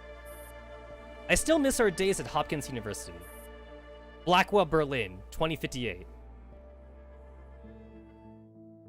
Alright, cool. So that was... Yep, okay, so that's the end of Commander Angelia. That was Commander Angelia. And then we have Schoolgirl... we have Anna. We have Anna, Schoolgirl Anna. And then we have Junior Lieutenant Angelia. And then we have Agent Angelia. So... Cool. Alright, let's go back. Let's go all the way back in time. Let's go back to Anna. We are at a steady 60 beats per minute. I am at a steady 75. Alright, I usually hover around 75.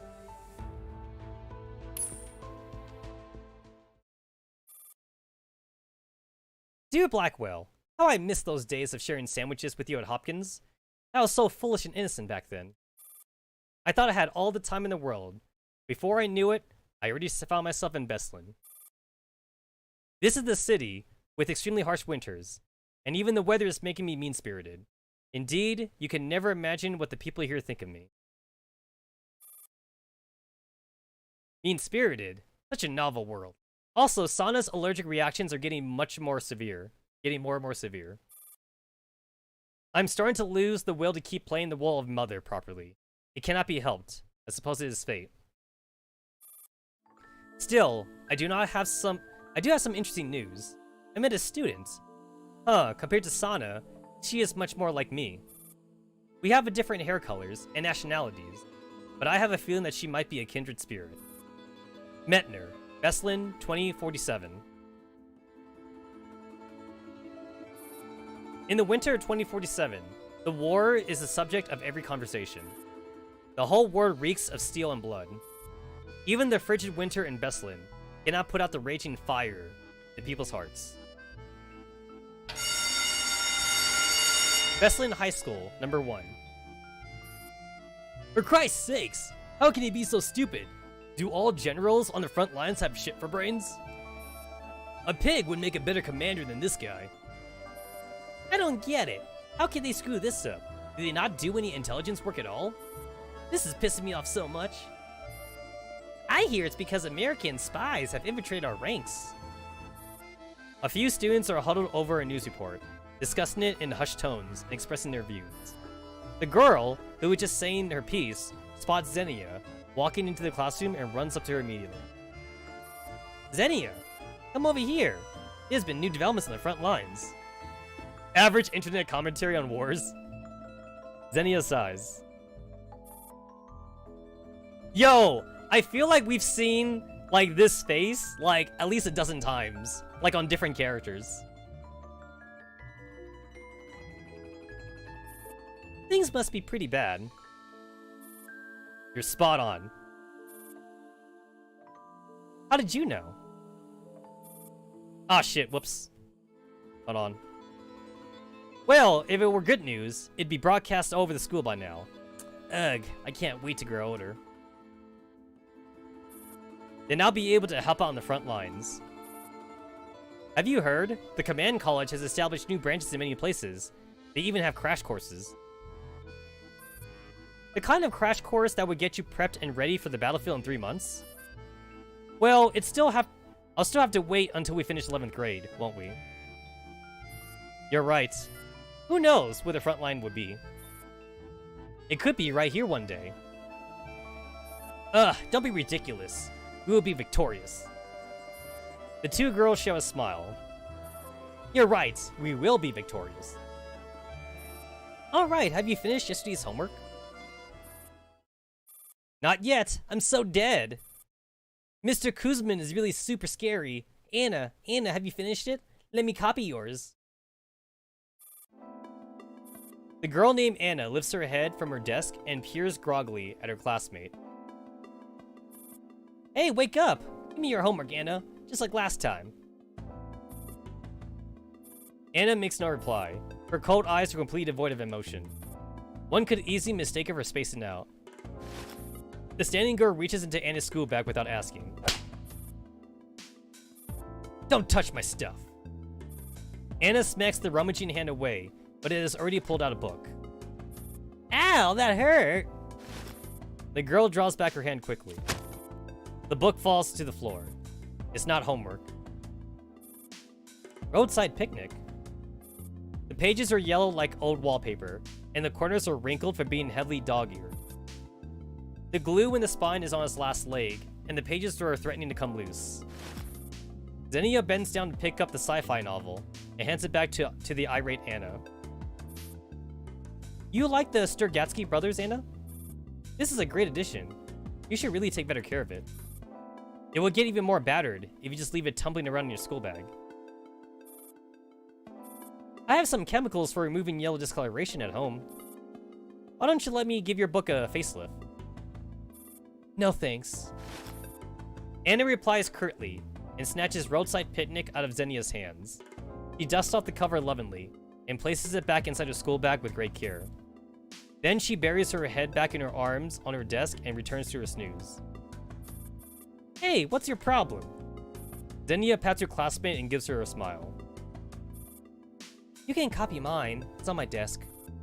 Anna hasn't been here for long and doesn't know us well, so mind your manners. Don't scare her. Fine. See? You don't have a single mean bone in you. That's what makes you class captain material. I'd never be able to do it. The girl gives Xenia an admiring look and walks off without another word. Xenia looks at Anna, who appears to be asleep already, and lets out a small sigh. Ignore me all you want, but you still have to hand in your homework. Anna keeps her head down. Xenia doesn't want to give up, but she does not want to say anything out of line either. While she is deliberating, someone taps her on the shoulder and speaks to her from behind. Excuse me, are you Xenia from grade 7, class 1? Xenia turns around to find a tall boy with hair as bright as sunshine, standing in front of her. You are? I am Armin from grade 10, class 3, Anna's brother. Oh, nice to meet you. How can I help you? The boy smiles apologetically. Anna forgot her homework, so I brought it over. She put all that effort in doing it at home yesterday, but then forgot to put it in her school bag. Xenia takes the exercise book and peers at Anna. She is still sleeping. Or still feigning sleep, to be more precise. Armin gives Xenia a sheepish look and tries to make excuses. Sorry, she stayed up pretty late last night. It's alright. Armin walks over to Anna and pats her gently on the head. Let's go home together today after school. I'll come and pick you up. Mama made your favorite borscht golubtsy. They'll taste bad if they get cold. Anna makes no response, as if she had not heard him. He pauses a little before adding. Ramsden has been going to the guard regiment every day recently. I've given him an earful for the stupid joke he made a few days ago. Anna shrugs off the hand on her head and shifts over to sleep on her other arm. I'll come get you later then. He looks over and smiles warmly at Xenia. She just needs some time. Please take care of her. Of course. She isn't the best at communicating. I get it. It's a new environment for her. Her classmates are all very nice and welcoming. I'm sure Anna will be able to adjust very soon. Thank you for being so understanding.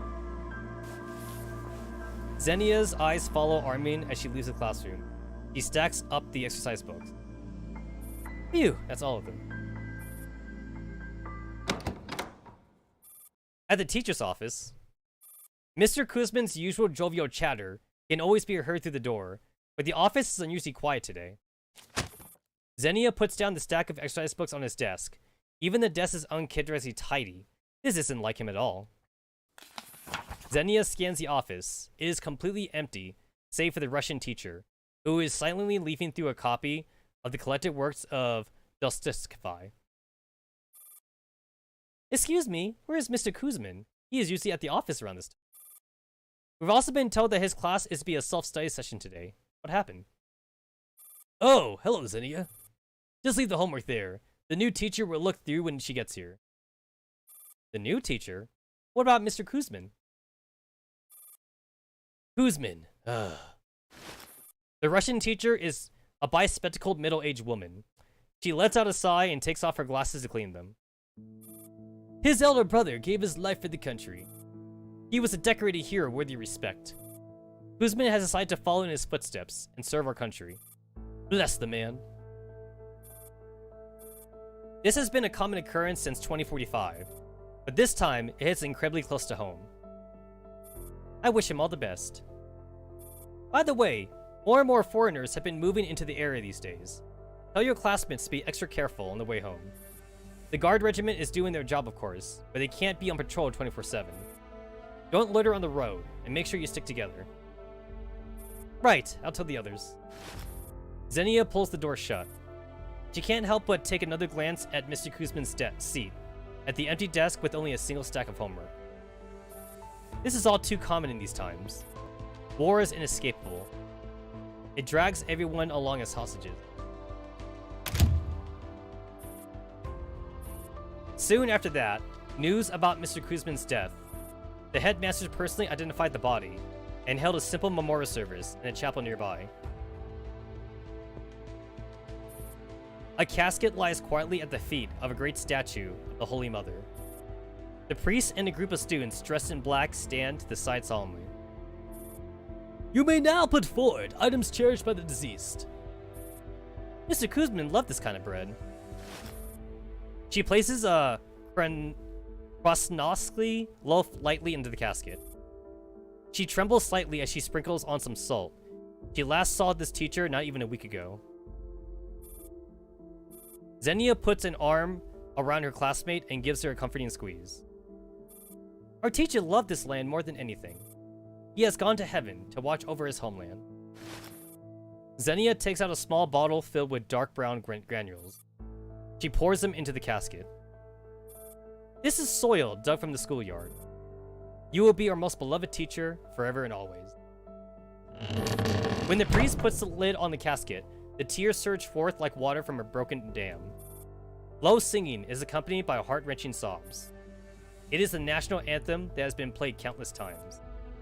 It is the best tribute that can be paid to such a warrior. I just can't accept it. They say that when the teacher was found, his charred body was still clutching our school emblem. It was all because of those sons of bitches. They sold us out. That's what got Mr. Kuzmin killed. I can't believe it either. It all happened so quickly. I'm gonna avenge Mr. Kuzmin. Of course, we've got to avenge him. Mr. Kuzmin died on the front lines as a hero. How can we hide behind his back and do nothing? Well, what can we do? Damn it! Those bastards had better not die before we graduate. No! There are things we could do without graduating school. You don't mean... Yes! Had they sent you an invitation as well? Yeah! I'm still trying to think it through. Let's head back first. We start up class in the afternoon. Mr. Kuzmin had said many times that his biggest wish for us to study hard and graduate. Xenia also lets out a sigh. The next day, Besson High School number 1. The morning bell rings in the gloomy classroom. The students are still grieving after the funeral yesterday. Many of them are still wearing their black veils. Mr. Kuzmin was supposed to be teaching this lesson. A series of footsteps comes through the door. Everyone's attention is focused on the person who has just entered the classroom. It's a tall, slender woman with naturally curly black hair. Her looks decidedly unenthusiastic and lethargic in her casual boiler.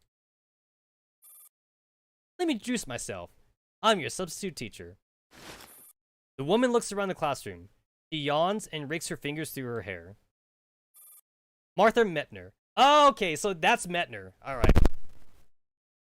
So that's the person that, that Ramzan, didn't like Anacene.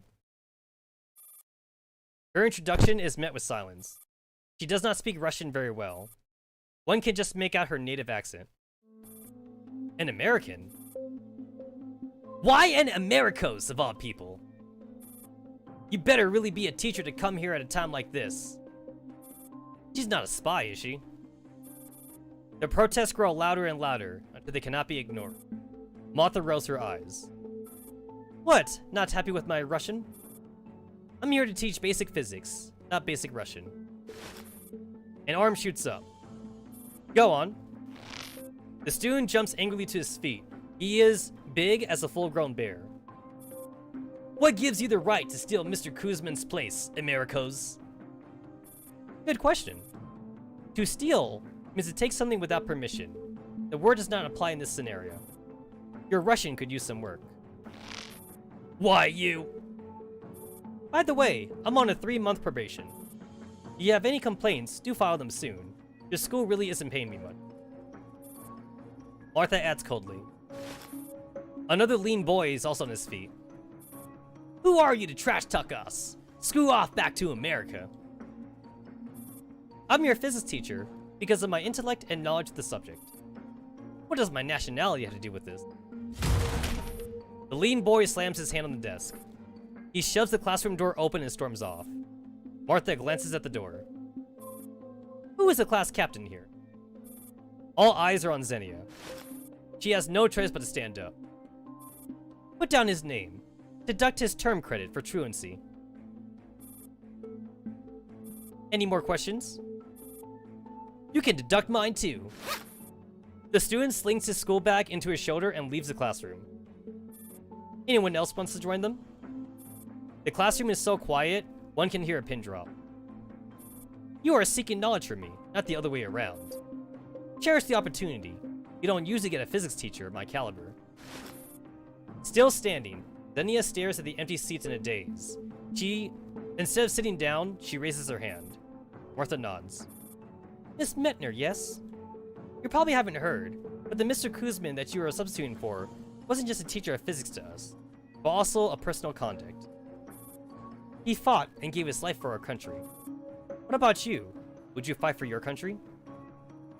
Ha! My life is very precious. I have better things to do than playing lackey to a bunch of filthy opportunists. The bell rings again, signaling the end of class. At the same time, the comms notification pops up. Beep. Xenia turns on her communicator. The eternal flame will soon be lit. Will you fight with us? I like how they say communicator when they can't just say phone. Like, they can't just say Xenia, brings up her phone. They had to say the word communicator. Alright. I assume I assume that by the end of the Schoolgirl chapter, that's when the shooting, that's when the school shooting starts, and then like everybody's dead, except for Anna and Rasmin. I remember that the winters in Besson were frigid. Phone trademarked. It's been trademarked by Steve Jobs. Besson High School number 1. It's snowing again. Xenia's breasts turn into white puffs of vapor. She jogs up to the classroom door. She is routinely 10 minutes early out of self-discipline as the class captain. However, the classroom is utterly empty today. It is so quiet, Xenia can only hear her own breathing. Looks like everyone has made their decision. She takes out her communicator. I'm in position. No sign of the target yet. Eternal Flame mission member. Copy that. Stick to the plan.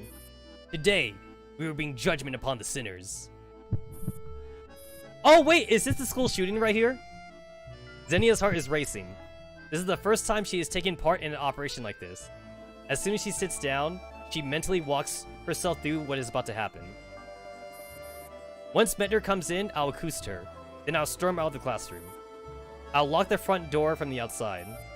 Then before she catches on, I'll run to the back door and lock that too.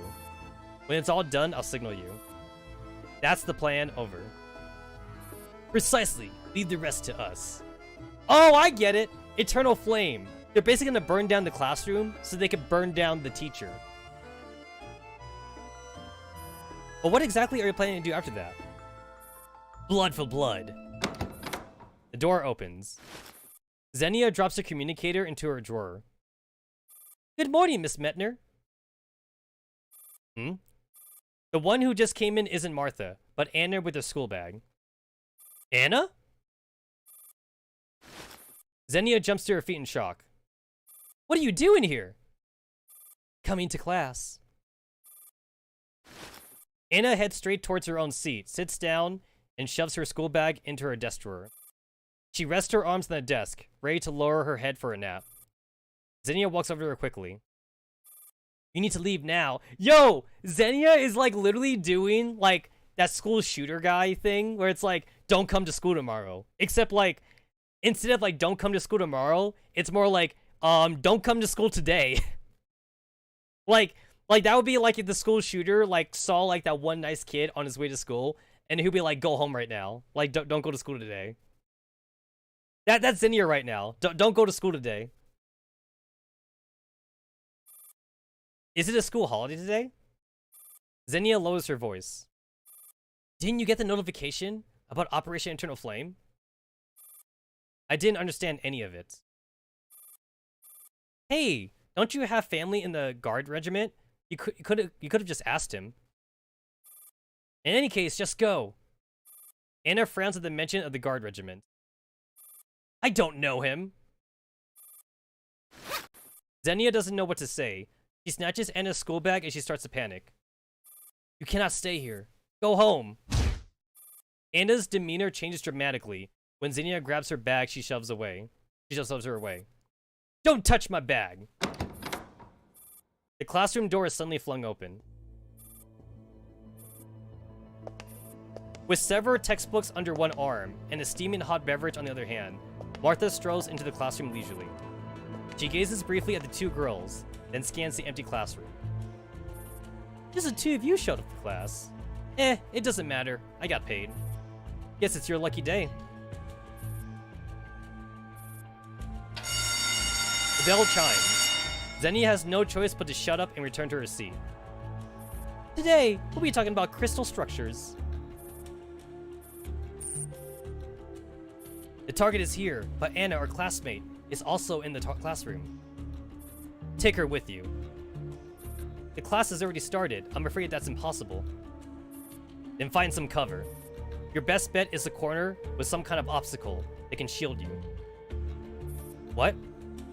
Stand clear of the Americos. Understood. Xenia exchanges messages with her contact via her communicator, discreetly under her desk, while trying to keep Martha from noticing what she is doing. The effort is enough to make her sweat profusely after just a short time. On the podium, Martha has already started her lecture. Off the podium, Anna is dozing on her desk. Meanwhile, Xenia is counting the minutes anxiously. The world seems to have split into two on and off the podium. The teacher and the students occupy the same space, but it's almost as if they can't see each other. The relationship between matter and property is blah blah blah science shit. More science shit that I'm not going to bother reading. Xenia checks the time and looks out the window. I will go back and read that if that actually has any story like significance, but I assume it's just a flavor text. Other than a little girl playing by herself, there's not a single glimpse of any student in a schoolyard in the distance. Tick-tock. Tick-tock. The clock is digital, but Xenia can almost hear the ticking of a clock hand in her head. She looks out the window again. This time, even the playing girl has disappeared. In the frigid winds, the silent campus is filled with an ominous sense of foreboding. When on Earth? A loud noise comes from the corridor. The classroom door is kicked open. A bullet hits the podium, deterring Martha from reaching for the drawer. The intruder is a fully armed youth who looks no older than 13 or 14. He stomps towards the podium and presses his gun firmly against Martha's head. Go to hell, Pindos! Oh yeah, you're right. It is an American slur. In the face of the gun resting on her forehead, Martha simply smirks. What about the two kids? What are you gonna do with them? We won't shoot our own. Oh, your own. She glances at her two students with a mocking smile. Then she states the identity of the youth threatening her. You're in the Beslan Guard Regiment. The youth blanches in shock. His apprehension starts to show on his face. How did you know? His gun hand is shaken uncontrollably. He presses the muzzle even more forcefully against Martha's head as he questions her. Martha eyes this youth, who probably isn't even half her age, who is currently has his finger on the trigger, and whose forehead is dripping with sweat and just shrugs. The standard of Beslan militia really boggles the mind. Don't move! The woman clearly isn't going to comply. The boy squeezes his eyes shut and pulls the trigger.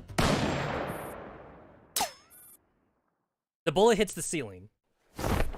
Within the next second, the tables have turned.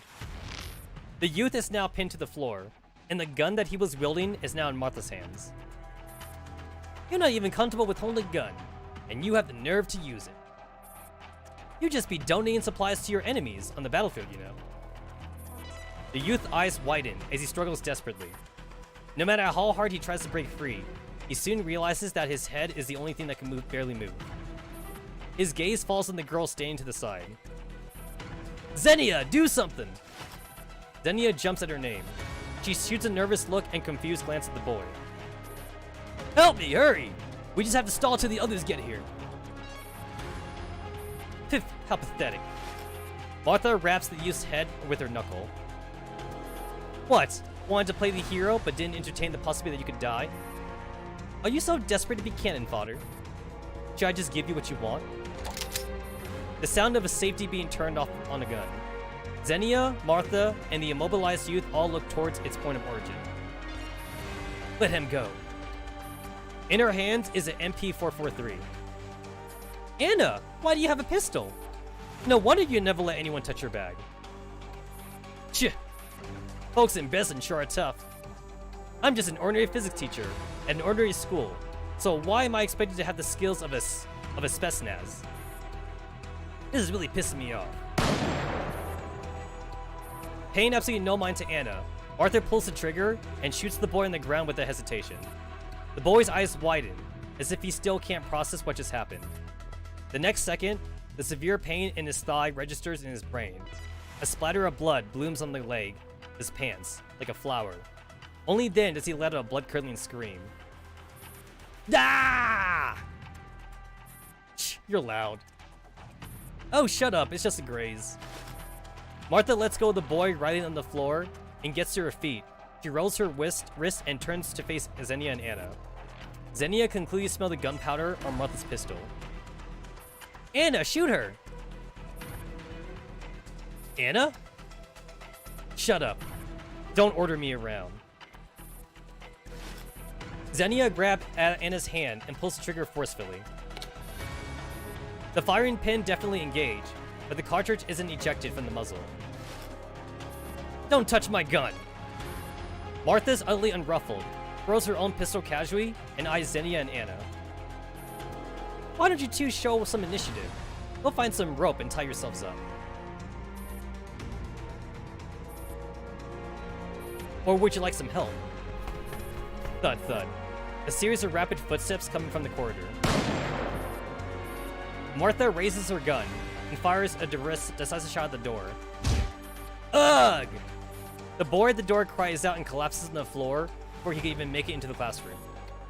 The collaborator behind him immediately raises his weapon and lays down a round of burst fire, but dares not to enter the classroom. Some Russian that's what I don't read. Martha's gunshot is the only response to this provocation. Shit. If my Russian weren't so bad, I'd also be cussing. Martha weighs her pistol. She glances at Anna and the MP443 in her hand. You know what you are? A rat that somehow managed to starve to death in a larder. She kicks Anna in the shin. Then she hits Anna's wrist with a knife hand strike. The MP443 falls into Martha's hands. Shh, fully loaded, huh? Anna stumbles and crumples to the floor. She growls with indignation. That's my gun! Is it? Martha can't help but snicker. You don't pay attention in class, and you don't know how to assemble a gun properly. Martha takes the MP443 apart and reassembles it quickly. Then she shoves it into her pocket. I won't thank you. This is the price you pay for pointing a gun at your teacher. Give it back! Martha ignores Anna. She scans the classroom sharply like a hawk. Martha chambers around and fires another shot at the classroom door. Ugh! The person who just tried to peer inside the classroom almost took a bullet right to the face. He shrinks back immediately and calls for reinforcements.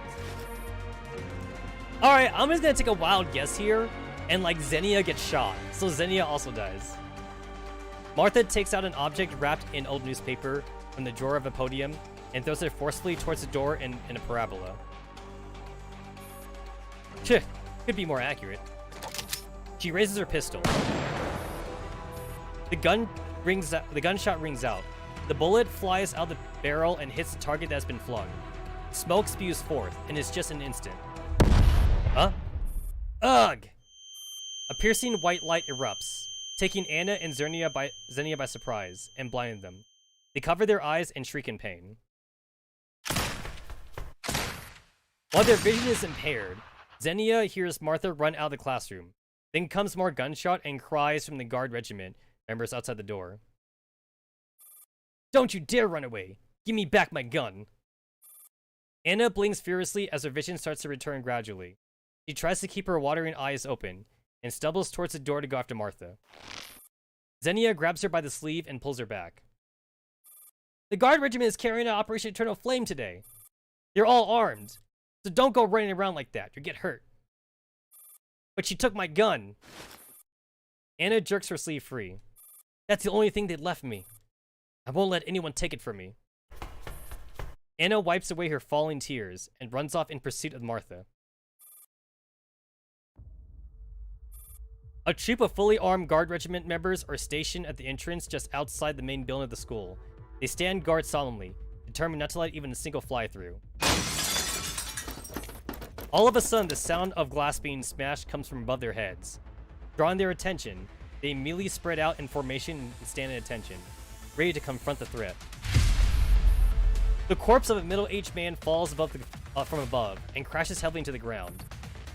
The deceased man, whose face is frozen in an expression of wide-eyed shock, can just be identified as Professor Madison, Ryan, a researcher from America who worked at the school. He is covered in wounds, plain to see that he was horribly tortured before he died. Once it becomes clear that it is not an enemy attack, the guards relax and start shouting angrily upstairs. Hey! Stop vandalizing school property! A series of footsteps can be heard. A guard regiment member spots Anna exiting the building and aims his weapon straight at her head.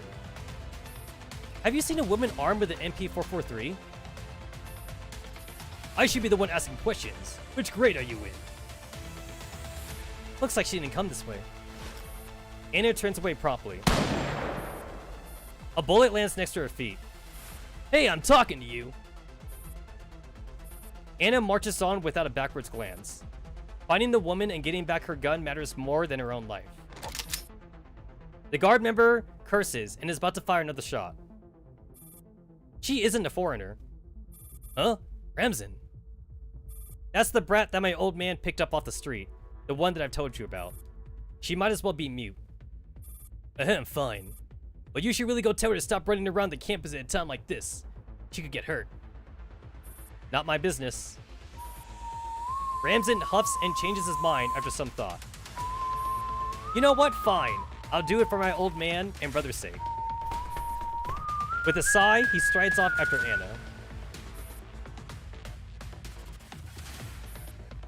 Near the schoolyard, Anna sprints down the path, followed by Ramzan, who is rolling his eyes. How is that woman so damn fast? Hey, brat. I'm gonna walk you to the school entrance. Just get your ass back home. Don't get yourself killed without even knowing what killed you. Anna squeezes her eyes shut for a moment, then pretending she didn't hear Ramzan, she continues to run towards the schoolyard. You! Stop right there! She still doesn't stop. God damn it! Are you asking me to beat your ass? A gunshot rings out. Ramzan freezes in surprise before looking down to check his own gun, which is hoisted on his belt. That wasn't me. Wait, where are you going? Anna dashes towards where the shot was fired. She heard it. An MP443. Her MP443. She reaches a corner. The schoolyard is just around the corner, but Anna's eyes widen as she takes in the scene that comes into view. Martha is indeed in the schoolyard. She is shielding a little girl that looks about 6 or 7 while pointing her gun at the guard regiment troops. But what strikes her as the oddest is... Brother. Armin has planted himself in front of Martha. He is half surrounded by guard regiment members who are all armed with lethal weapons. Anna charges him without a second thought. Well, now we know all about the shooting. Wow, a measly 200 memory fragments.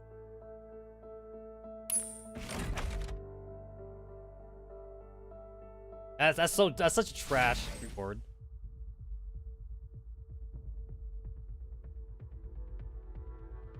A lone Beslan officer that can easily be taken out. Oh, look at that. We play as Anna. We're playing as Anna. Awaiting rescue. Ah, okay. 432 HP, level 10, infinite ammo, and infinite rations. Yo, she got infinite food.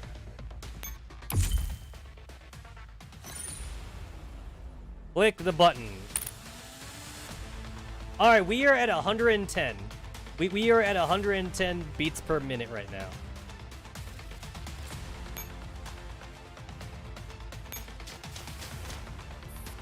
Numerous Beslan Guard Regiment units have invaded the campus.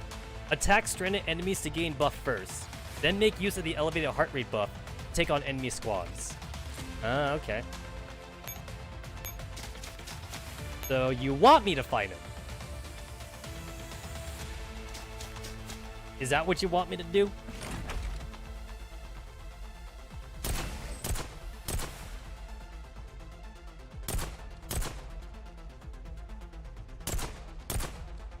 Alright. So obviously not. Okay.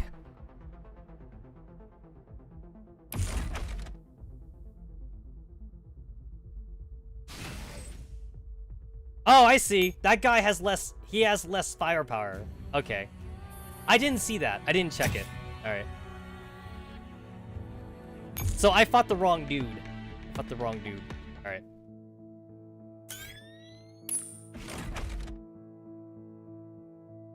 I just attacked like the first guy I saw. Alright, let's try that again. So they want me to go over to the helipad, obviously. Go over to the helipad. Alright, so this guy's weaker. This guy's weaker.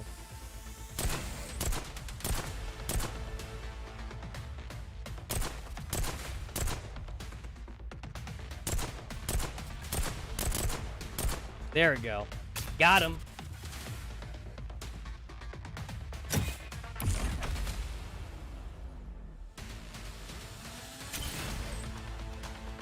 Alright, end my turn.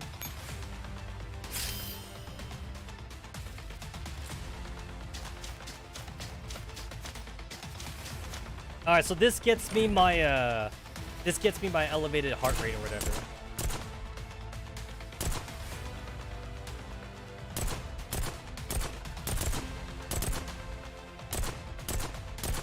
There we go.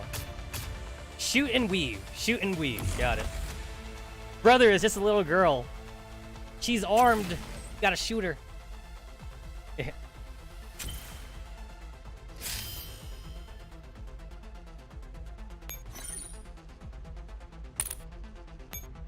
I like how it says rescue and retrieve a minimum of 1 disconnected T-doll. Like, it says T-doll by default, even though the mission's not a T-doll.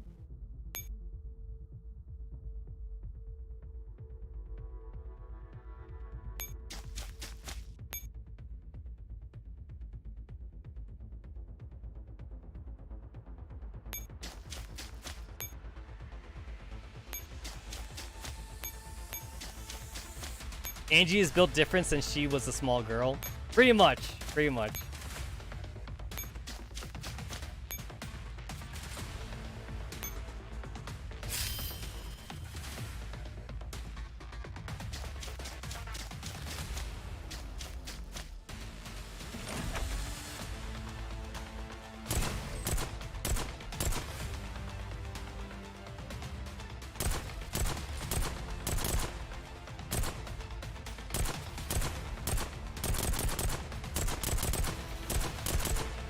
Shoot faster, girl! Shoot faster! Shoot faster!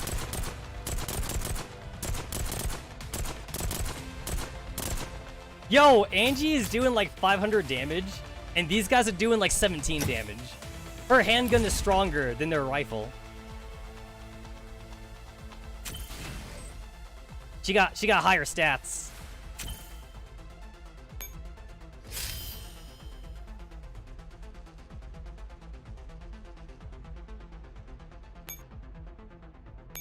Yeah, she got them stats, bro.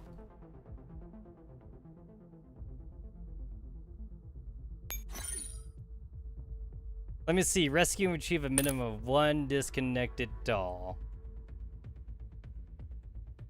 Then I just gotta go to the corner. Alrighty.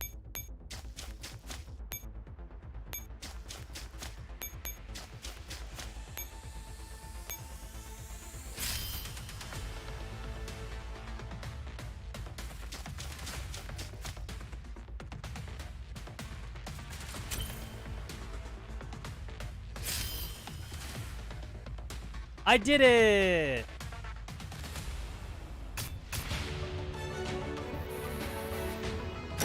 So this doesn't matter because we already know that he dies. It doesn't matter. He's already gonna die. Brother, no! In the schoolyard of Besson High School #1. The dark sky, the sky is dark and oppressive. There we go. The snow on the ground mixes with dirt and gunpowder, casting everything in a gray and gloomy haze. Everyone is breathing heavily, demonstrating their allegiance through the direction in which they aim their weapons. 8 members of the guard regiment have their guns on various models trained on Armin. Sitting right next to him is Anna, and further away behind him is Martha, and a little girl who looks no older than 7. With a heavy scowl, Armin glances at Anna and pushes her behind him. The silence is soon broken. Asshole! Why are you pointing your guns on one of your own? Ramsden, who has followed Anna and come around the corner, is dumbfounded by the scene that greets him. He storms over to one of the guard regiment members and shoves the muzzle of his gun downward. What the hell is happening here? Ask him. If he weren't your brother, we would have opened fire already. Don't know if he lost his mind or what. Ramsden turns to his elder brother with a frown.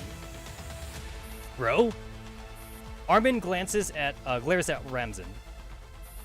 They started by pointing their guns at women and children. Ramsden shifts his gaze to those standing behind Armin. Fat drops of tears are falling from the little girl's face. She recoils further into Martha's arms as she meets Ramsden's eyes.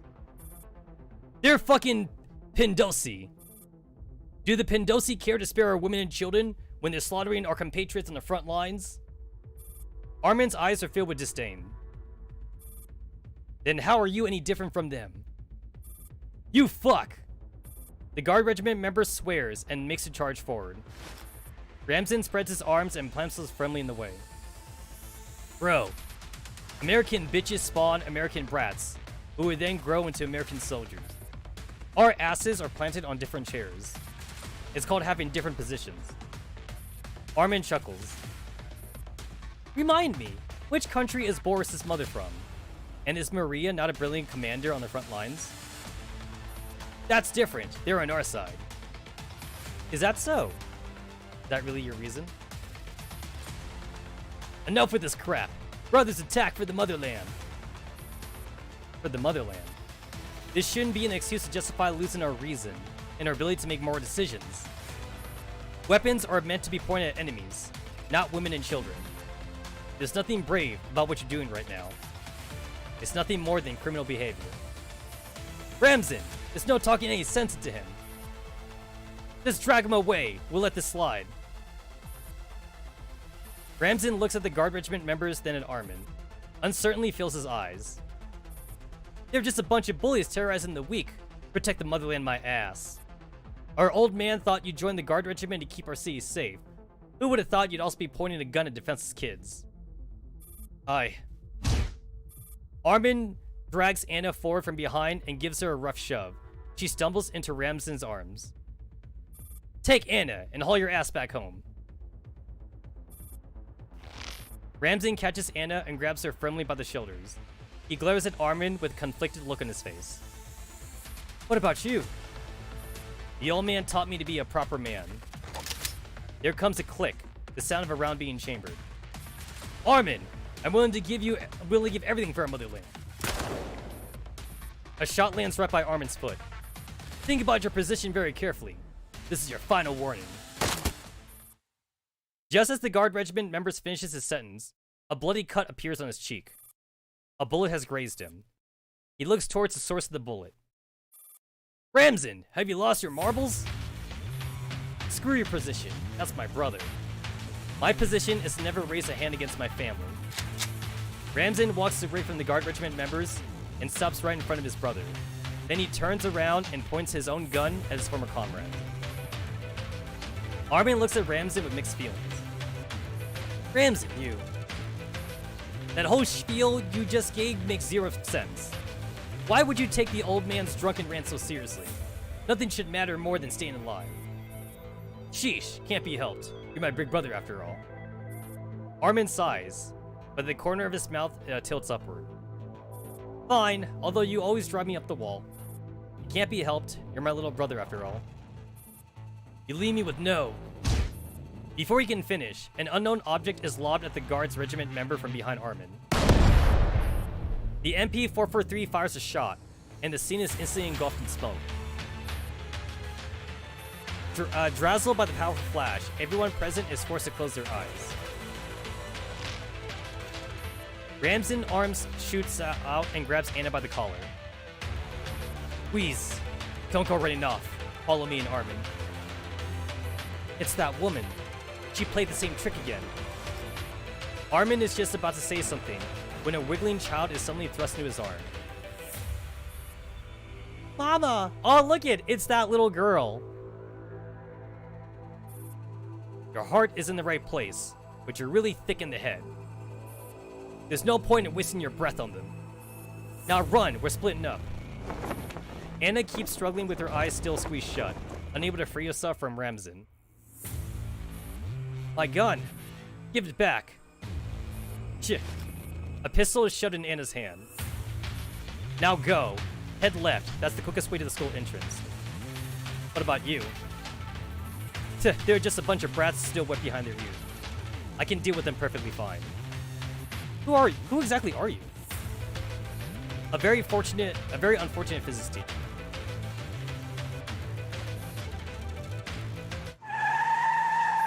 Anna and the others flee the school in a flustered state. When they finally reach the street outside the school gates, the tardy police finally arrive at the school entrance in their yellow police vehicle. You lot! The heavily armed police officers scramble out of the vehicle and promptly have the group surrounded. One of them straightens his hat. Then he summons a teammate, makes a few gestures, and the bulk of the force storms through the school gates. This will take a lot of explaining. The little girl in his arms suddenly bursts into tears. My mama! They're gonna kill my mama! We received a call about a Leech terrorist attack and a mutiny within the Guard Regiment. What is going on here? How many people are involved? It's Operation Eternal Flame. It involves some members of the Guard Regiment, a few students, and the police. You have to do the counting yourselves. Bro, let's go. Ramzan looks to his side and finds only Anna holding the child. Where's Armin? Anna pushes the little girl into Ramzan and runs back towards the schoolyard without a word. Something in Russian. He lets out a sigh of resignation. After some thought, he puts the little girl. You stay right here and wait, you hear me? Don't wander off. I'll be watching you, okay? Don't move a muscle.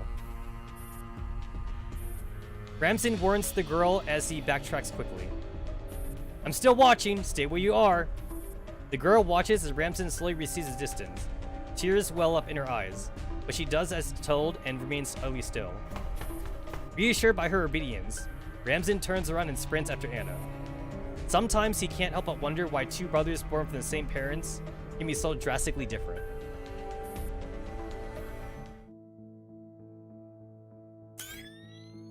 Yo, 170? Damn, bro. Okay, fire control component. Now that is a good reward. That's a good reward. Now we're talking. Now we're talking. That's worth doing. That's worth doing. I see Marcia. I see death stacks. And then I see Anna. And then I see piles of junk. Piles of junk. Manually control Martha's actions to guide her to the enemy command post. Attention. Alerted enemies will not bypass the one-way route when attacking. I mean, yeah, they better not. If bad guys could go past the one-way route, then that'd just be cheating. That would be cheating. Once Martha reaches the enemy command post, she will automatically transform into a hostage. Take care to cover her retreat. Oh, that side. Got it.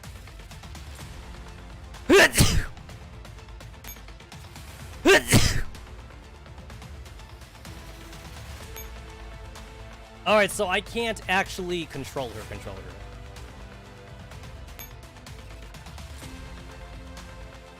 Alright, so enemies do not go through the one-way crap. Got it.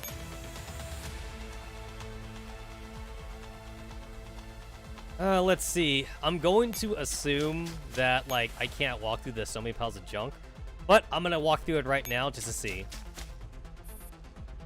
You've been tripped by junk. Select and remove the junk to break free, or else you'll be back for 2 rounds. Take note, each team can only carry 1 junk. So it's the same thing as, like, the presents. Got it. Alright, restart battle. So it's just like the Christmas presents. Just have to make sure.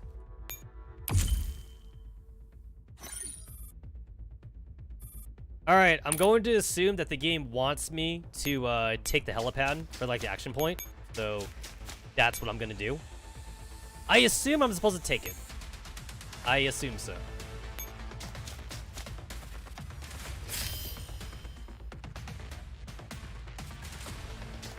Alright, I got 2 action points. Alright, so the guy's been tripped, so now, like, he can't go that way anymore.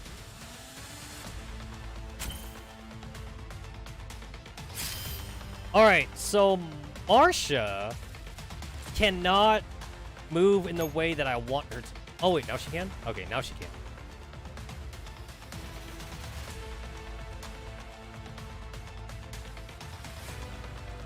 Oh, wait, no, I can't. I can't, okay. So I need to like move. I need to like I need to like switch positions with her. That's what I need to do. Okay. And with Anna, so like the only way I can move. Oh, I can also move down this way. I can move this way. I can get the junk, but then that leads me to nowhere then. If I go down this way, that's 1, 2, 3, 4. Okay, so I assume that should be fine. So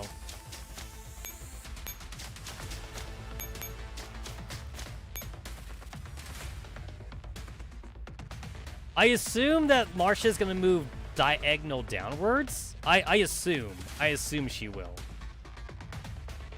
I don't know for sure that's what she'll move though. But I'm going to assume so. Alright. It's hard to know like how the AI moves sometimes.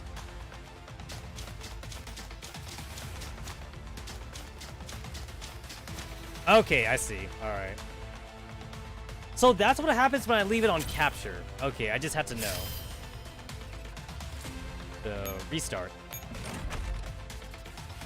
Okay, so I had Marcia on, like, capture enemy command post for 2 turns. That's what I had her on. So, this time, what if instead I put her on eliminate enemies? Like, is that any different?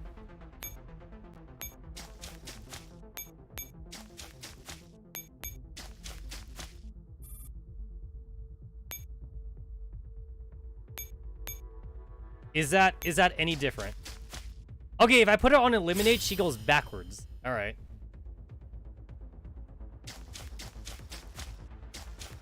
All right, so if I move this way, Anna gets shot. Okay.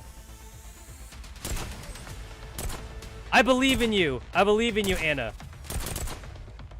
I believe in you. I believe in you.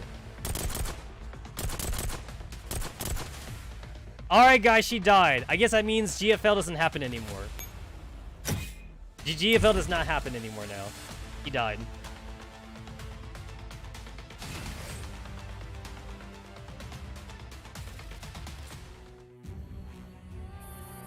Hey, guys! If you lost, try leveling up your T-dolls. Try to cultivate fairies. And try to study tactics. Guys, how do I level up Anna to level 100? How do I feed Anna combat reports? And how do I equip Anna with the fairy?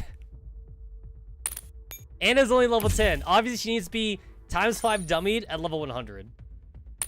Alright, so let's try putting her on eliminate then.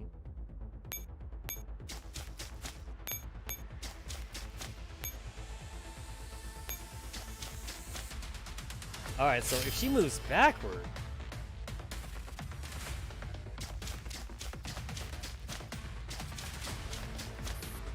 Alright, so this time they both get trapped. Alright.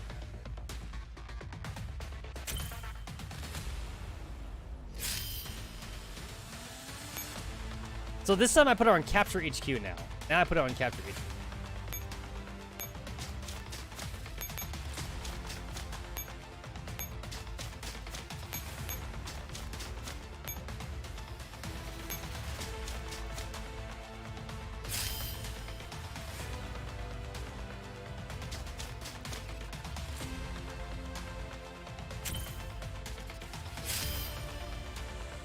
Okay,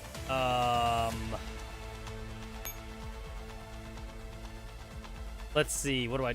So now these guys are free to move. These guys are free to move.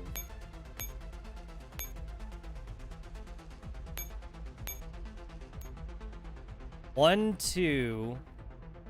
1, 2. 1, 2. Alright. So this way, these guys cannot reach Marcia. They cannot reach Marcia that way. So I'm relatively okay for the next turn. The only question is like, now what do I do?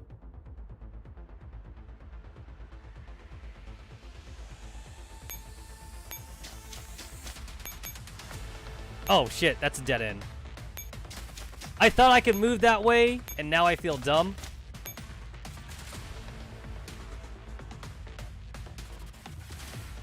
Fuck. Wait. Shit. Shit. For some reason, I thought there were lines right here.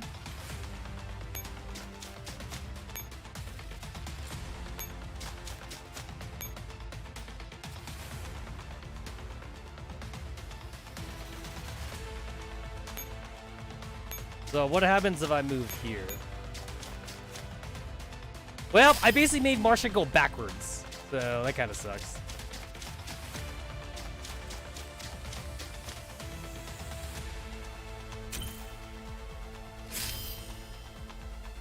So this guy's gonna keep on like moving twice or whatever. Wait, that should be fine though. Wait, that actually should be fine. There we go. And then Marcia is going to move this way. And boop, boop, boop, boop, boop, boop, boop. All right, so I think I just won. Boop, boop. Yeah, okay, so they can't, these guys shouldn't be able to reach me. So I guess I just don't move. They can't reach me and they can't reach Marcia.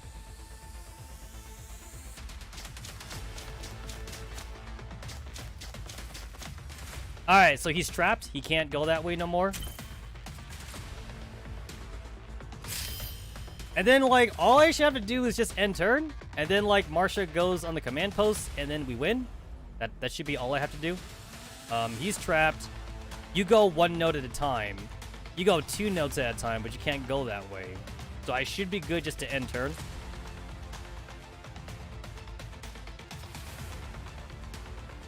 I should be fine.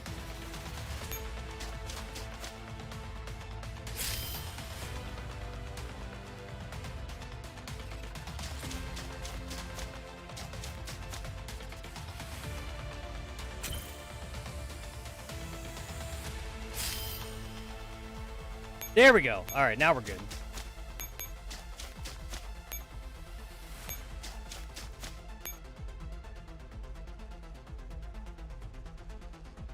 That wasn't so hard. That was not bad. That wasn't bad.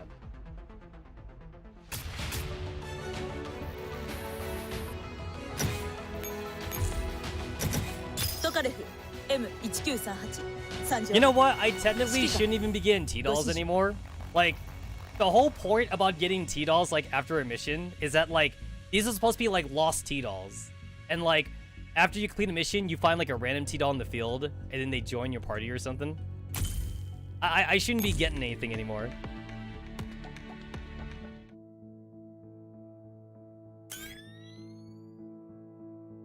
Alright, I assume this is where he dies. He dies right here, right? This is where Armin dies. The school gates are always the busiest half an hour before the first lesson. However, there are unusually few students at the gates today. Anna walks through the gates, but the person behind her seems determined to keep following her. She doesn't care if following her is all he does, however. Stop whistling. He even changes key. I'm through the gates. Sure. I can go on my own. Then go up as you please. You can stop here. It's not like I want to come with you, but Armin nagged me again and again. He told me to make sure I only go to my own classroom after I delivered you to yours. He really likes to nag like a mom. I won't tell him. You can go. What are you planning to do? Something behind my back? Anna ignores him and starts climbing the stairs in silence. You could have just called in sick or something. Even I'm not worried about my own classes. So why are you being so diligent? Ramsin. Hmm? Do you know what kind of flesh witches like best? Flesh of mute girls? No, the flesh of guys who won't shut up. The two arrive at the door of Anna's classroom. Ramsin is just about to leave. A broadcast stops him in his tracks. Bro, that was literally a fucking doorbell. Like, couldn't they have chosen, like, a better, like, sound effect for, like, the broadcast? They could have just did, like, a ding or something like that. That was literally a fucking doorbell. I was about to go answer my own door. I was like, is someone here? All parties involved in Operation Eternal Flame are perpetrated by extremists within the Beslin Guard Regiment. Were arrested 2 hours after the unrest was quashed. The government will take over the security of the city, and the former Beslin Guard Regiment has been disbanded. Hey. Ramsin looks back at Anna, his eyes flashing with ignition. What do you make of this? I don't know. And you still took part in it? You really are a bear of a very little brain. Ramsin uncharacteristically makes no rebuke. He just sighs and looks away. Ever heard of the saying, there are two sides of every coin, or only one to a person? Huh, you know, I never heard of the second part. Yeah, I don't think I ever heard of that part. Compared to people's messy and confusing reasonings, I'd much rather believe my brother. I thought those guys in the guard regiment were your brothers too. I could only choose one, so I made the choice I did. Because only Armin and I are brothers by blood. Ramsin says no more to Anna and walks away towards the staircase. Anna enters the classroom with a little sneer. There are noticeably fewer students in the classroom, but it is no less boisterous than usual. Did you watch the news report? I did, it's so scary. No wonder they wouldn't let me come to school yesterday. I never thought the guard regiment had such big balls. I only found out when watching the news. It wasn't just our school. They also went into their homes and dragged them out to dole out justice. According to the papers, several dozen foreigners were killed. I think they're all Americans. But if you ask me, they did well. Those Americosi had it coming. Shush, keep your voice down. You shouldn't be saying that out loud. The mayor went ballistic. The guard regiment even got disbanded. So stop asking for trouble. Also, hush, she's here. Shh. Anna takes no heed of all this whispering. She has only come to class for one reason. She suddenly rummages around her seat, but no matter how much she searches, she cannot find the object that she had left here earlier. After all, most of the desks have been damaged, to mention nothing of a school bag. What was that? After a while, someone taps her from behind. Anna. I hear you lot protected Martha Maitner. You weren't even going to help her. What actually happened? I have no obligation to explain myself. You really don't care how others see you. Right now, you're not just Anna, but Anna the traitor. Sooner or later, you're going to regret this. None of your business. Xenia takes a deep breath and dumps a rumpled school bag on Anna's desk. I thought we were on the same side. Oh? Anna picks up her dusty school bag and tips out all the contents, which include only a pen, some coins, and a few sticky notes. Where's my book? Were you even listening? Where is my book? You didn't keep an eye on your own bag. It was nice of me to pick it up for you. What else do you want? Anna jumps to her feet and pushes Xenia away. Hey, stop right there! Anna stops briefly and glances at Xenia. Where are you going? Why do you care? It's just some sci-fi novel. You can find loads of those at any bookstore. Have you thought it through? Nobody can tell me what to do. Anna turns around and runs off in the direction of the library.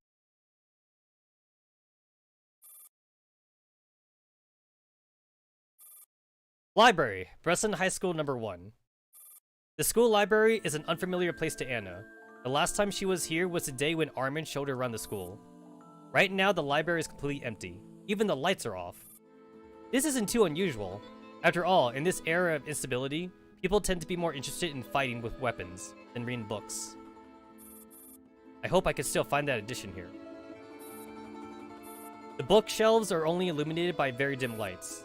In this day and age, people who enjoy reading physical books are becoming rarer and rarer.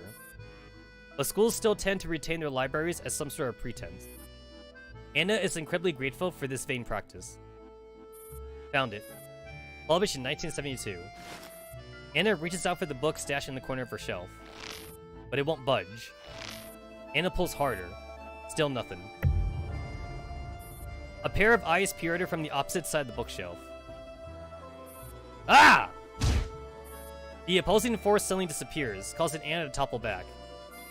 Oh, stop shouting. Who are you? Show yourself. Heh, quite the tough one, aren't you?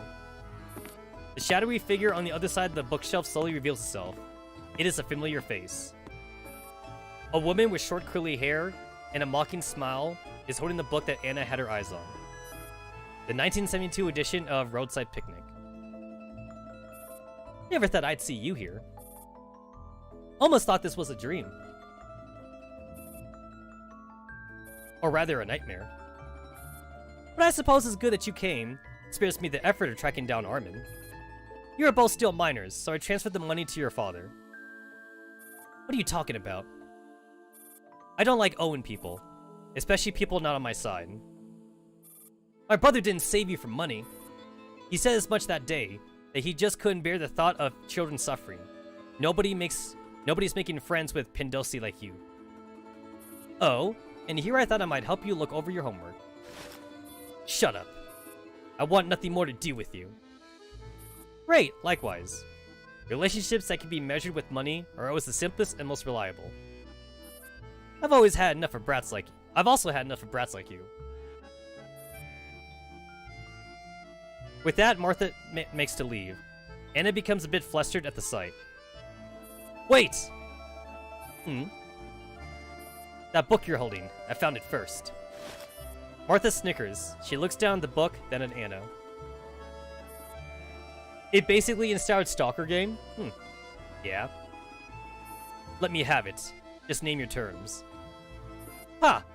Martha's lips curl into a faint smile. Now I'm curious. Give me a reason, Anna. There's nothing special or valuable about this particular book. You can find it in any bookstore in Breslin. Why do you insist on having this one? The page numbers are different. The page numbers are different each edition, which also makes the text printed on each page different. So, page 129 is different across different editions. What? When you read, you only remember the page numbers and the typesetting, but not what the text is about? The page numbers are all that matters. I don't have to memorize the text. Do you have trouble understanding this? The grammar in this novel shouldn't be too difficult for a grade 7 kid. Are you done yet? Can I have it now? Ha! The Stugetsi brothers must be turning in their graves with a reader like you. After teasing Anna one last time, Martha offers the girl the book. But just as Anna's fingers touch the cover, the library is plunged into pitch darkness. The sudden loss of light source is disorientating, making them feel as if they've gone blind. Is it a tripped fuse, or maybe a power outage? Doesn't matter, that's wartime for you. You just can't count on electricity for civilian use. Martha tries to move. Something falls to the floor, producing a metallic sound.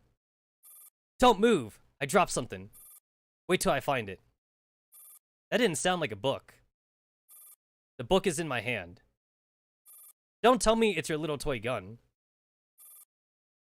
I'm telling you, this is no toy for kids. You can't even assemble it properly. You'll just be offering free bullets as well as your own head on a silver platter to your enemies. I know how to assemble it properly. Oh? I just wanted to keep it the way it was. I can do it properly. Huh, have you found it? Alright, so I thought Armin was gonna die in that one, but I guess not yet.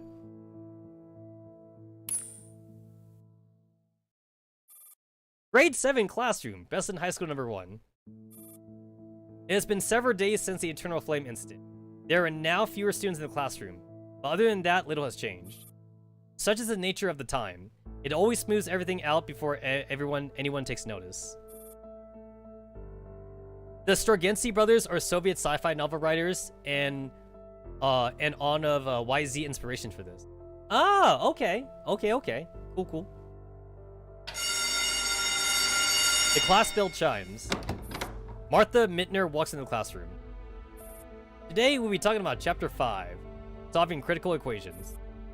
How to calculate a critical point if it isn't given. Ha! What business does someone who harms students have being a teacher? Yeah, I'm surprised she asked the god to show up in this classroom. Have you heard? Even her daughter got expelled from school. If she knows what's good for her, she just screw off already. What the hell is the principal thinking? At this point, Martha Maitner is no longer a teacher in the students' eyes. She is simply an American who brings suffering upon their compatriots, and a source of controversy. The students' brazen protests grow louder and louder. It is the sound of a pistol slide being racked. Martha fishes a pistol out from the drawer of her podium. It's as if someone has suddenly pressed a mute button in the classroom. Martha aims the weapon at Xenia. Stand up. Xenia has no choice but to obey. Scared? This is a school. You are a teacher. You cannot raise a hand against students. Then tell me, which school rule allows a student to raise a hand against a teacher? Martha's gaze sweeps over all the students in the classroom. Then she pulls the trigger. Ah, Xenia! Flop. Xenia feels something bounce off her forehead. It falls on the floor. She can't help but look down. It's a small white cylindrical object. That's not a bullet, you. Teachers these days don't like writing on the blackboard. That's why you've never seen this thing before. Back when I was in school, students who didn't pay attention in class would get chalk thrown at them. I don't give a damn what you lot think. But when I'm giving a lecture, keep your mouth shut. Yo, she has a chalk gun? That's kind of funny. It's a chalk gun. The only response Martha gets is silence, but she does not care. Kuni! Plop, plop, plop, plop, plop. Prank him, bro! Prank him! You already know. Keeping her modified chalk gun raised, she scans each and every student in the classroom with her sharp gaze. The faces are either calm, frightened, scornful, or angry. But one particular face is devoid of emotion. The gun ejects another piece of chalk. Anna, who has been dozing in her seat, suddenly feels the pain on her forehead. She looks around in confusion. If you can't be bothered to listen, then don't. Go stand in the teacher's office until the end of the class. The teacher's office, best in high school #1. The teacher's office is generally unoccupied during the day, but it is cluttered as a junkyard. Books, exam papers, and teaching equipment are scattered all over. Anna finds a relatively empty spot to stand, prepares to stare at the ceiling and zone out for a while. 30 minutes to go. I may have to practice sleeping while standing. Anna leans back slightly against the wall. The chalk gun was a pretty good fake out, to be honest. Yeah, no, it got me too. It got me. What was that? Something in a pile of miscellaneous objects is making a sound. Some sort of dull knocking. What is it? She walks towards the pile. The sound grows louder. Upon closer inspection, Anna finds a door behind the clutter. The sign indicates that it is a storage room. She approaches the door and knocks on it. Let me out. Someone spoke.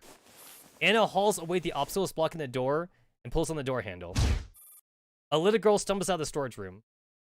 Aren't you Martha Maitner's daughter? Sobs. The delicate girl has thrown her arms around Anna. Pushing her away doesn't feel right, but Anna can't just let this go on either. She has neither taken care of any children. In fact, she herself is still a child.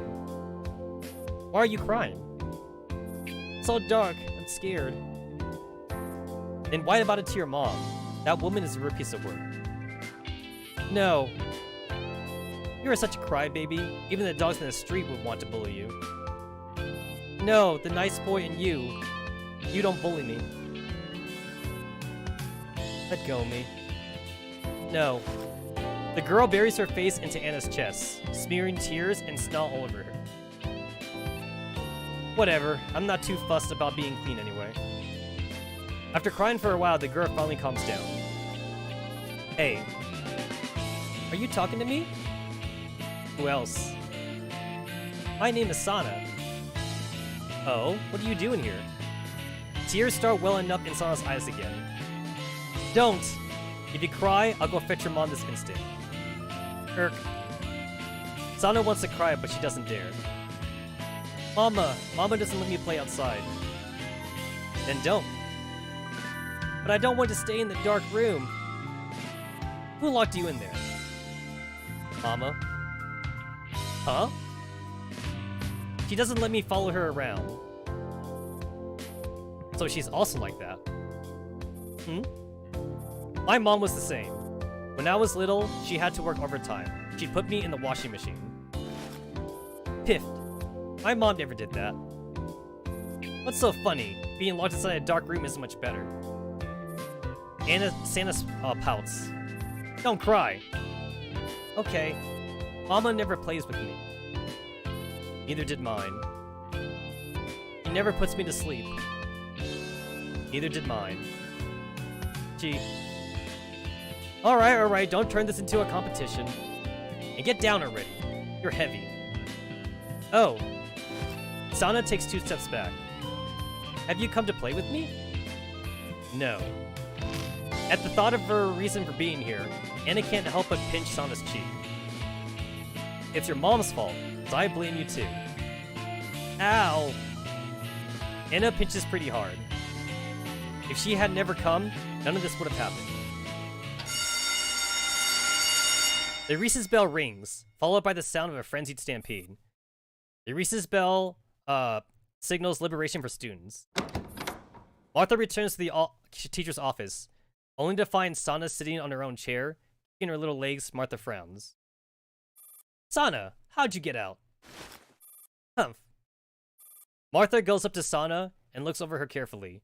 She is not hurt. Then she spots a sticky note haphazardly on her desk. If you have the time to lecture others, maybe you should spend more time with your daughter instead. Library, Bresson High School, number 1. Anna returns to the library once again. This time, instead of heading towards a bookshelf, she makes a beeline for the librarian. Read the rules. Right. This is the fine. Swipe your card there. Isn't it supposed to be 10 times the original price? Think about the price index back then, and the price index these days. Inflation, get it? Oh. There goes 2 months of pocket money. Anna walks up to the card machine dejectedly. A hand blocks the card slot. Anna looks up. It's that woman again. Take this and return to the library. Martha holds out a brand new copy of The Roadside Picnic, the 1972 edition. If you don't, I'll report you for stealing from the library. Why are you helping me? I told you, I don't like owing people. This is your payment for babysitting Sana. Do you measure everything with money? It's simpler that way. Take it, or should I report you? Anna takes the book. She then opens her school bag, takes out the old battered copy, and places the new copy inside. I'm buying it. Anna returns to the librarian with the old copy of Roadside Picnic. I found it. Oh, be more careful next time. Okay. The matter has been resolved, and it's time for Anna to go home. But something seems to be bothering her. It's not like I care about her. I feel sorry for Sana. She strolls down the aisle through rows and rows of bookshelves. If this were Moscow, the bookshelves would have long since been replaced with metal ones, as there are libraries whose bookshelves had collapsed under the weight of their heavy books. But Beslin is just a small town.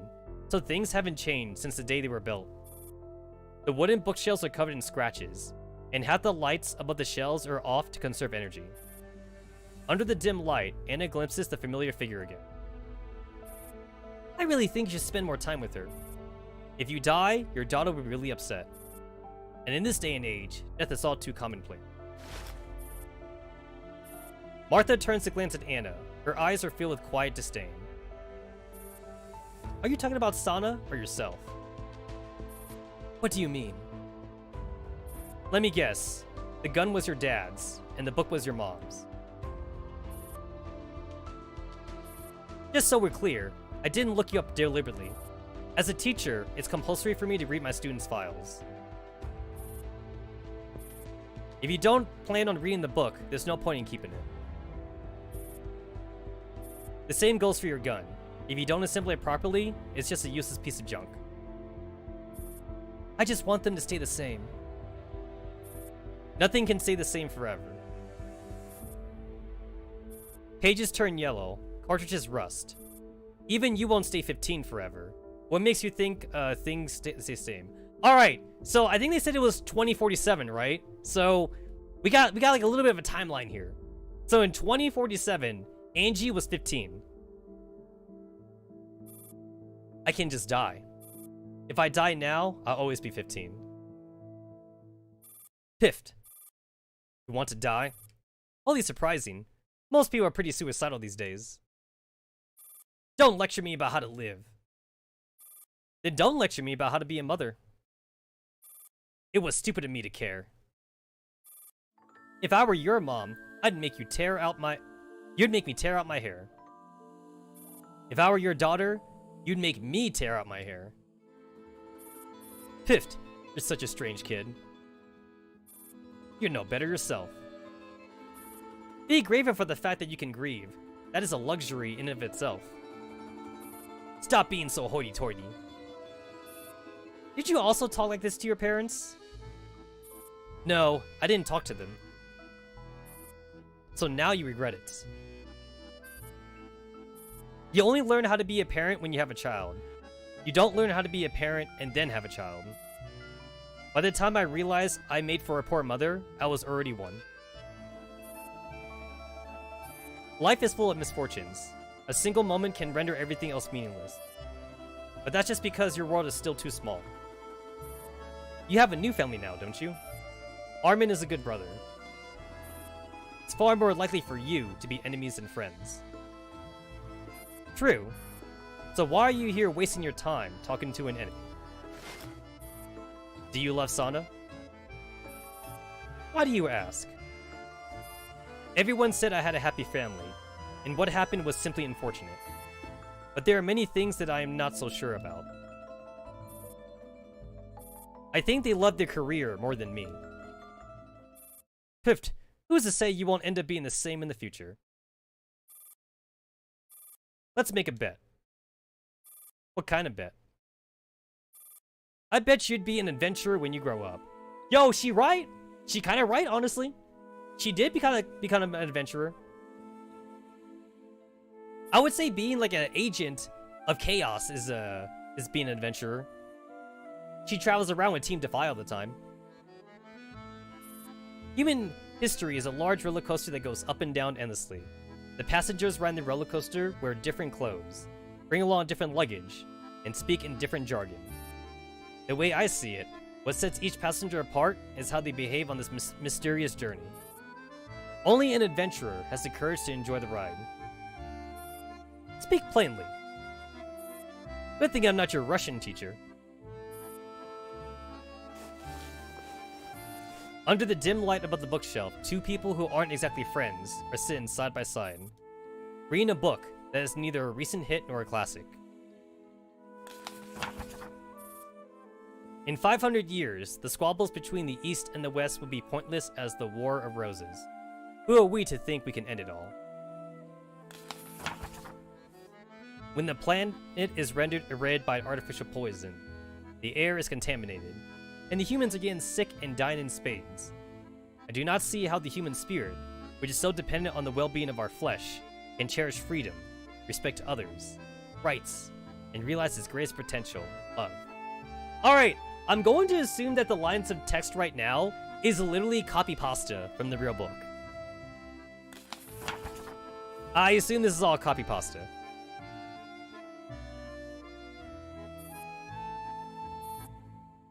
Wars of Roses. At least read some Shakespeare. My mother was a Russian teacher.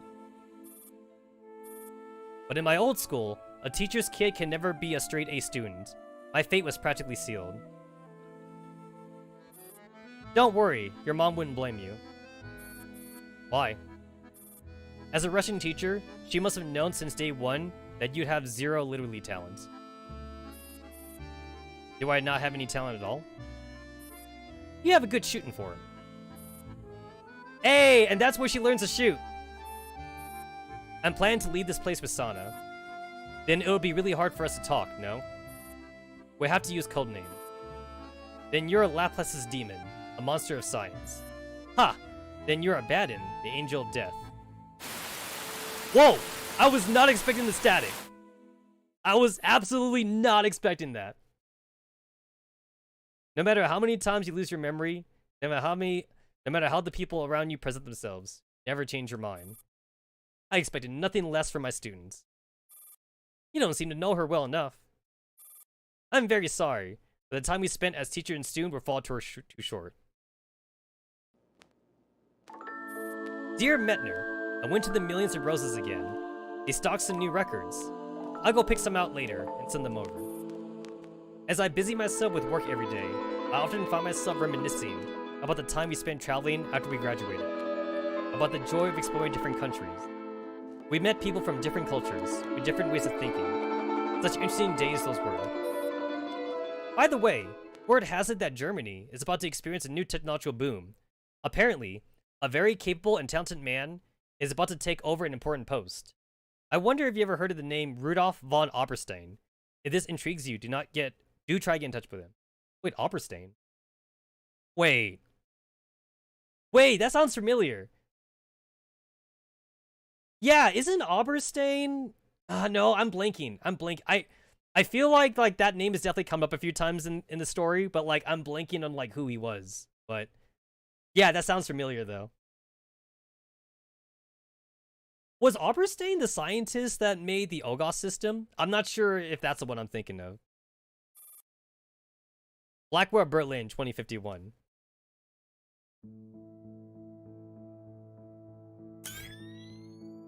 Oh, that's it. Oh.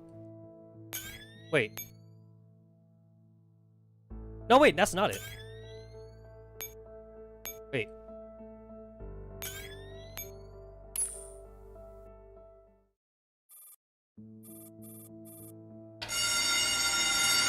Oh. I guess there's still like another one, but like I guess like it doesn't show up yet. So I guess I gotta like do other ones then first. Cause like there's still like a dot. There's still like a dot on that. Yeah, like it's only giving me two. It's giving me these two here.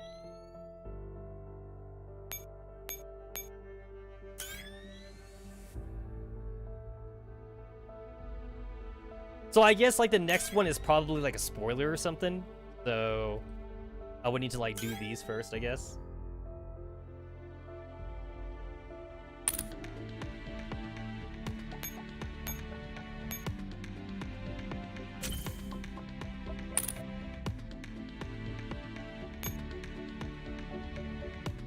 Let me collect all my shit.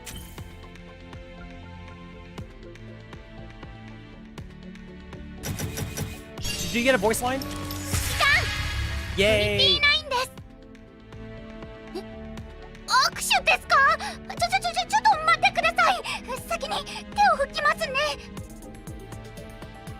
Hey, remember when this game was just about like robot waifus? You remember that?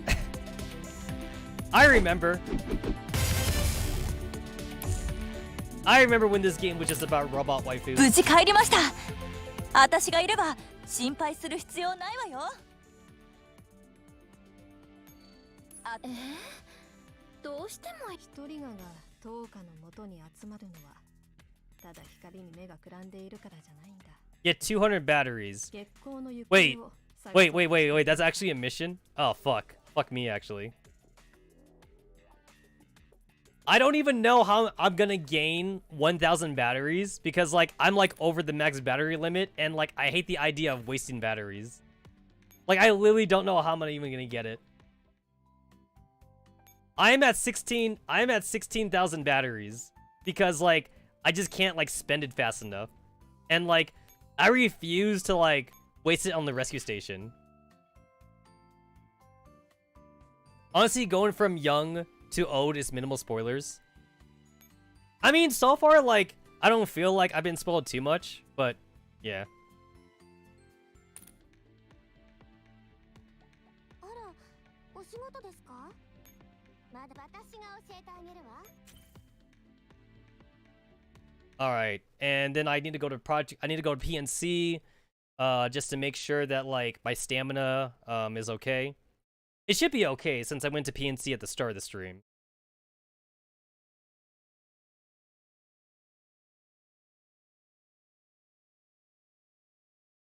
But I have been streaming for 6 hours, like, that's, I believe that's already set up for a pretty good stream.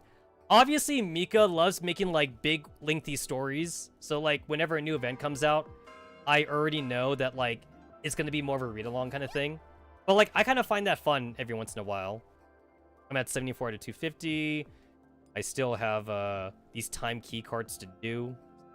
I have to make sure, like, I go through that. I'm still thinking about whether or not I want to buy the packs. I'm still thinking about it. At the very least, I do want to buy, like, the Snowy Hymn pack, I think. I think I want to buy this one. I don't think I want to buy this one, though, because this one is, this one gets some worthless shit. The algorithm selection box, I don't think I want to buy that.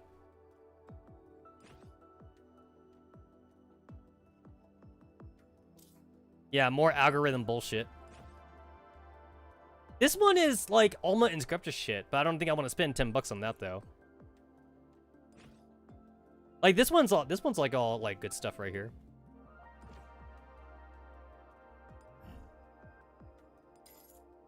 I'm still slowly trying to, like, work my way, trying to get, like, Undini. I just do, like, a 10 pull. I do, like, a 10 pull every day, and then, like, I just hope I grab her, since she combos away with Turing. I've already seen screenshots. People are posting screenshots of Tyrion and Undini, and, like, I guess, like, the damage is really good. Nope. Alright, not this time. I don't want to super simp for her, and I still got 13 days, so I'll just do a 10 pull, like, every day, and just hope I eventually get her. As long as, like, no other, like, new, like, character pops up anytime soon, I should be fine then. So, yeah. Anyway, bitches, it's been 6 hours. I'm getting pretty hungry. I'm gonna go get something to eat. We will come back. We will reconvene. We'll reconvene. You're prioritizing Steins Gate and EOS for now? Yeah, definitely EOS. So, I see y'all.